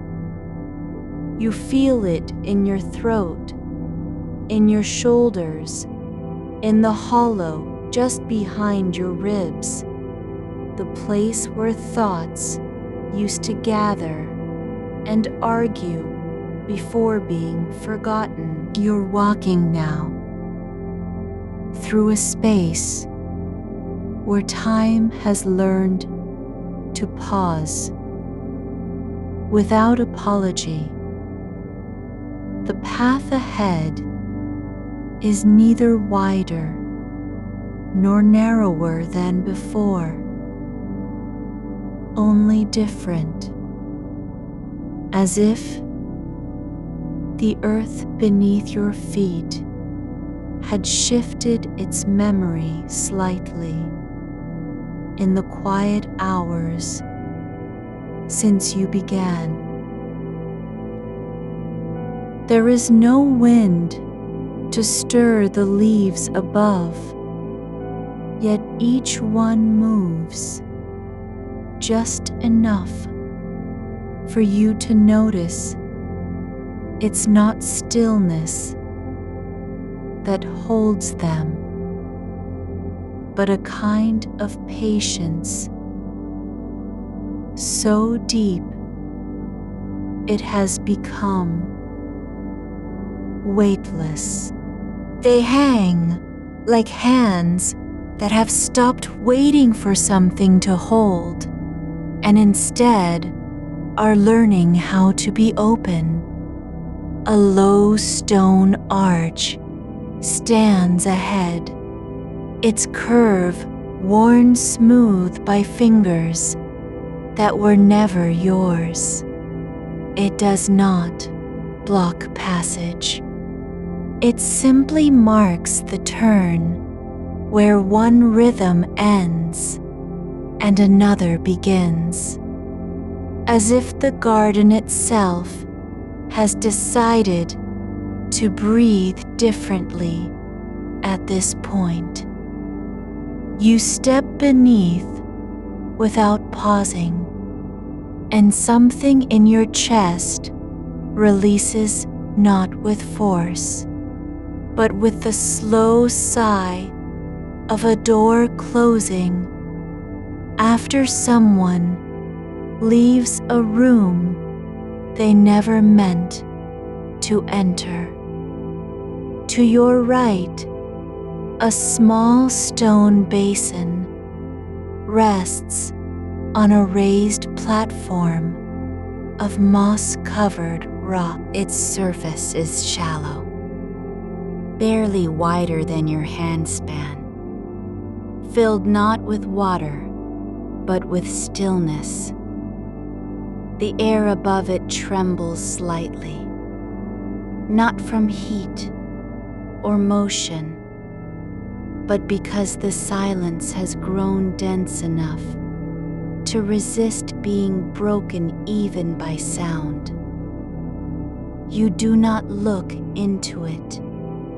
You do not lean close, but you feel its presence like a warmth on your skin that isn't real, just something your body remembers from sleeping in fields under unknown stars. Nearby, a single lamp sits propped against the base of an ancient tree whose bark is cracked with age and patterned in swirls no one could name. It is not lit. The glass has dulled over time, clouded by centuries of breathless nights. Yet it is still there, not forgotten nor abandoned, but resting, as if waiting for someone to arrive who only needs to know it exists before feeling safe enough to stop walking. You do not lift the lamp. You do not place your hand on its cool glass, but you pause beside it long enough for the air around it to settle into a deeper quiet, so deep that even your thoughts seem to slow their pace, as if afraid of disturbing what has been allowed to stay undisturbed this far. It simply rests there, as if dropped by someone who had no intention of returning, yet still left it behind, because leaving anything behind was too much effort. You do not pick it up. You do not brush the dirt from its edges, but you notice how one corner curls upward slightly, not from wind, but from a kind of quiet persistence, like something trying to speak without speaking. The bench is long and low, built into the earth rather than set upon it. Its surface bears no carvings, no markings, only wear, where countless hands have rested and then let go. You do not sit, not yet, but you stand before it a moment longer than necessary, letting your body register its shape in memory. The way the wood tilts slightly toward the east, as though it had learned to lean into dawn long ago.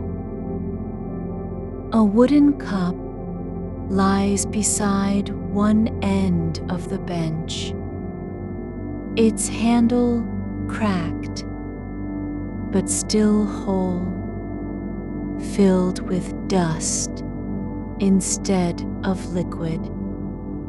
It is empty, yet you feel a faint echo of warmth when you glance at it, as if someone had held it moments before and set it down too quickly. You do not pick it up.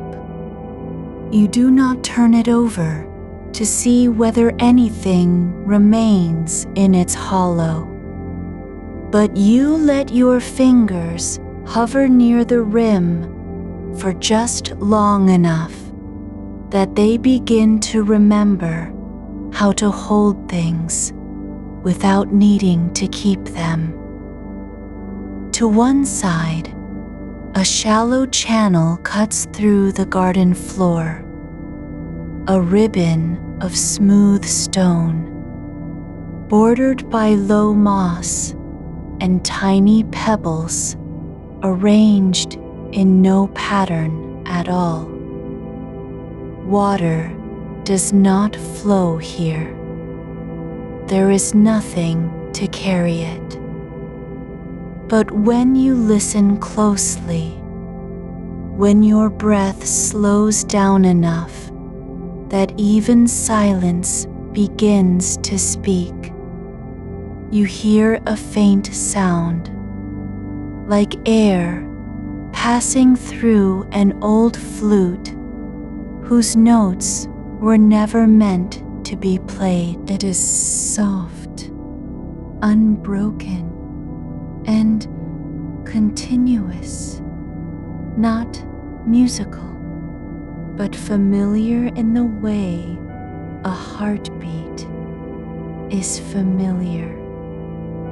You do not follow it with your eyes. You do not trace its course with your feet, but you let it move through your ears like something that has always been there, waiting only for you to stop searching. The soil around the channel is brushed clean of debris, not by force or tool, but as if time had gently swept it away in a single breath. There are no footprints leading into it, no signs of disturbance. It simply exists, bare and quiet, like a memory that has not yet been named. There are no flowers here yet, not bright ones, not scented ones, but there are shapes where they might grow, faint impressions in the ground, as if something had pressed into the soil too lightly to leave an imprint, but heavy enough to suggest it was once a form. They are small things, almost invisible, like promises that did not quite become words. Ahead, just past a row of standing stones no taller than your knee, you see a cluster of pale blossoms rising from the earth. Not tall, not bold, not glowing, but present in their quiet way, like thoughts that have stopped arguing and simply settled into being. Their petals are thin, almost translucent, tinged with faint light from within, though they do not emit it themselves. They do not bloom for show or scent.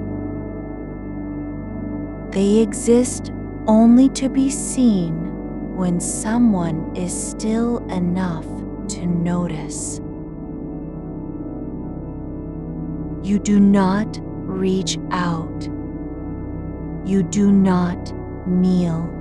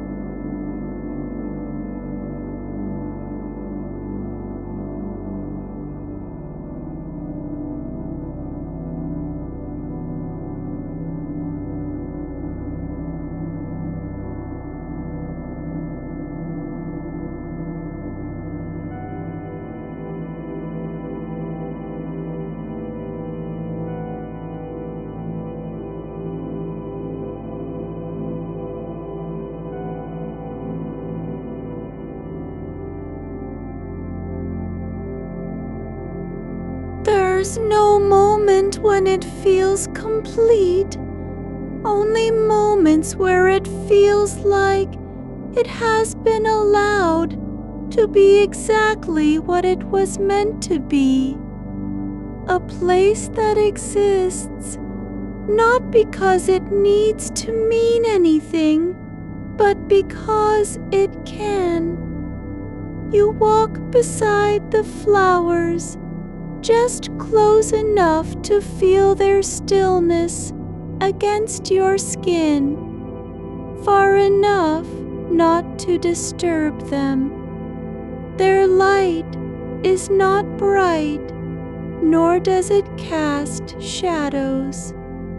It simply exists in the air around them, like breath caught between two heartbeats. The path ahead begins to blur, not with fog or distance, but because the garden has stopped defining its edges.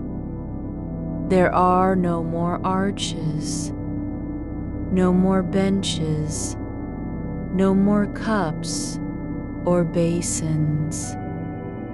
The stones grow low and merge into moss. The earth softens underfoot as if it were remembering how not to resist. You do not look back. You do not wonder whether you should have done something differently. There is nothing left to fix, no path to correct. Even the act of walking has become less about moving forward than allowing yourself to be held by what comes next, by the softness that gathers around your feet, as if the ground itself were learning how to cradle. The air carries a scent now, not one you can name, not from any flower or tree, but something like old paper left in moonlight, or stone warmed over years of stillness. It is not sweet, not sharp, just there, present enough that it might have been part of your breath all along. You step forward as if into a held breath, where each footfall sinks slightly without resistance, as though the earth is making room for you to rest rather than be passed through. The moss thickens now, not in patches, not in clumps, but as a slow spread beneath your feet, soft and cool, like something that has been waiting quietly for centuries.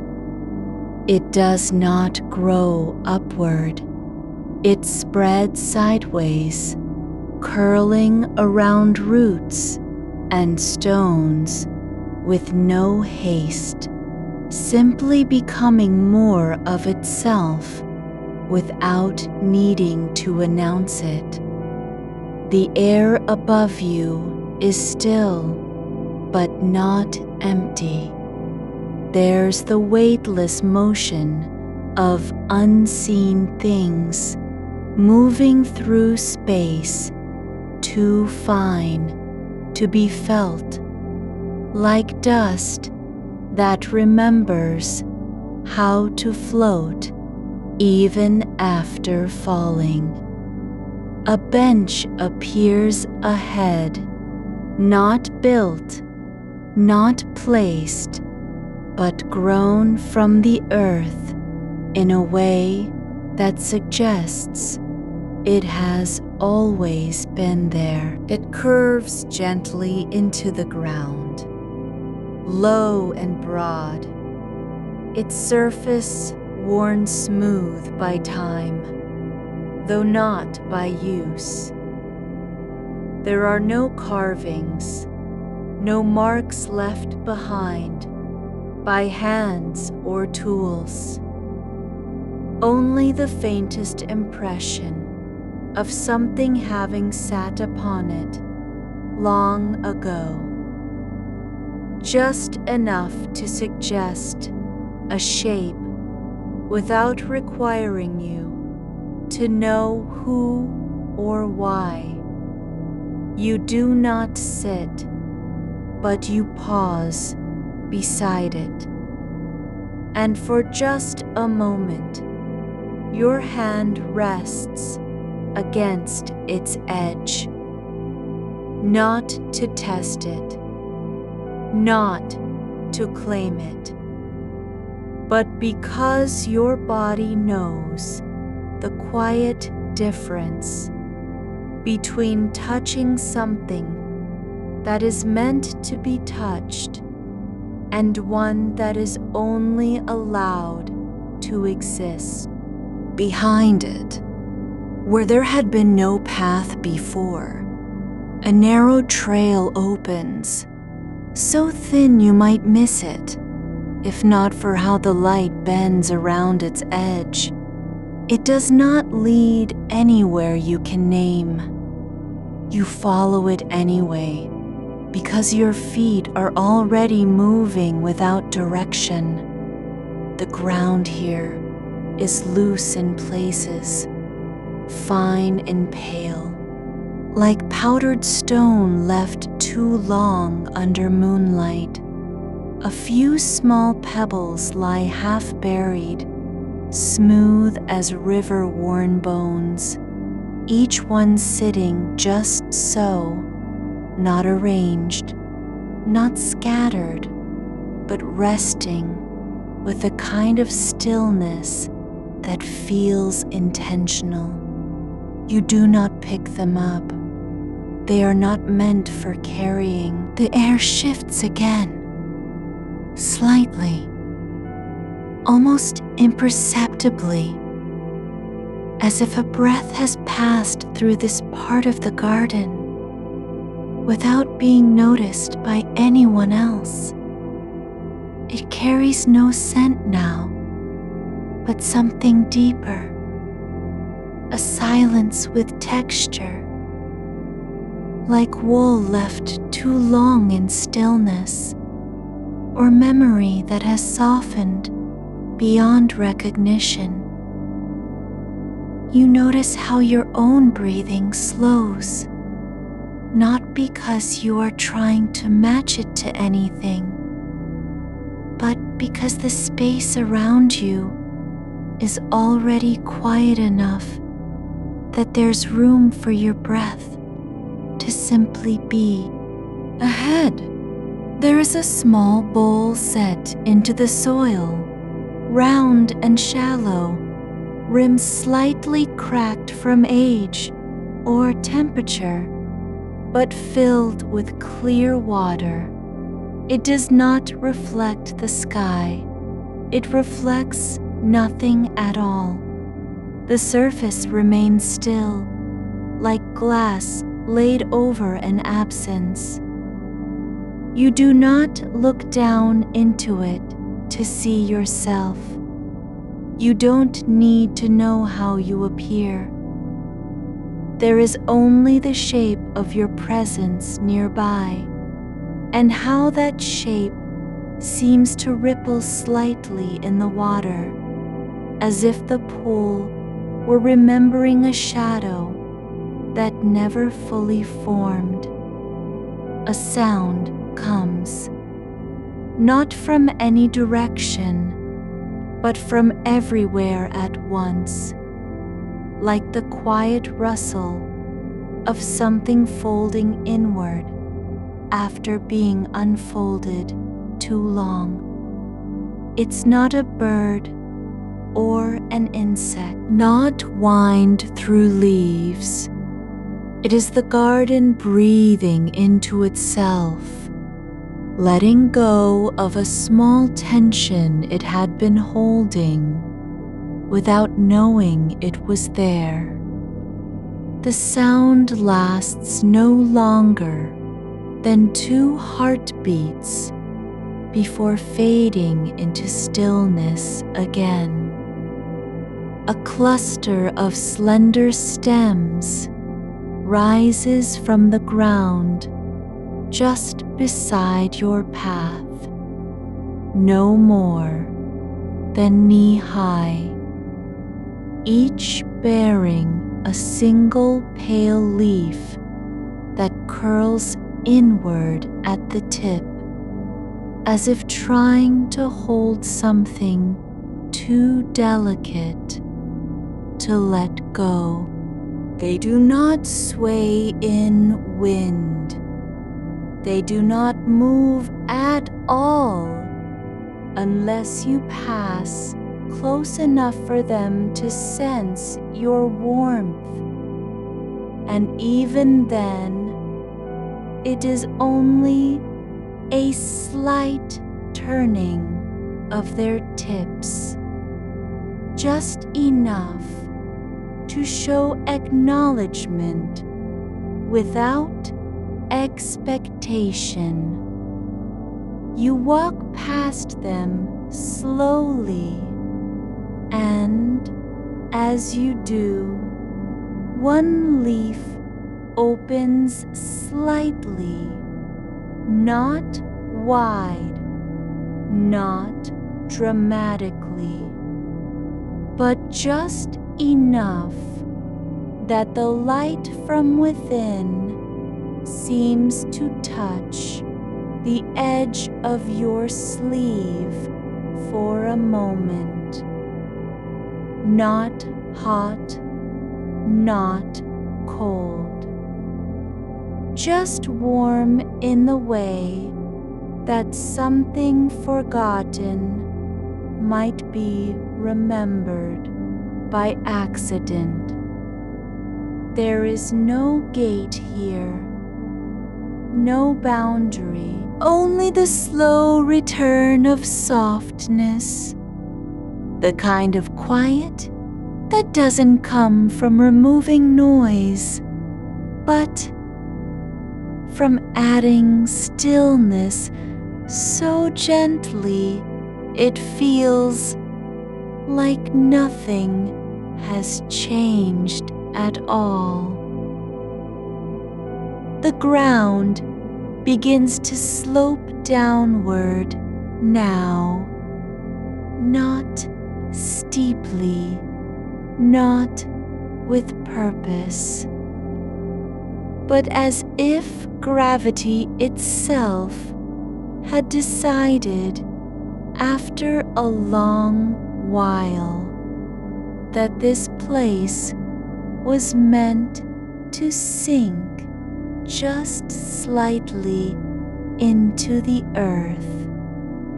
The moss thickens again, spreading up over small rocks and curling around roots without effort. It does not grow fast. It grows slowly enough that you cannot tell when one patch ends and another begins.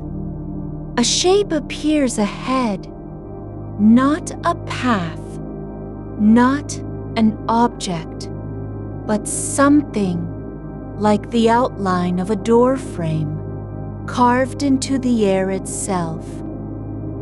There is no wood, no stone, no frame at all, only the suggestion of edges where there should be none.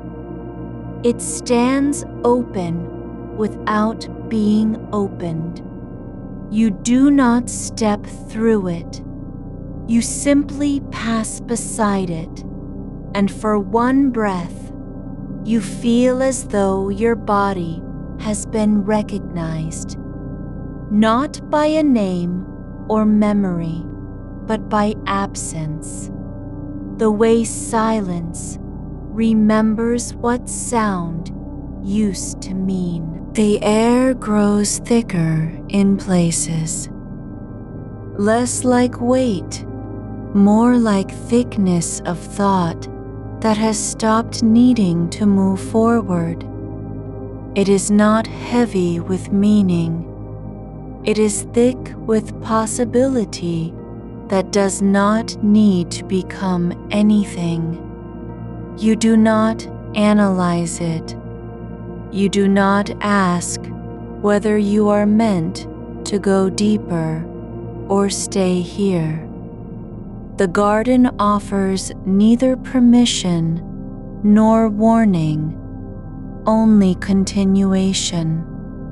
A small pile of folded cloth lies beside a patch of pale soil, just off the path. Not torn, not worn thin with use. It is simply there, neatly stacked, one layer over another, as if someone had paused mid-fold and forgotten to finish. It does not call out for attention, but your hand moves toward it anyway. Not because you must, but because the motion feels like a kind of release. You do not pick up the cloth. You do not unfold it.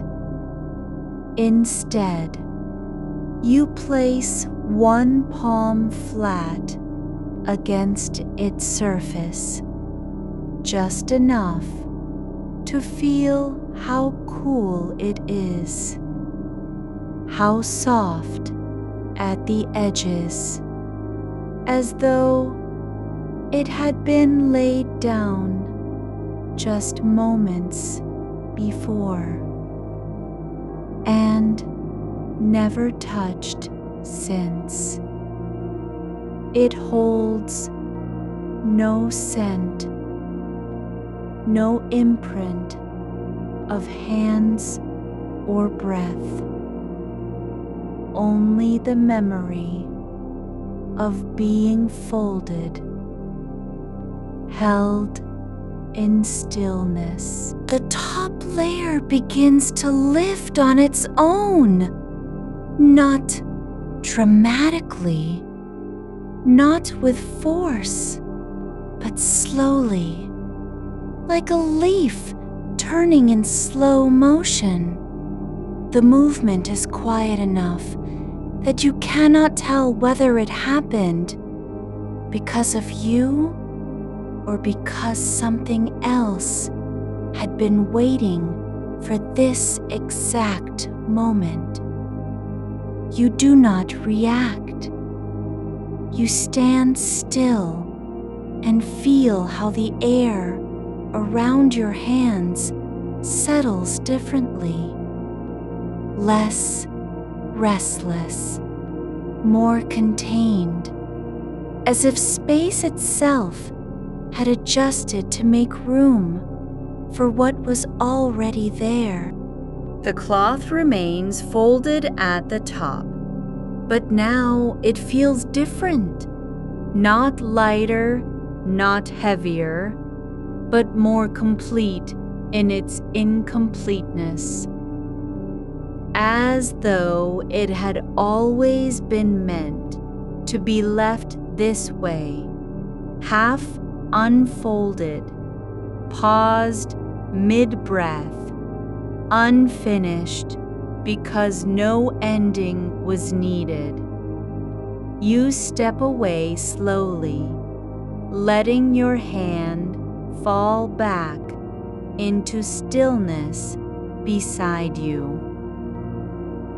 The ground ahead is now a soft curve of moss and earth, leading into a space where the air seems to glow faintly, not from any source, but as if light had been absorbed by the silence so thoroughly that it began to leak out in quiet pulses. It does not shine. It only exists, like warmth after someone has left a room. There is no sound now beyond what your body makes. The soft release of breath, the slow shift of weight from foot to foot. No birds, no insects, not even wind. Not because there is none, but because any motion would be too loud for this stillness. You walk forward, not toward anything. There is no destination, but simply into a quiet so deep it feels like returning home without having left. The path does not widen or narrow. It only continues, as if the garden had decided that movement was not about going somewhere, but about allowing yourself to be held by what already exists. You step forward where the ground slopes slightly inward, as if the earth itself has learned to lean into stillness. The moss is deeper here, softer than memory, and each footfall sinks just enough to feel like a pause in motion, not a disruption. There are no roots visible beneath you, yet your ankles seem to know their shape, adjusting without thought to what lies unseen. You do not need to see where the path leads. You already carry it inside. A low hum begins, not as sound, but as sensation, felt through the soles of your feet and rising slowly into your knees, like warmth spreading from a place you forgot existed. It has no pitch, no rhythm, only presence, the quiet pulse of something that does not require naming to be known. You let it rise without trying to follow its shape or trace its origin. The air between your fingers grows stiller each time they move.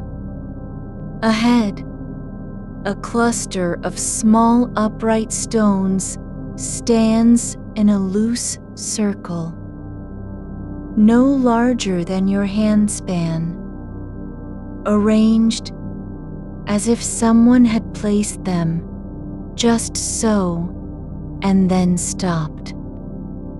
They are not carved, not polished, just there. Their surfaces bear no markings, yet When you look at one for longer than a breath, it feels like the stone has been waiting to be looked at, not with curiosity, but with recognition. You do not bend down.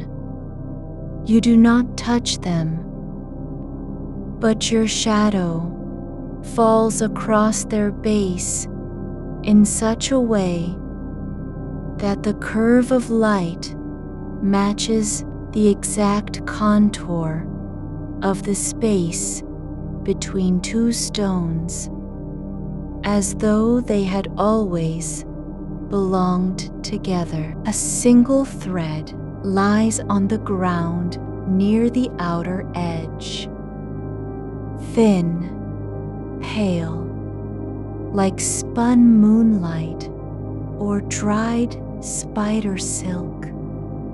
But it is not broken. It stretches from one stone to another in an arc so gentle that only your eyes can follow its path. You do not reach for it. You simply watch how the air shifts around it when you breathe, not because of wind, but as if movement itself hesitates before crossing that line. To your left, a bench has been placed at the edge of a shallow depression, just low enough to sit on without effort. It is made from wood that looks old but not worn, its grain smooth and even, like skin after long rest. You do not sit, but you pause beside it, feeling how the air above the seat moves differently than elsewhere, slower, as if time had paused to remember what stillness feels like when nothing is expected of it. A cup rests on a small stone just beyond the bench, wooden, with no handle, shaped so gently that it holds its own weight without needing support. It is empty, not dried out or cracked, but simply waiting. You do not pick it up. You only notice how sunlight might have touched it once. Not today, not now, but in some other version of this moment, long ago, when the garden had a different kind of quiet. A folded cloth lies beside the bench, longer than before, perhaps twice as wide, and its color has softened to something between gray and dawn. It is not the same one you touched earlier, though it carries the same weightless stillness. The edges are turned in just so, like someone had practiced folding for hours without ever needing to finish. You do not unfold it. You only place your hand over it, not to press down, but to let the warmth of your palm seep into its surface, as if you were returning something long held at a distance. The cloth does not move, but when your fingers lift away, there is a moment, just one, when the air above it seems to thicken in exactly that shape, like a breath caught mid-exhalation. Then it settles back. Nothing changed, and everything did. A small channel winds through this part of the garden, not wide enough for water, not deep enough for roots. It is only there because the earth had decided to curve downward in one place and stop before going further. The surface is smooth, slightly raised on either side, as if the ground had folded itself into a quiet embrace. You do not look into it, but you can feel how light behaves differently near its edge, bent, almost not by force, but by habit. You walk beside it now, slow and without aim. Your feet match no pattern. There is no need to step lightly or firmly. The path does not ask for anything from you. It only continues beneath your weight, like a promise kept without being spoken.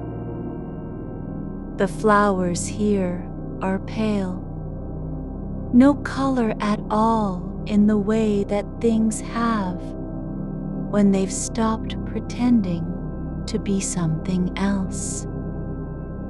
They grow low and close together, their stems thin but unbroken, their leaves wide enough to catch moonlight even when it is not there. You do not lean down. You do not touch them, but you notice how each one tilts just slightly toward the center of the garden, as if drawn by a current you cannot feel. The soft sound comes from nowhere and everywhere.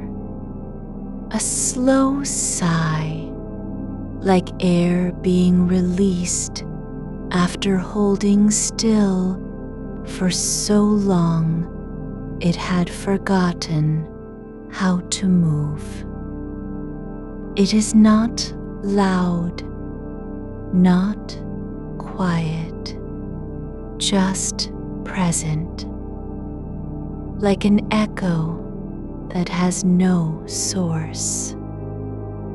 You do not turn toward it. You only let your shoulders settle further into their shape. Less effort in the way you carry them, less need to stand straight. There is a small wooden block on the path ahead, a square of wood no larger than 3 hands across, sitting slightly askew but not fallen. It has been worn smooth by time and touch, but never by storm or rain. There's no reason for it to be there except that it is. You do not lift it, but as you pass, your foot brushes its edge, just enough to feel how solid it remains, even when nothing presses against it. You walk past a stand of tall grasses that are not quite green, not quite brown, more like the memory of color after light has left the room. They sway without wind, just once in each direction, as if breathing in time with you. You do not notice which way they lean until you look back and then realize you've already passed where they were. A faint scent rises from nowhere and lingers only a moment. Something like dried herbs after rain, or the inside of an old drawer that hasn't been opened in years. It does not stay long enough to be remembered. You do not try to identify it. You let it pass through your awareness as if it were part of your own breath. The path bends gently now, not sharply, not with warning, just a curve so gradual you could walk past it without noticing, unless you stopped and looked back. But you do stop, not because something called you, because the air feels different here, heavier in its stillness, like fabric laid over sleep.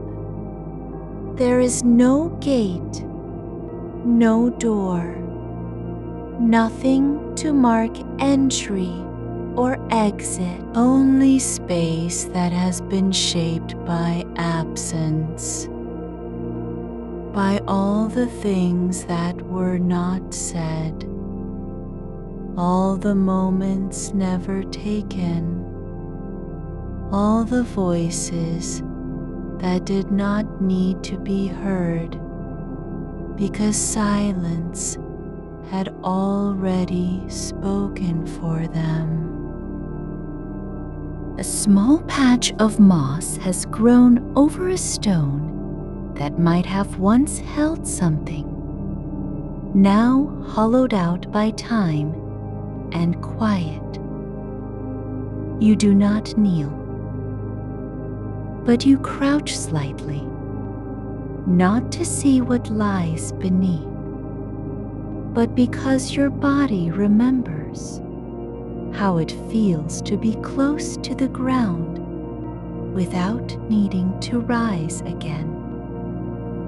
The air shifts in slow waves, not from motion, but from stillness having its own kind of weight. It does not press down. It only exists like a breath held so long it becomes part of the room. You do not think about where you are going.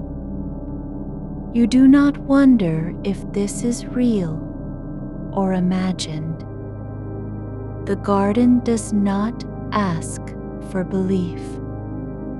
It asks only for presence. And so you remain, not as someone waiting, not as one who has arrived, but as something that simply fits into place without having to be rearranged. You step forward into a space where light has no direction, only depth, the kind that settles behind your eyes when you close them slowly, letting the dark grow quiet instead of rushing away. The path now threads through a cluster of low-growing plants, whose leaves are shaped like curled fingers, not reaching but resting open, as if they've been waiting to receive something without knowing what it is. Their tips brush against your ankles with no pressure at all.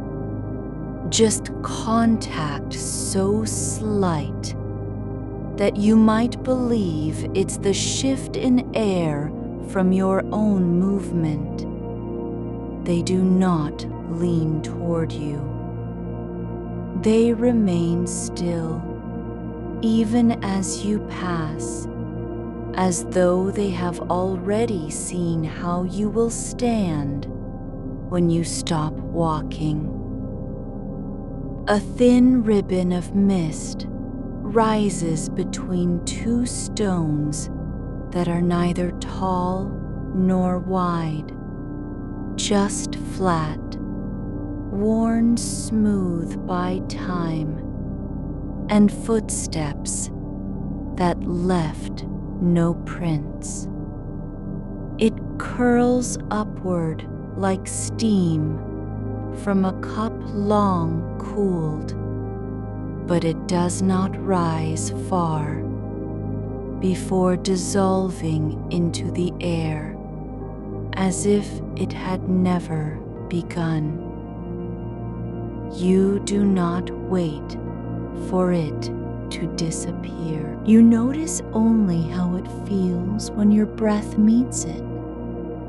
Cool at first, then nothing, as though you were inhaling silence instead of vapor. There is no sound that carries meaning here, not birdsong, not wind, not water. But there is a kind of listening that happens anyway. The soft weight of stillness pressing against your ears like something trying to be heard without making noise. You stand in it and allow yourself to become part of its shape. Your breath slows, not because you tell it to, but because there's nothing else for it to do.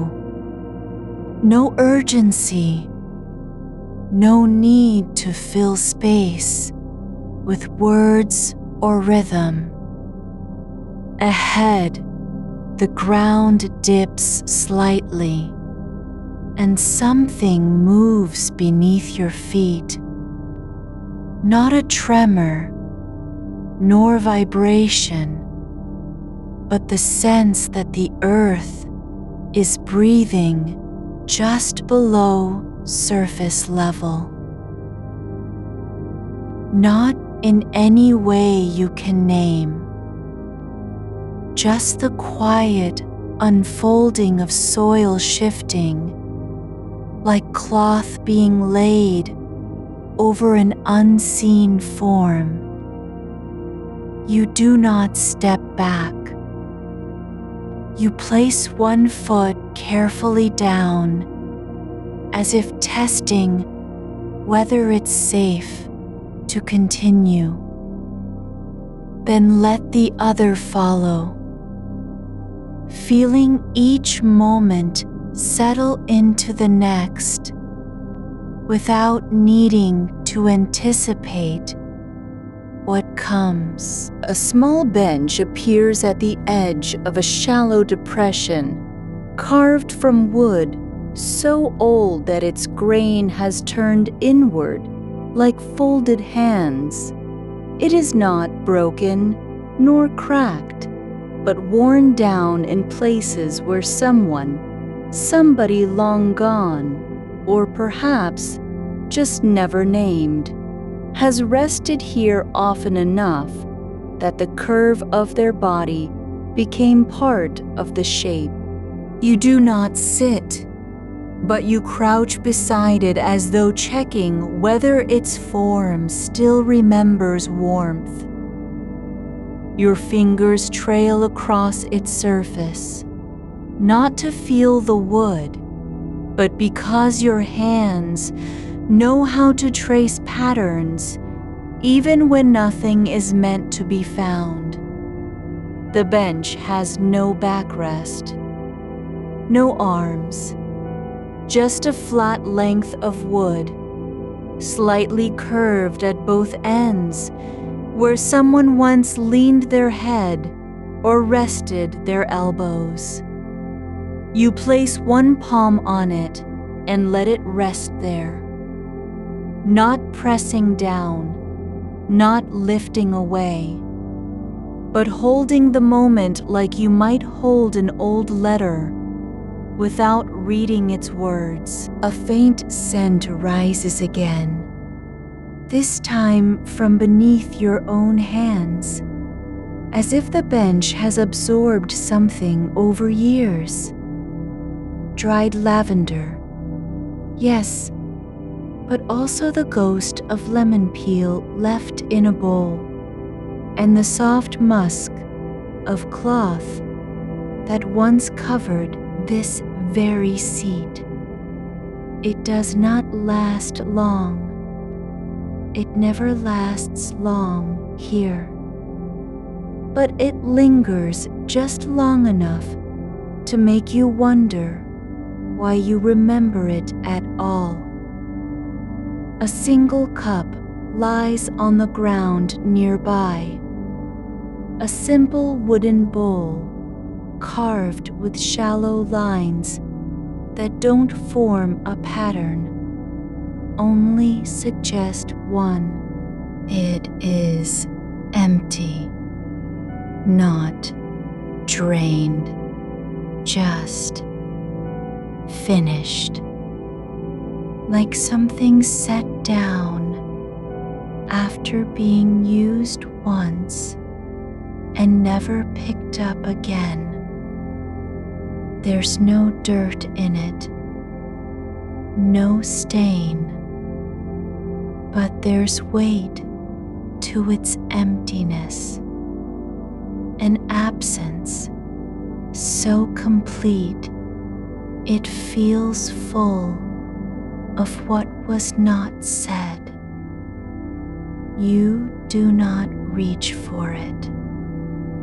You only pause long enough to see how light falls across the rim, catching a sliver of pale gold that seems to move inside the wood itself, like something stirring beneath surface level.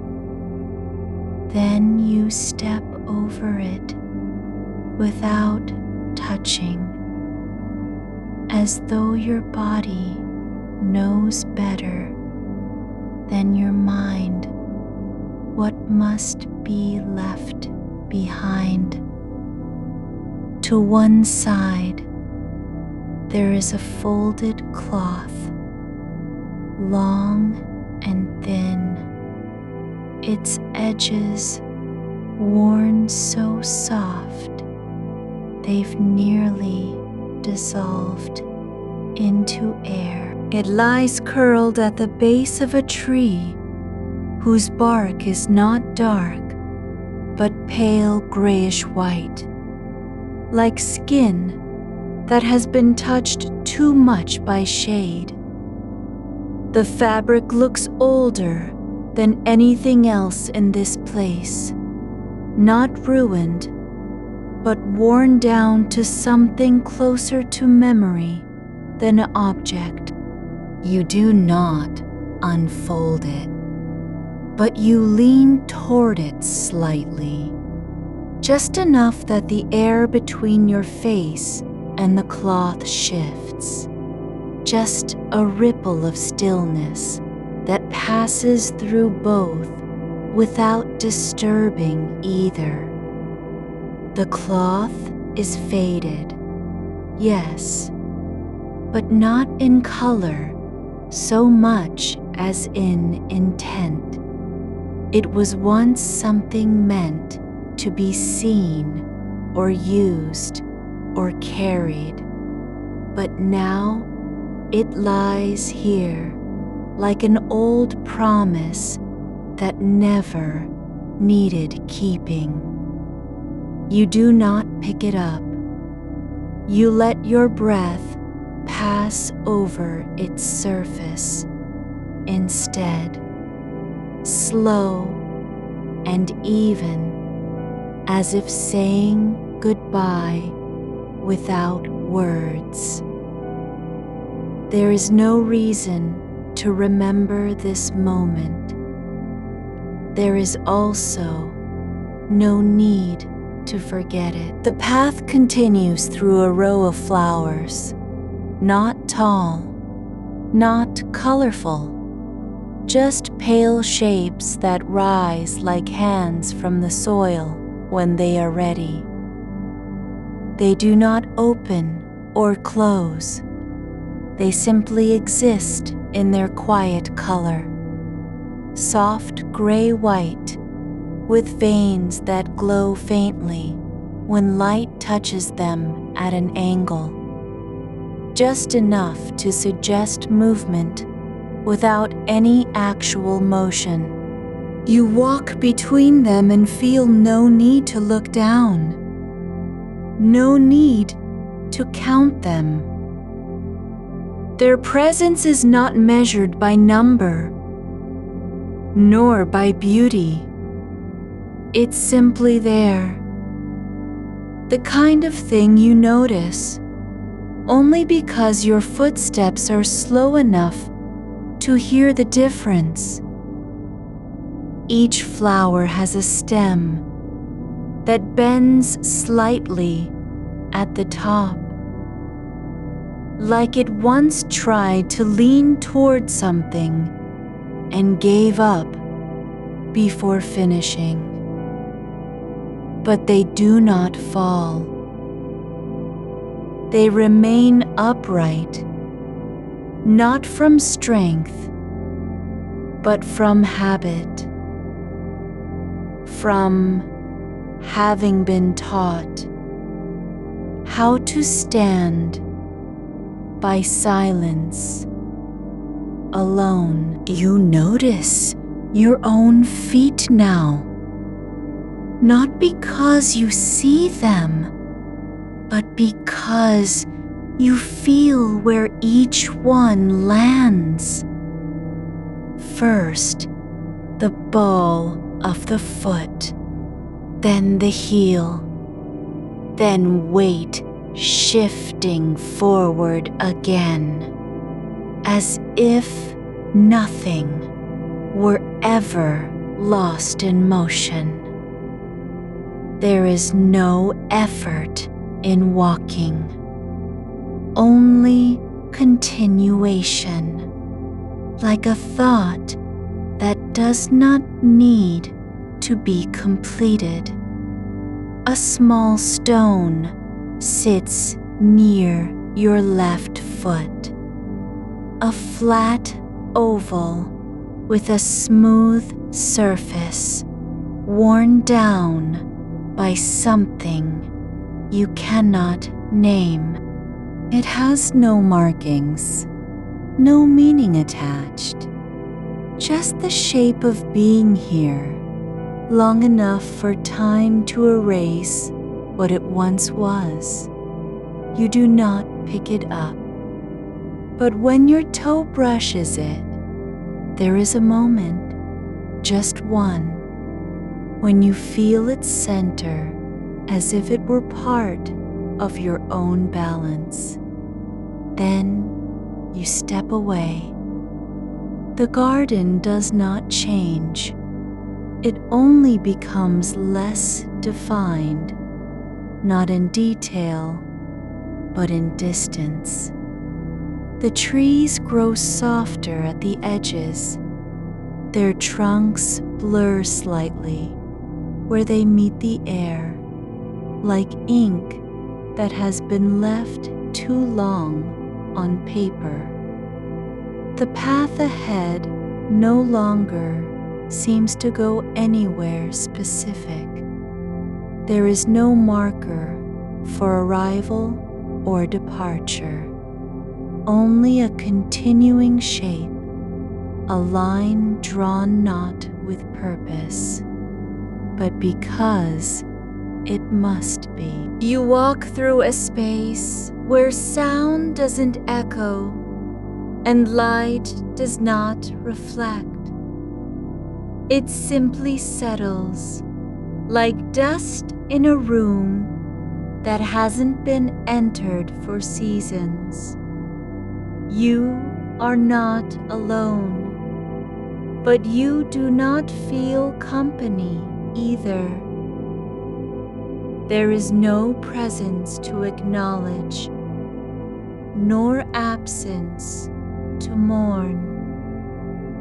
Just the quiet hum of being somewhere between thought. A low wall appears ahead, not tall enough to block sight or movement, just wide enough to form a boundary without closing anything in. It's made of stone that has been smoothed by time and weathering, but not by hands. The surface is cool when you press your palm against it, just slightly cooler than the air around you, and there's no grain, no texture to speak of, only flatness. You step forward and your hand rests against the wall, not to push, nor to test its strength, but because the touch is a quiet invitation to remain. The stone feels neither warm nor cold now, only present, like a breath held just beneath the surface of skin. The air presses lightly on your shoulders, not heavy, but full, in a way that suggests it has been waiting for you to notice. There's no wind, yet something shifts between the leaves above. Not movement exactly, but a soft adjustment, as if the space itself is turning its face towards stillness. A thread of light spills across the path ahead, thin and pale, like a ribbon dropped from somewhere higher. It doesn't flicker or tremble. It lies where it fell, undisturbed by footfall or breath. You follow it, not because you must, but because your eyes find themselves tracing its edge as if reading a sentence written in absence. The light ends at the base of a small stand, wooden, low, slightly warped with age.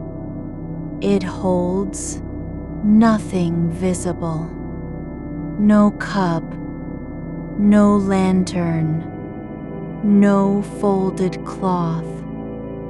Just air and space where things once sat. You place your palm flat on the surface, not to claim anything, just to confirm that this is solid ground beneath you, not illusion or memory. The wood gives slightly, just enough to suggest it remembers touch. When you pull away, there's a faint warmth still clinging to your skin, as if something small and slow had been resting in the grain. A soft sound comes from behind. You don't turn. It is not footsteps, not bird song, not wind through branches. It is the quiet hum of a shape shifting slightly where it has always stood, like a door left open just long enough for air to pass, then quietly closed again. The garden does not mark such moments with words or names. They are simply part of the breathing space between thoughts. You walk on. The path now curls gently around what might have once been a fountain. Its basin low and wide, cracked in 3 places, but filled only with still water that reflects nothing. Not even the sky above it. The surface is so flat, you can almost believe it's not there at all until your foot brushes its edge and sends out ripples that do not fade, but settle into patterns no one could name. You watch them move, slowly, without urgency, as if they were meant to be observed only by someone who had stopped trying to understand. There is a small wooden stool near the water's rim, a single seat with no backrest. It sits just at the edge of what might be considered dry ground. Its legs are thin and straight, worn smooth from years of being sat upon without reason. You sit just once and feel how little pressure it takes to balance on something so simple. The wood does not creak. There is no sound when you rise again. The water remains calm, not because it was still before, but because now it has learned how to be.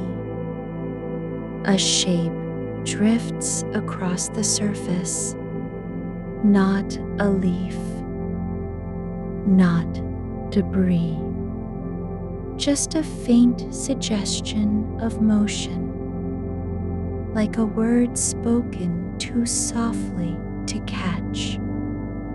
It moves in a slow curve, then stops.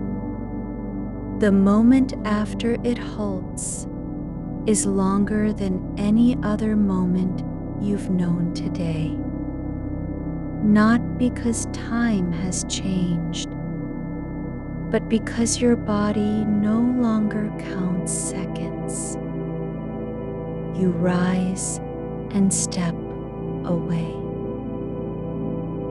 The path ahead splits, not sharply, not with choice, but gently, like fingers that part to let something pass through without marking the split itself. You take neither branch. Instead, you walk straight forward between them, where there is only space left behind. The air grows softer still, less defined by touch or sound. It feels less like being in a place and more like being of one. A low hum returns. not from any source, but from the way your body settles into its own rhythm. You are not walking toward anything, not even away. You are simply continuing to be here, as if the act of standing had been given permission to stretch beyond expectation. The ground beneath you changes texture, less packed earth, more fine powder that shifts slightly with each step, like a quiet breath in response to your movement. It is not dusty or dry. It holds moisture without becoming wet. It feels like soil that has learned how to be still long enough for roots to forget they were once searching. You bend down, not because you see anything worth reaching, but because something in the way your balance leans makes it feel natural to touch this part of the world with more than just weight. Your fingers brush the surface and find a small cluster of stones. Not large, not arranged, but smooth where time has worn them. They lie close together as if they once belonged to something larger that broke apart slowly. You do not pick any up. Instead, you let your hand rest on top of them, just for a moment, and feel how their stillness is not emptiness, but completion. There is no need to name the shape beneath your palm. No need to wonder why it feels like home. You rise again and step forward into what might be called an archway. But there's no frame, no stone, no shadow cast across the path. Only a shift in air, as if gravity had paused for breath. The space beyond is lighter, not brighter, but more open in its lack of definition. It does not demand attention. There is nothing to see. No flower, no wall, no bench. Only quiet. You walk into it and feel your shoulders drop, just slightly, as if a weight you were unaware of had simply been allowed to fall away. The air presses gently on your skin, not with pressure, but with presence, like someone breathing beside you without speaking. A soft vibration begins beneath your feet, not loud, not rhythmic, just steady. It does not come from the ground. Not exactly. It feels more like a memory of movement, the kind that settles in bones after long travel, after standing too long, after trying to stay awake. You do not need to name it. You only need to allow yourself to feel it, as if your body has known this pulse all along and was simply waiting for permission to remember. The path continues, no longer marked by sight or sound. It is defined only by how you move through the quiet, one foot after another, slow enough that each landing becomes a small ceremony of its own. Your toes press down first, not because they must, but because something inside wants them to know where they are. Then your heel settles. Then your weight shifts forward. There is no purpose in this motion, only continuation. The air thickens slightly, not with humidity, but with absence. Not silence exactly, but the kind of quiet that fills a room after someone has left, and you have not yet noticed they were gone. You pause just once and realize that you are not alone in knowing what it means to be here without being expected. A single petal floats down from above, not from any flower you can see.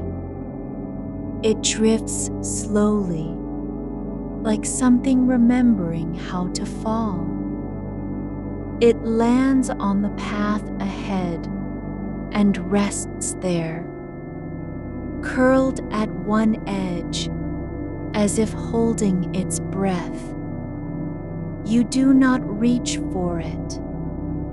There is no need to touch what has already arrived. You step past. The garden does not close behind you, not because it cannot, but because closing would require a beginning, a boundary. This place has none of those things. You walk on through space that feels neither wide nor narrow, just right in the way a breath settles after being held too long. There is no final path, no last gate, no moment where you must turn back or go forward with intent. Just this, the soft weight of your feet, the quiet hum beneath your skin, and the slow, endless unfolding of not needing to understand anything at all. You step forward into a stretch where the air grows so still that your breath slows without effort, as if time has found a place to rest between steps. The ground beneath you is soft not spongy, not loose, but yielding in a way that matches the weight of your thoughts when they finally stop fighting to be known. You don't sink into it. You simply settle into its rhythm, like water finding level after being carried too long. There's no sound from ahead, no creaking branch, no rustle of unseen creatures. But there is warmth in the stillness, a kind that doesn't come from sunlight or fire.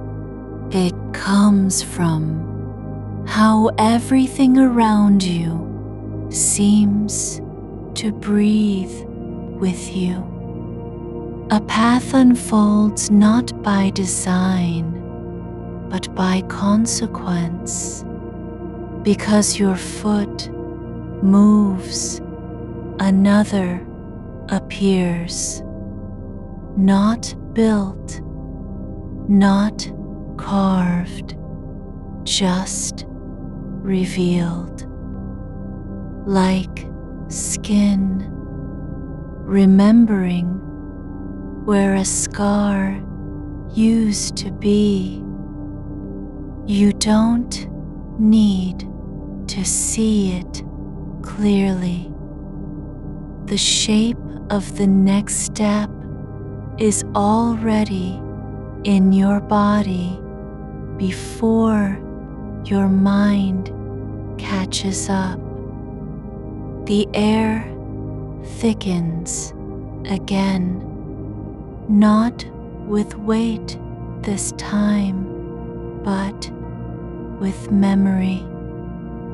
A scent drifts past, something like damp earth after rain.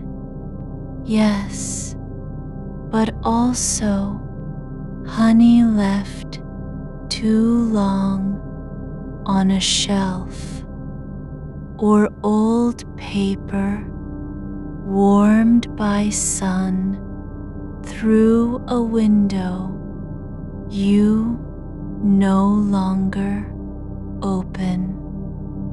It is not sweet nor unpleasant, just true in the way that silence can be. You come to a low table made of pale wood that has grown into itself rather than been shaped. Its surface is uneven, marked with soft depressions where hands have rested before, or cups left too long without lifting.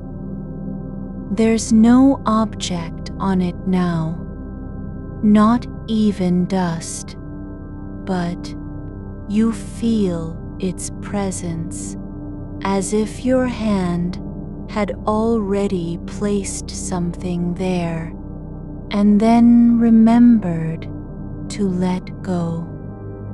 You do not touch it.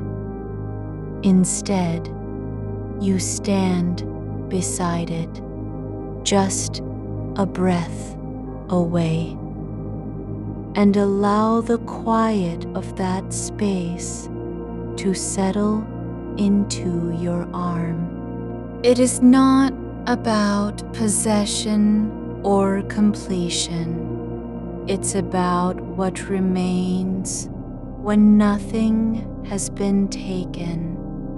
Beyond it lies a narrow stream, no wider than two hands held side by side. but it flows without sound, gliding over stones you can't quite see. The water moves like thought moving through sleep, slow enough to be missed if you blink, but steady enough that its motion cannot be denied. You crouch slightly and place your fingers near the surface, not touching, just close enough for the air above the stream to tremble in response.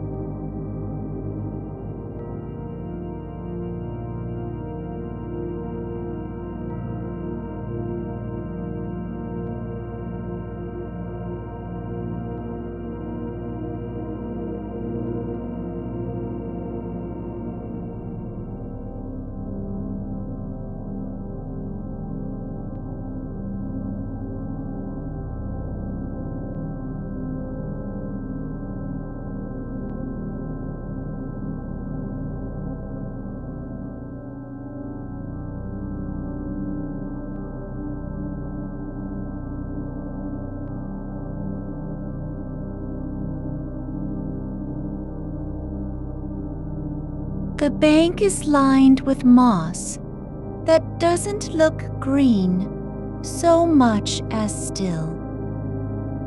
The kind of color that exists only when nothing has been disturbed. You press your palm flat against it for a moment and feel the quiet pulse beneath.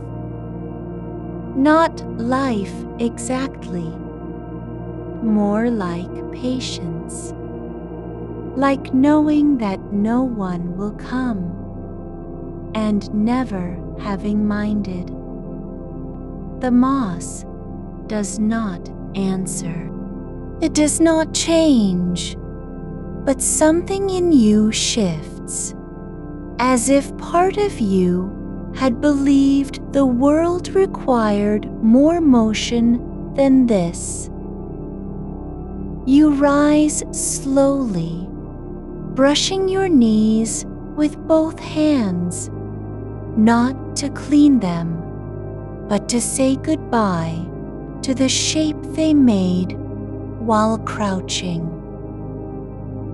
There is no urgency now, no need for haste or explanation. The stream continues its silent passage without turning back. You walk beside it, not because you must, but because this side of the path feels like where your attention belongs. The trees here are different, taller than before, yes, but more open in how they hold their space. Their trunks do not curve inward. Instead, they lean slightly outward, as if letting go of something they've carried too long. The leaves above are thin and translucent, catching the faint light that filters through without revealing its source. They don't move when there's no wind, yet still there is a kind of tremor in them, like a whisper remembered by memory alone. You pass beneath one such canopy and feel your shoulders relax further, as if some invisible thread has finally been untied from between them. There are no bird song here, nor the rustle of small creatures fleeing. Only a soft hum that seems to come not from outside, but from within, the silence itself, the sound of stillness, learning how to be still. A bench appears without warning. No arrival, no placement. It simply is, low and long, made of wood that has worn down into smoothness over time. There's no backrest, only a surface shaped by hands, too many to count. You sit not because you are tired, but because the air around the seat feels like permission. Your legs fall into place as if they've been waiting for this exact shape all along. The wood is warm where your thighs press against it, not from sun, but from having absorbed the weight of countless quiet moments. You do not rest your hands on your knees or fold them in front of you.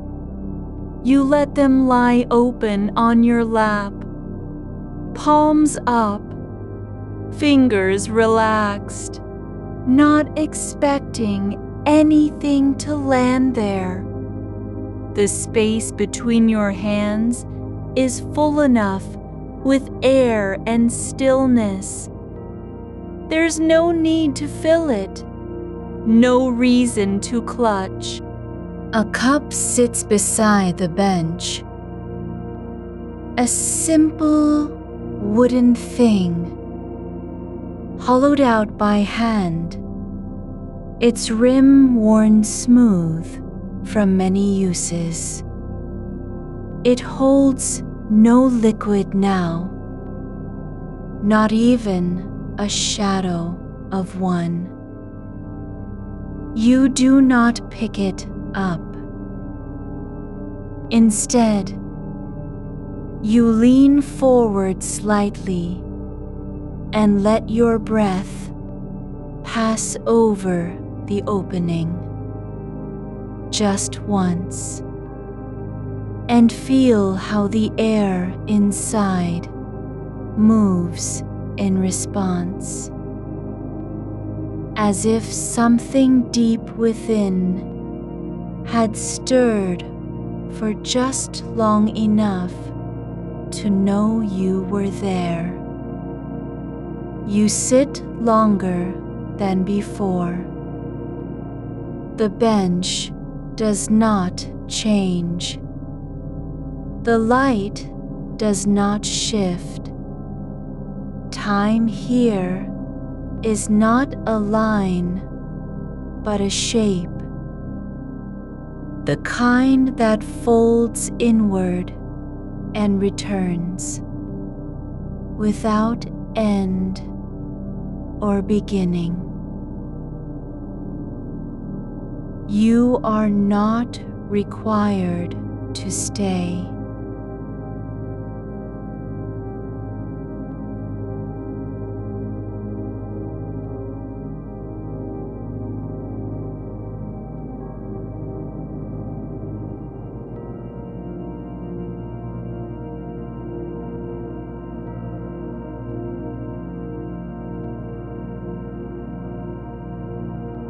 nor are you asked to leave. There's no pause in the silence, only its continuous presence. A single stone drifts into view, not rolling, not falling, but appearing as if summoned by absence itself. It rests at your feet, small enough to fit inside a child's hand, dark with a faint glow from within, like ash holding a memory of fire. You do not move it. You do not wonder where it came from. You simply let it be part of the quiet you are already becoming. Another path begins, not clearly marked, but felt in your body as if gravity has shifted slightly to favor movement in this direction. It is no longer about sight or sound or even touch. It's about what happens when you stop trying to understand where you're going. The ground yields just enough to let each foot settle without effort. You walk on through a space that feels like the moment after someone has said something important and then paused, not waiting for a reply, but because silence is now part of the conversation. There's no need to fill it. No one expects anything from you. You are not being tested or judged or watched. The trees grow thinner here, their branches reaching upward without crowding each other. The leaves hang still, yet they do not fall. They simply exist in a kind of suspended breath, like words that never got spoken but were always known to be true.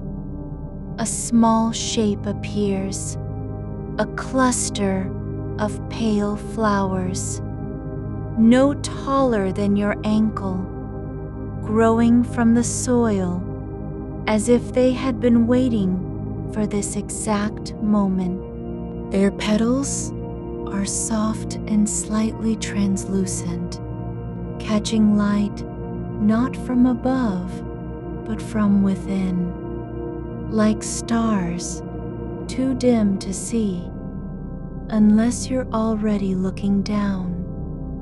They do not bloom with fanfare. No scent rises from them. But when you stop near them, even without bending, something in your chest releases, as if a knot had been untied by someone who never touched you. You move past slowly, not out of reverence, but because there's no hurry to reach anything. The flowers do not look up at you. They don't need to. You are already part of their quiet. Their stillness is not empty. It's full in the way that a held breath can be full of everything, yet say nothing. The air grows heavier, not with pressure, but with presence. It wraps around your arms and legs like something familiar returning after long absence. Not warmth exactly, not cold, just recognition, like finding an old coat you forgot you owned, one that fits even though it's been years since you wore it. You are not walking through a path so much as becoming aware of one, less like stepping forward than noticing that your feet have already begun their quiet journey. The air thickens slightly where you pass, not with weight, but with the kind of stillness that settles after a sound has faded into nothing. There is no echo here, no reflection in water or glass, only the soft give beneath your soles, as if the ground itself remembers how to breathe when no one is watching. The flowers remain behind you now, their glow dimming not from absence, but because they are no longer needed to be seen. They do not vanish, they simply cease being observed. Ahead, a small arch of woven reeds forms a threshold, no taller than your waist, its strands braided loosely so that light slips between them like fingers parting. You do not pause before it. You step through without noticing the moment you cross, as though crossing were never an act, but simply a continuation. On this side, The ground changes color slightly, not dramatically, but enough to make you aware of where your body now rests. The soil has turned toward gray, like stone worn by time and water. Yet it is not hard. It holds warmth without heat, like skin that remembers being touched.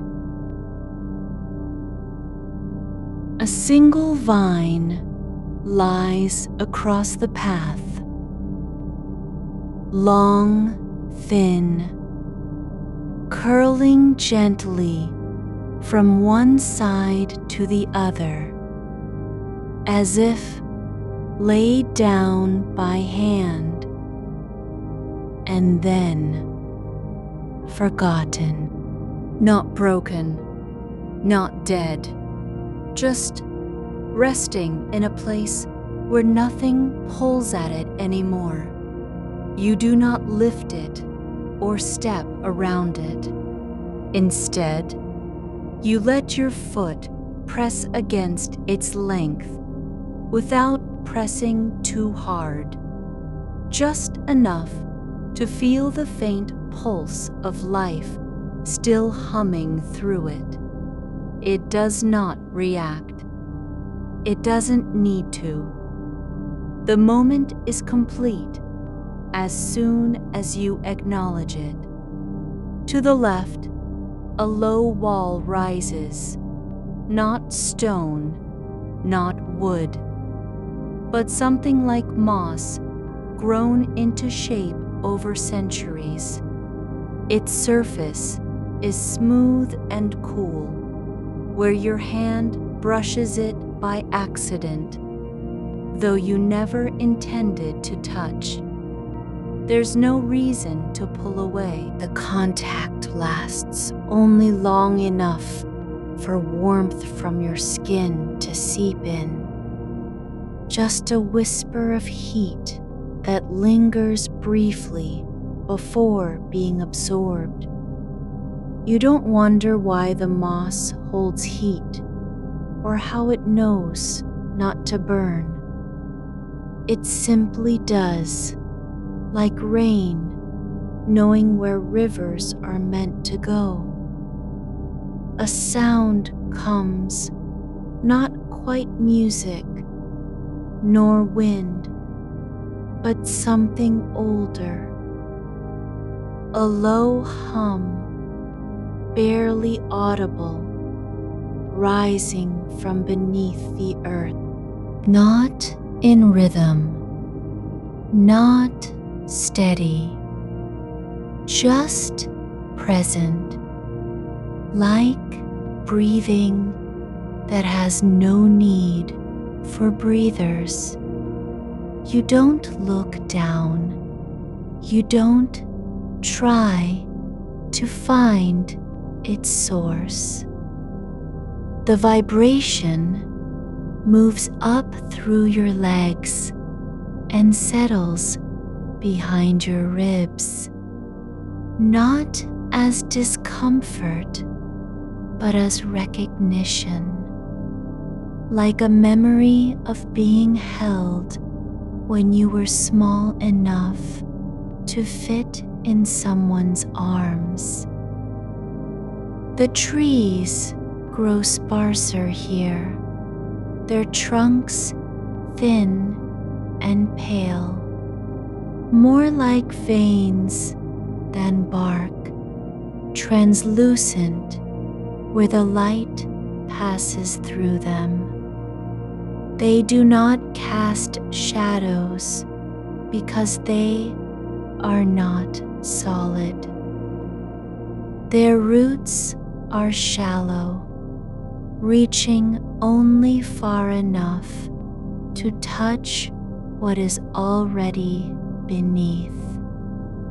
A soft web of thread-like growths that pulse faintly in time with each breath you take. You don't see it clearly, not at first. It's more like feeling the rhythm than seeing it.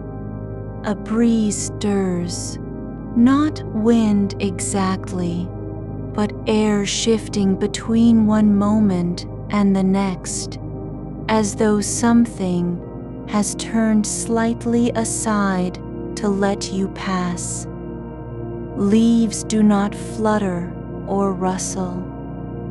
They tremble, only in their place, vibrating just enough that light catches them differently for a breath. Then they still again. No sound follows. You move past a flat stone set into the ground, smaller than your palm, its surface carved with patterns so faint they seem made by time rather than hand. You do not try to read them. You don't need to. The shape is enough. Circular, incomplete, like a ring left in the dust after something was once drawn around it. When you step over it, your foot lands lightly. No pressure, no weight required. The air grows quieter now, not less full of sound, but more still. As if silence has become its own kind of presence, not absence. There is no need to listen for anything anymore, because everything that matters has already been heard. A shape appears at the edge of your vision, a cluster of small shapes rising from the ground, clustered together like thoughts too quiet to speak aloud. They are neither flowers nor stones, not quite living, not entirely still. They resemble folded paper, creased and worn thin by time. Yet they do not crumble. One lies on its side as if resting after a long journey. You do not touch them. You do not try to understand their purpose. They are not meant to be known, only felt like the way you feel the weight of your own body when lying still in bed after dreaming, before remembering where you are. They remain unchanging as you pass through, though for a moment it feels as if one sways slightly, not toward you, but inward, as though folding deeper into itself. You do not turn. You do not look back.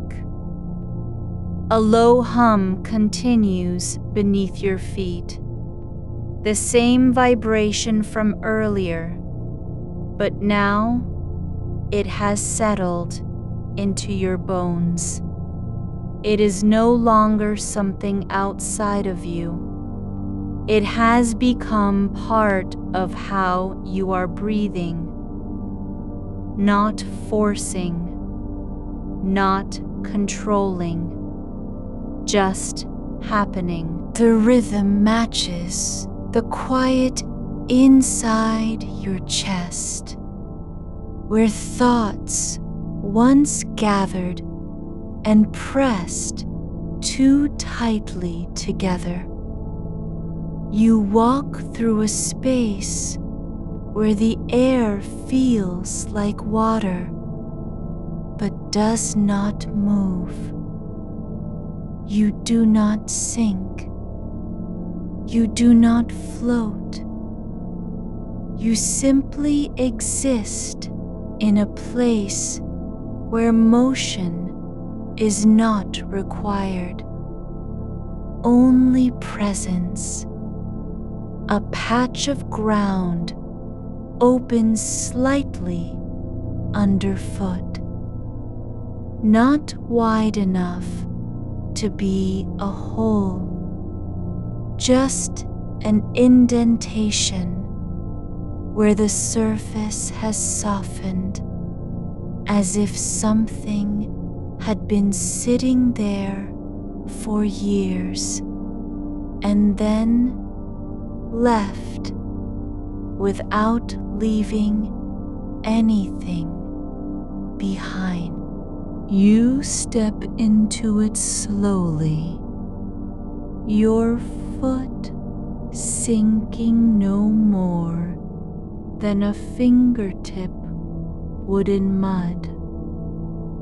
The earth closes around your heel, not with resistance, but with care, sealing itself as though it were remembering how to be still after being disturbed. There is no moment when you realize that the path has ended. There is only the sensation of standing in place,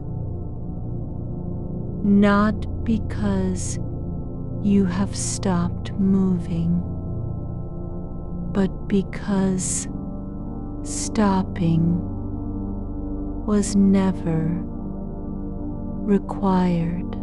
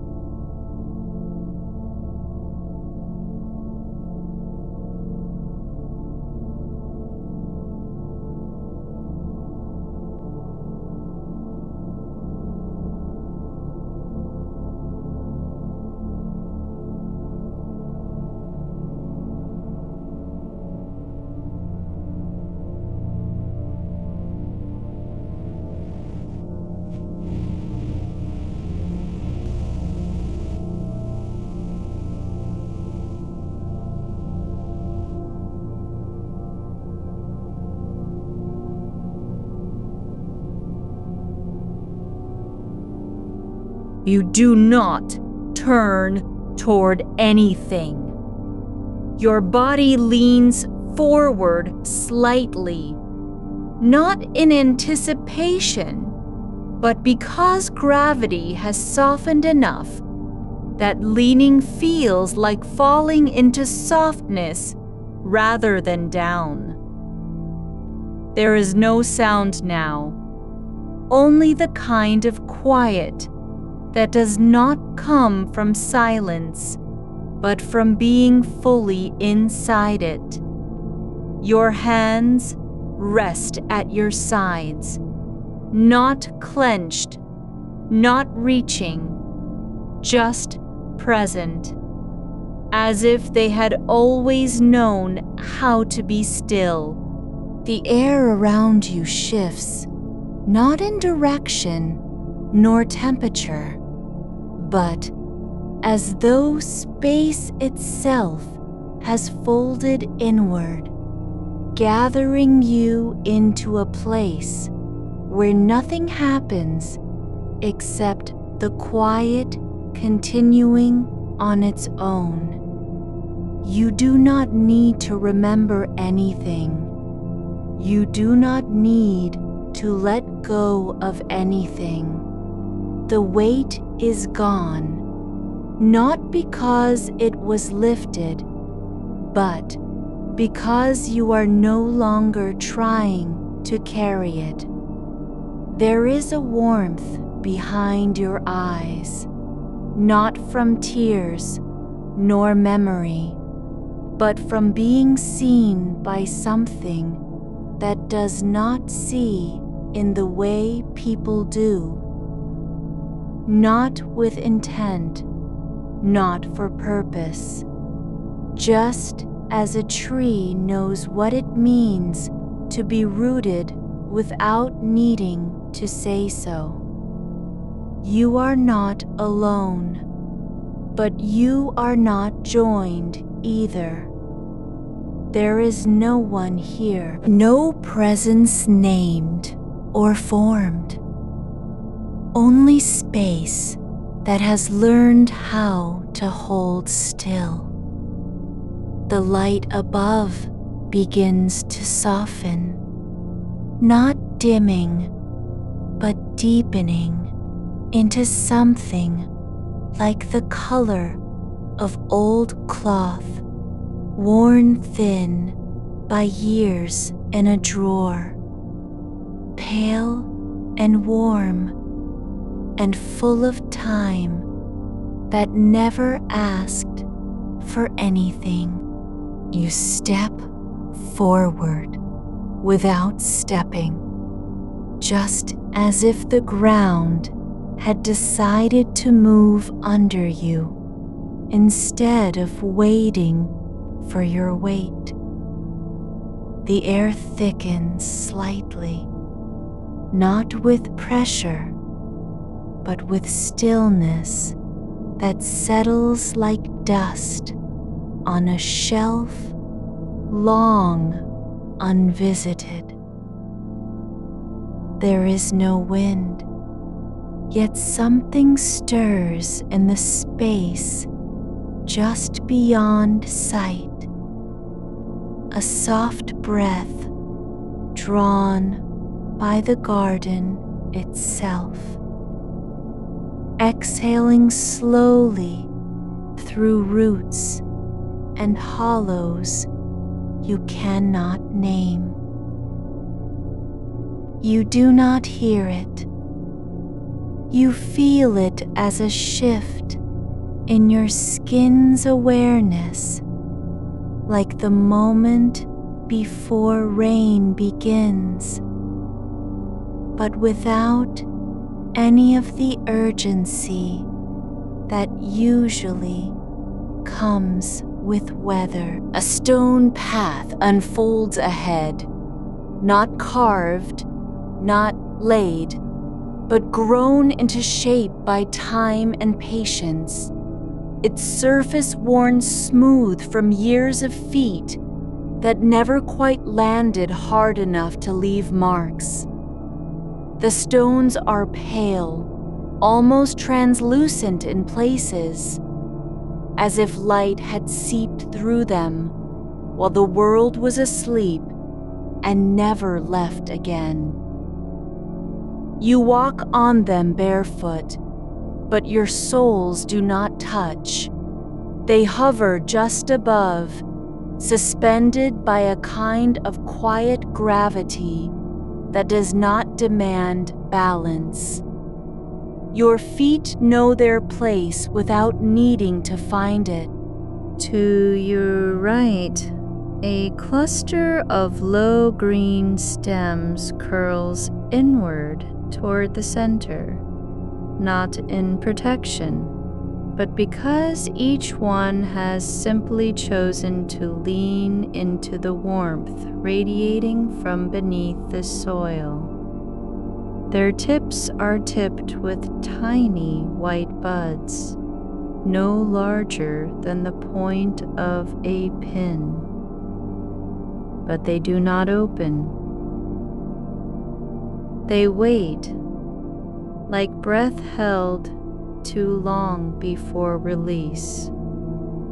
And you understand that this is how waiting feels when it has no purpose beyond being. You pause beside an old wooden post, half buried in moss. It does not bear a sign or marker, but something about its slant tells you that it once pointed somewhere, perhaps toward the edge of the garden, perhaps toward the sky. But now it leans into itself, as if remembering how to rest without needing to mean anything. There is no need to straighten it, no obligation to adjust what has already settled.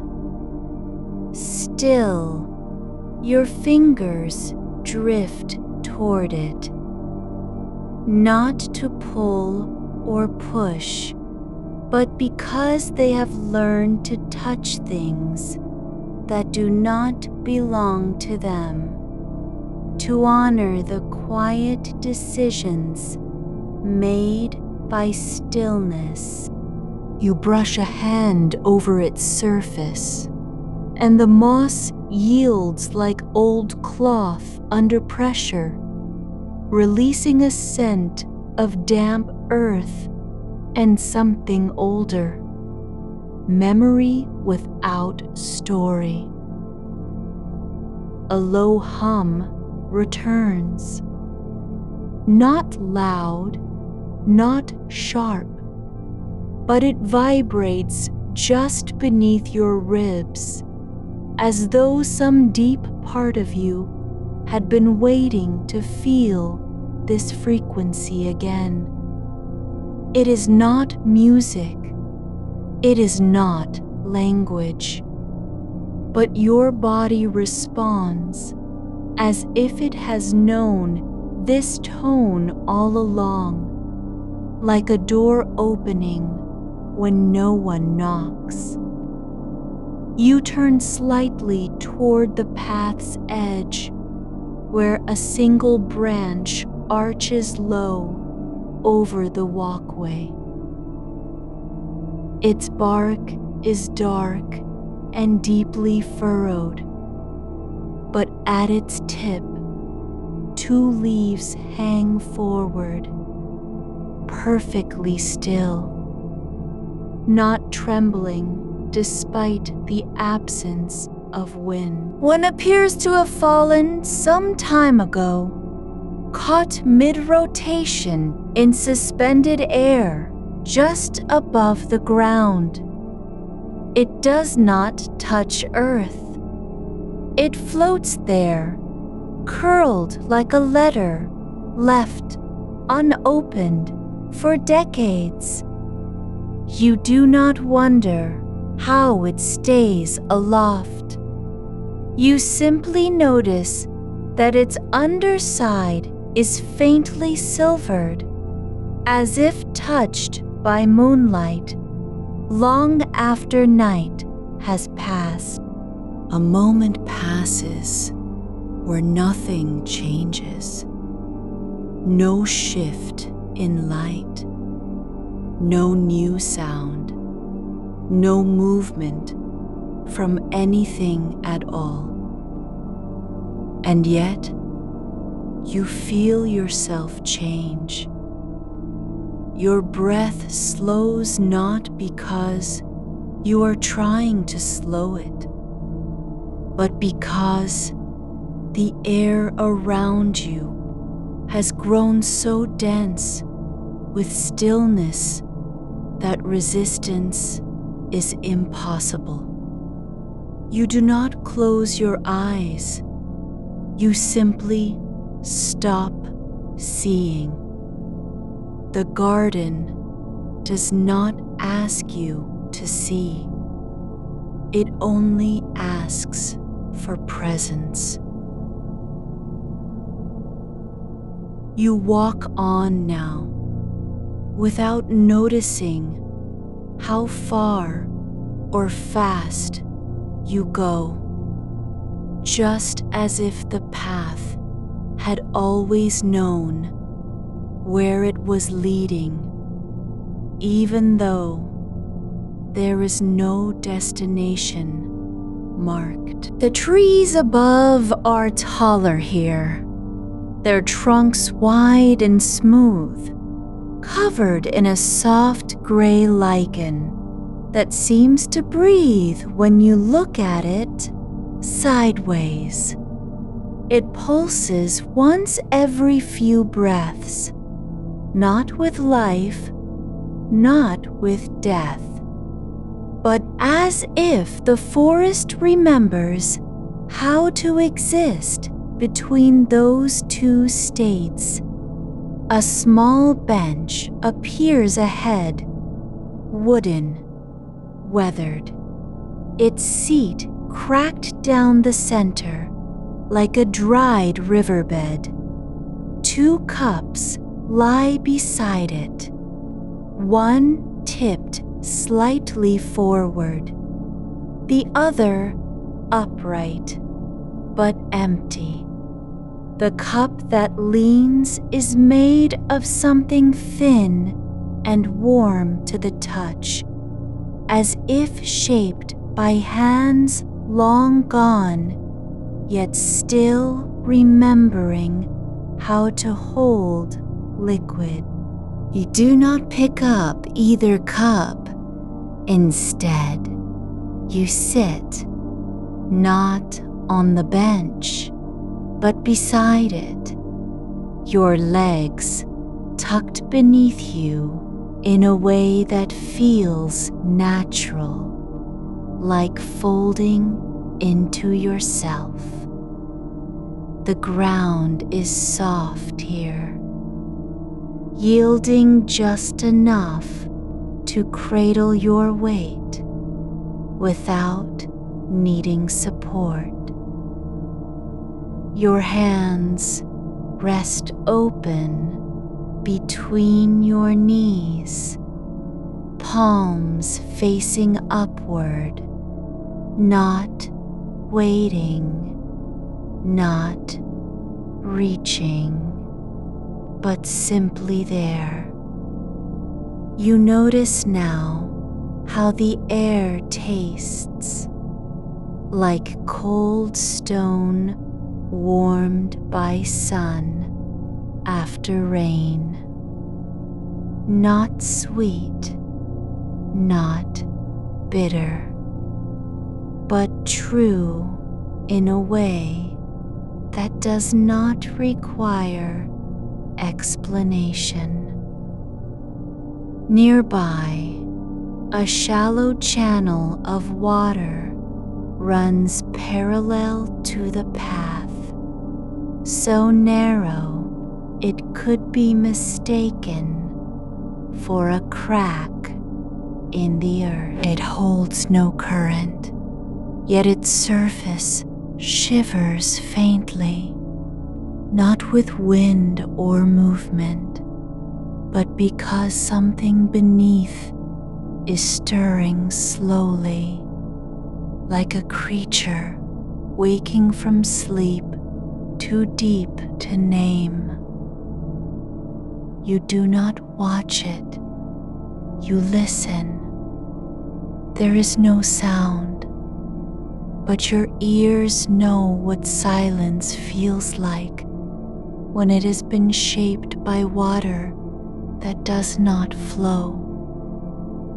The bench creaks once, just one time, as if it had been waiting for someone to sit and confirm its worthiness of being sat on. Then, nothing.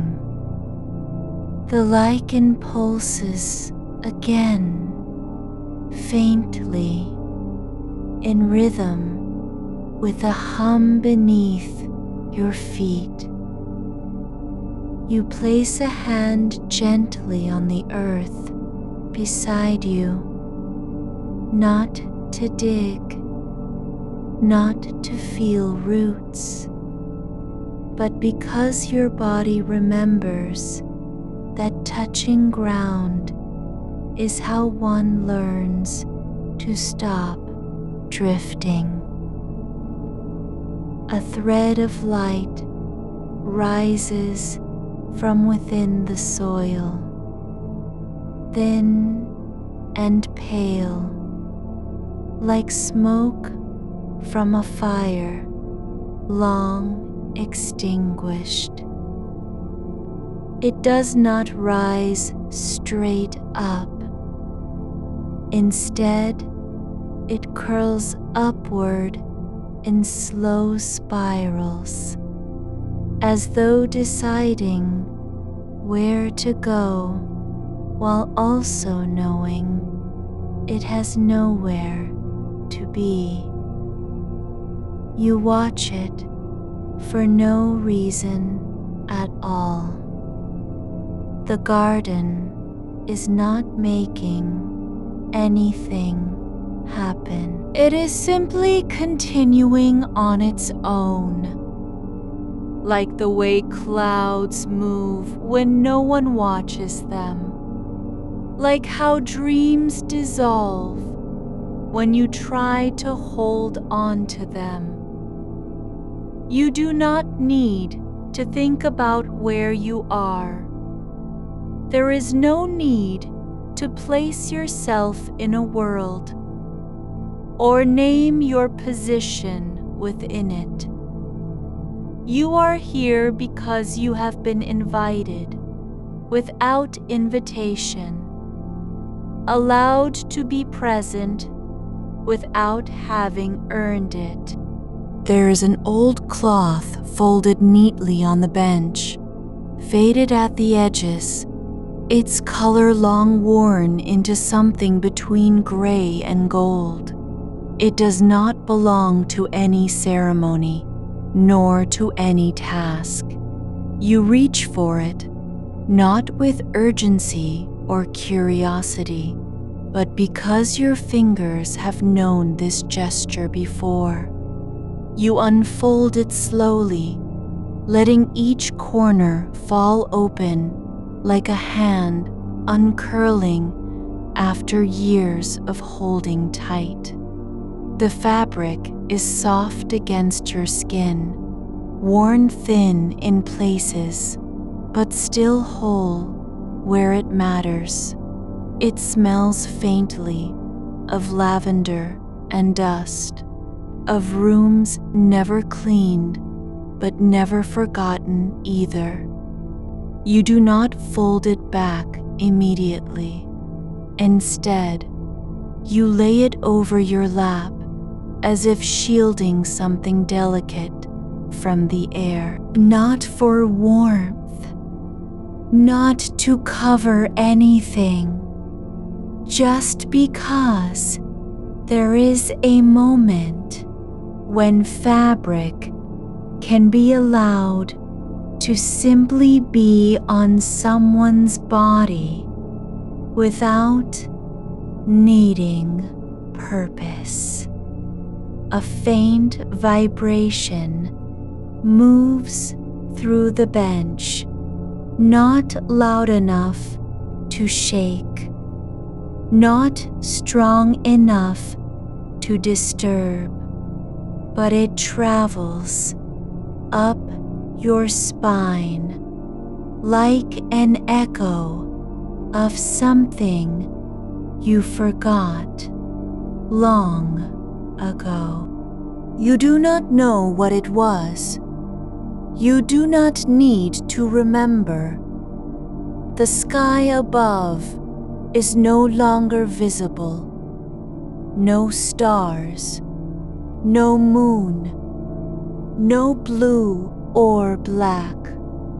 Instead, light comes from within the leaves themselves, filtering down in slow waves that make shadows stretch and collapse without ever changing shape. The trees do not move. Their branches remain still, as if frozen mid-sway, long before the wind ceased. You close your eyes, not to sleep, but because you have stopped trying to see what is already here. And then, just beyond thought, you feel something shift in your chest. Not a release, not an opening. You feel the weight shift, not in your limbs, nor in your breath, but in the quiet behind your ribs, as if something heavy had been lifted not by force, but by letting go of the thought that it needed to be held at all. The air does not change. It remains still and deep, like water that has settled after a long storm. You do not know how long you've sat there, nor whether time is passing or simply stalling beside you. There is no clock here, no measure of moments carved into wood or metal, just the slow turning inward, as if your body had finally learned to listen to itself without trying to answer. A small sound comes from somewhere near your feet, a soft scrape, like stone on stone, but not quite. It lasts less than a breath and vanishes before you can place it. You do not turn your head. You do not wonder what made it. You simply accept that the garden makes its own quiet music. Music without instruments, without performers, without audience or intent. The sound is not meant to be heard. It is meant to be lived through.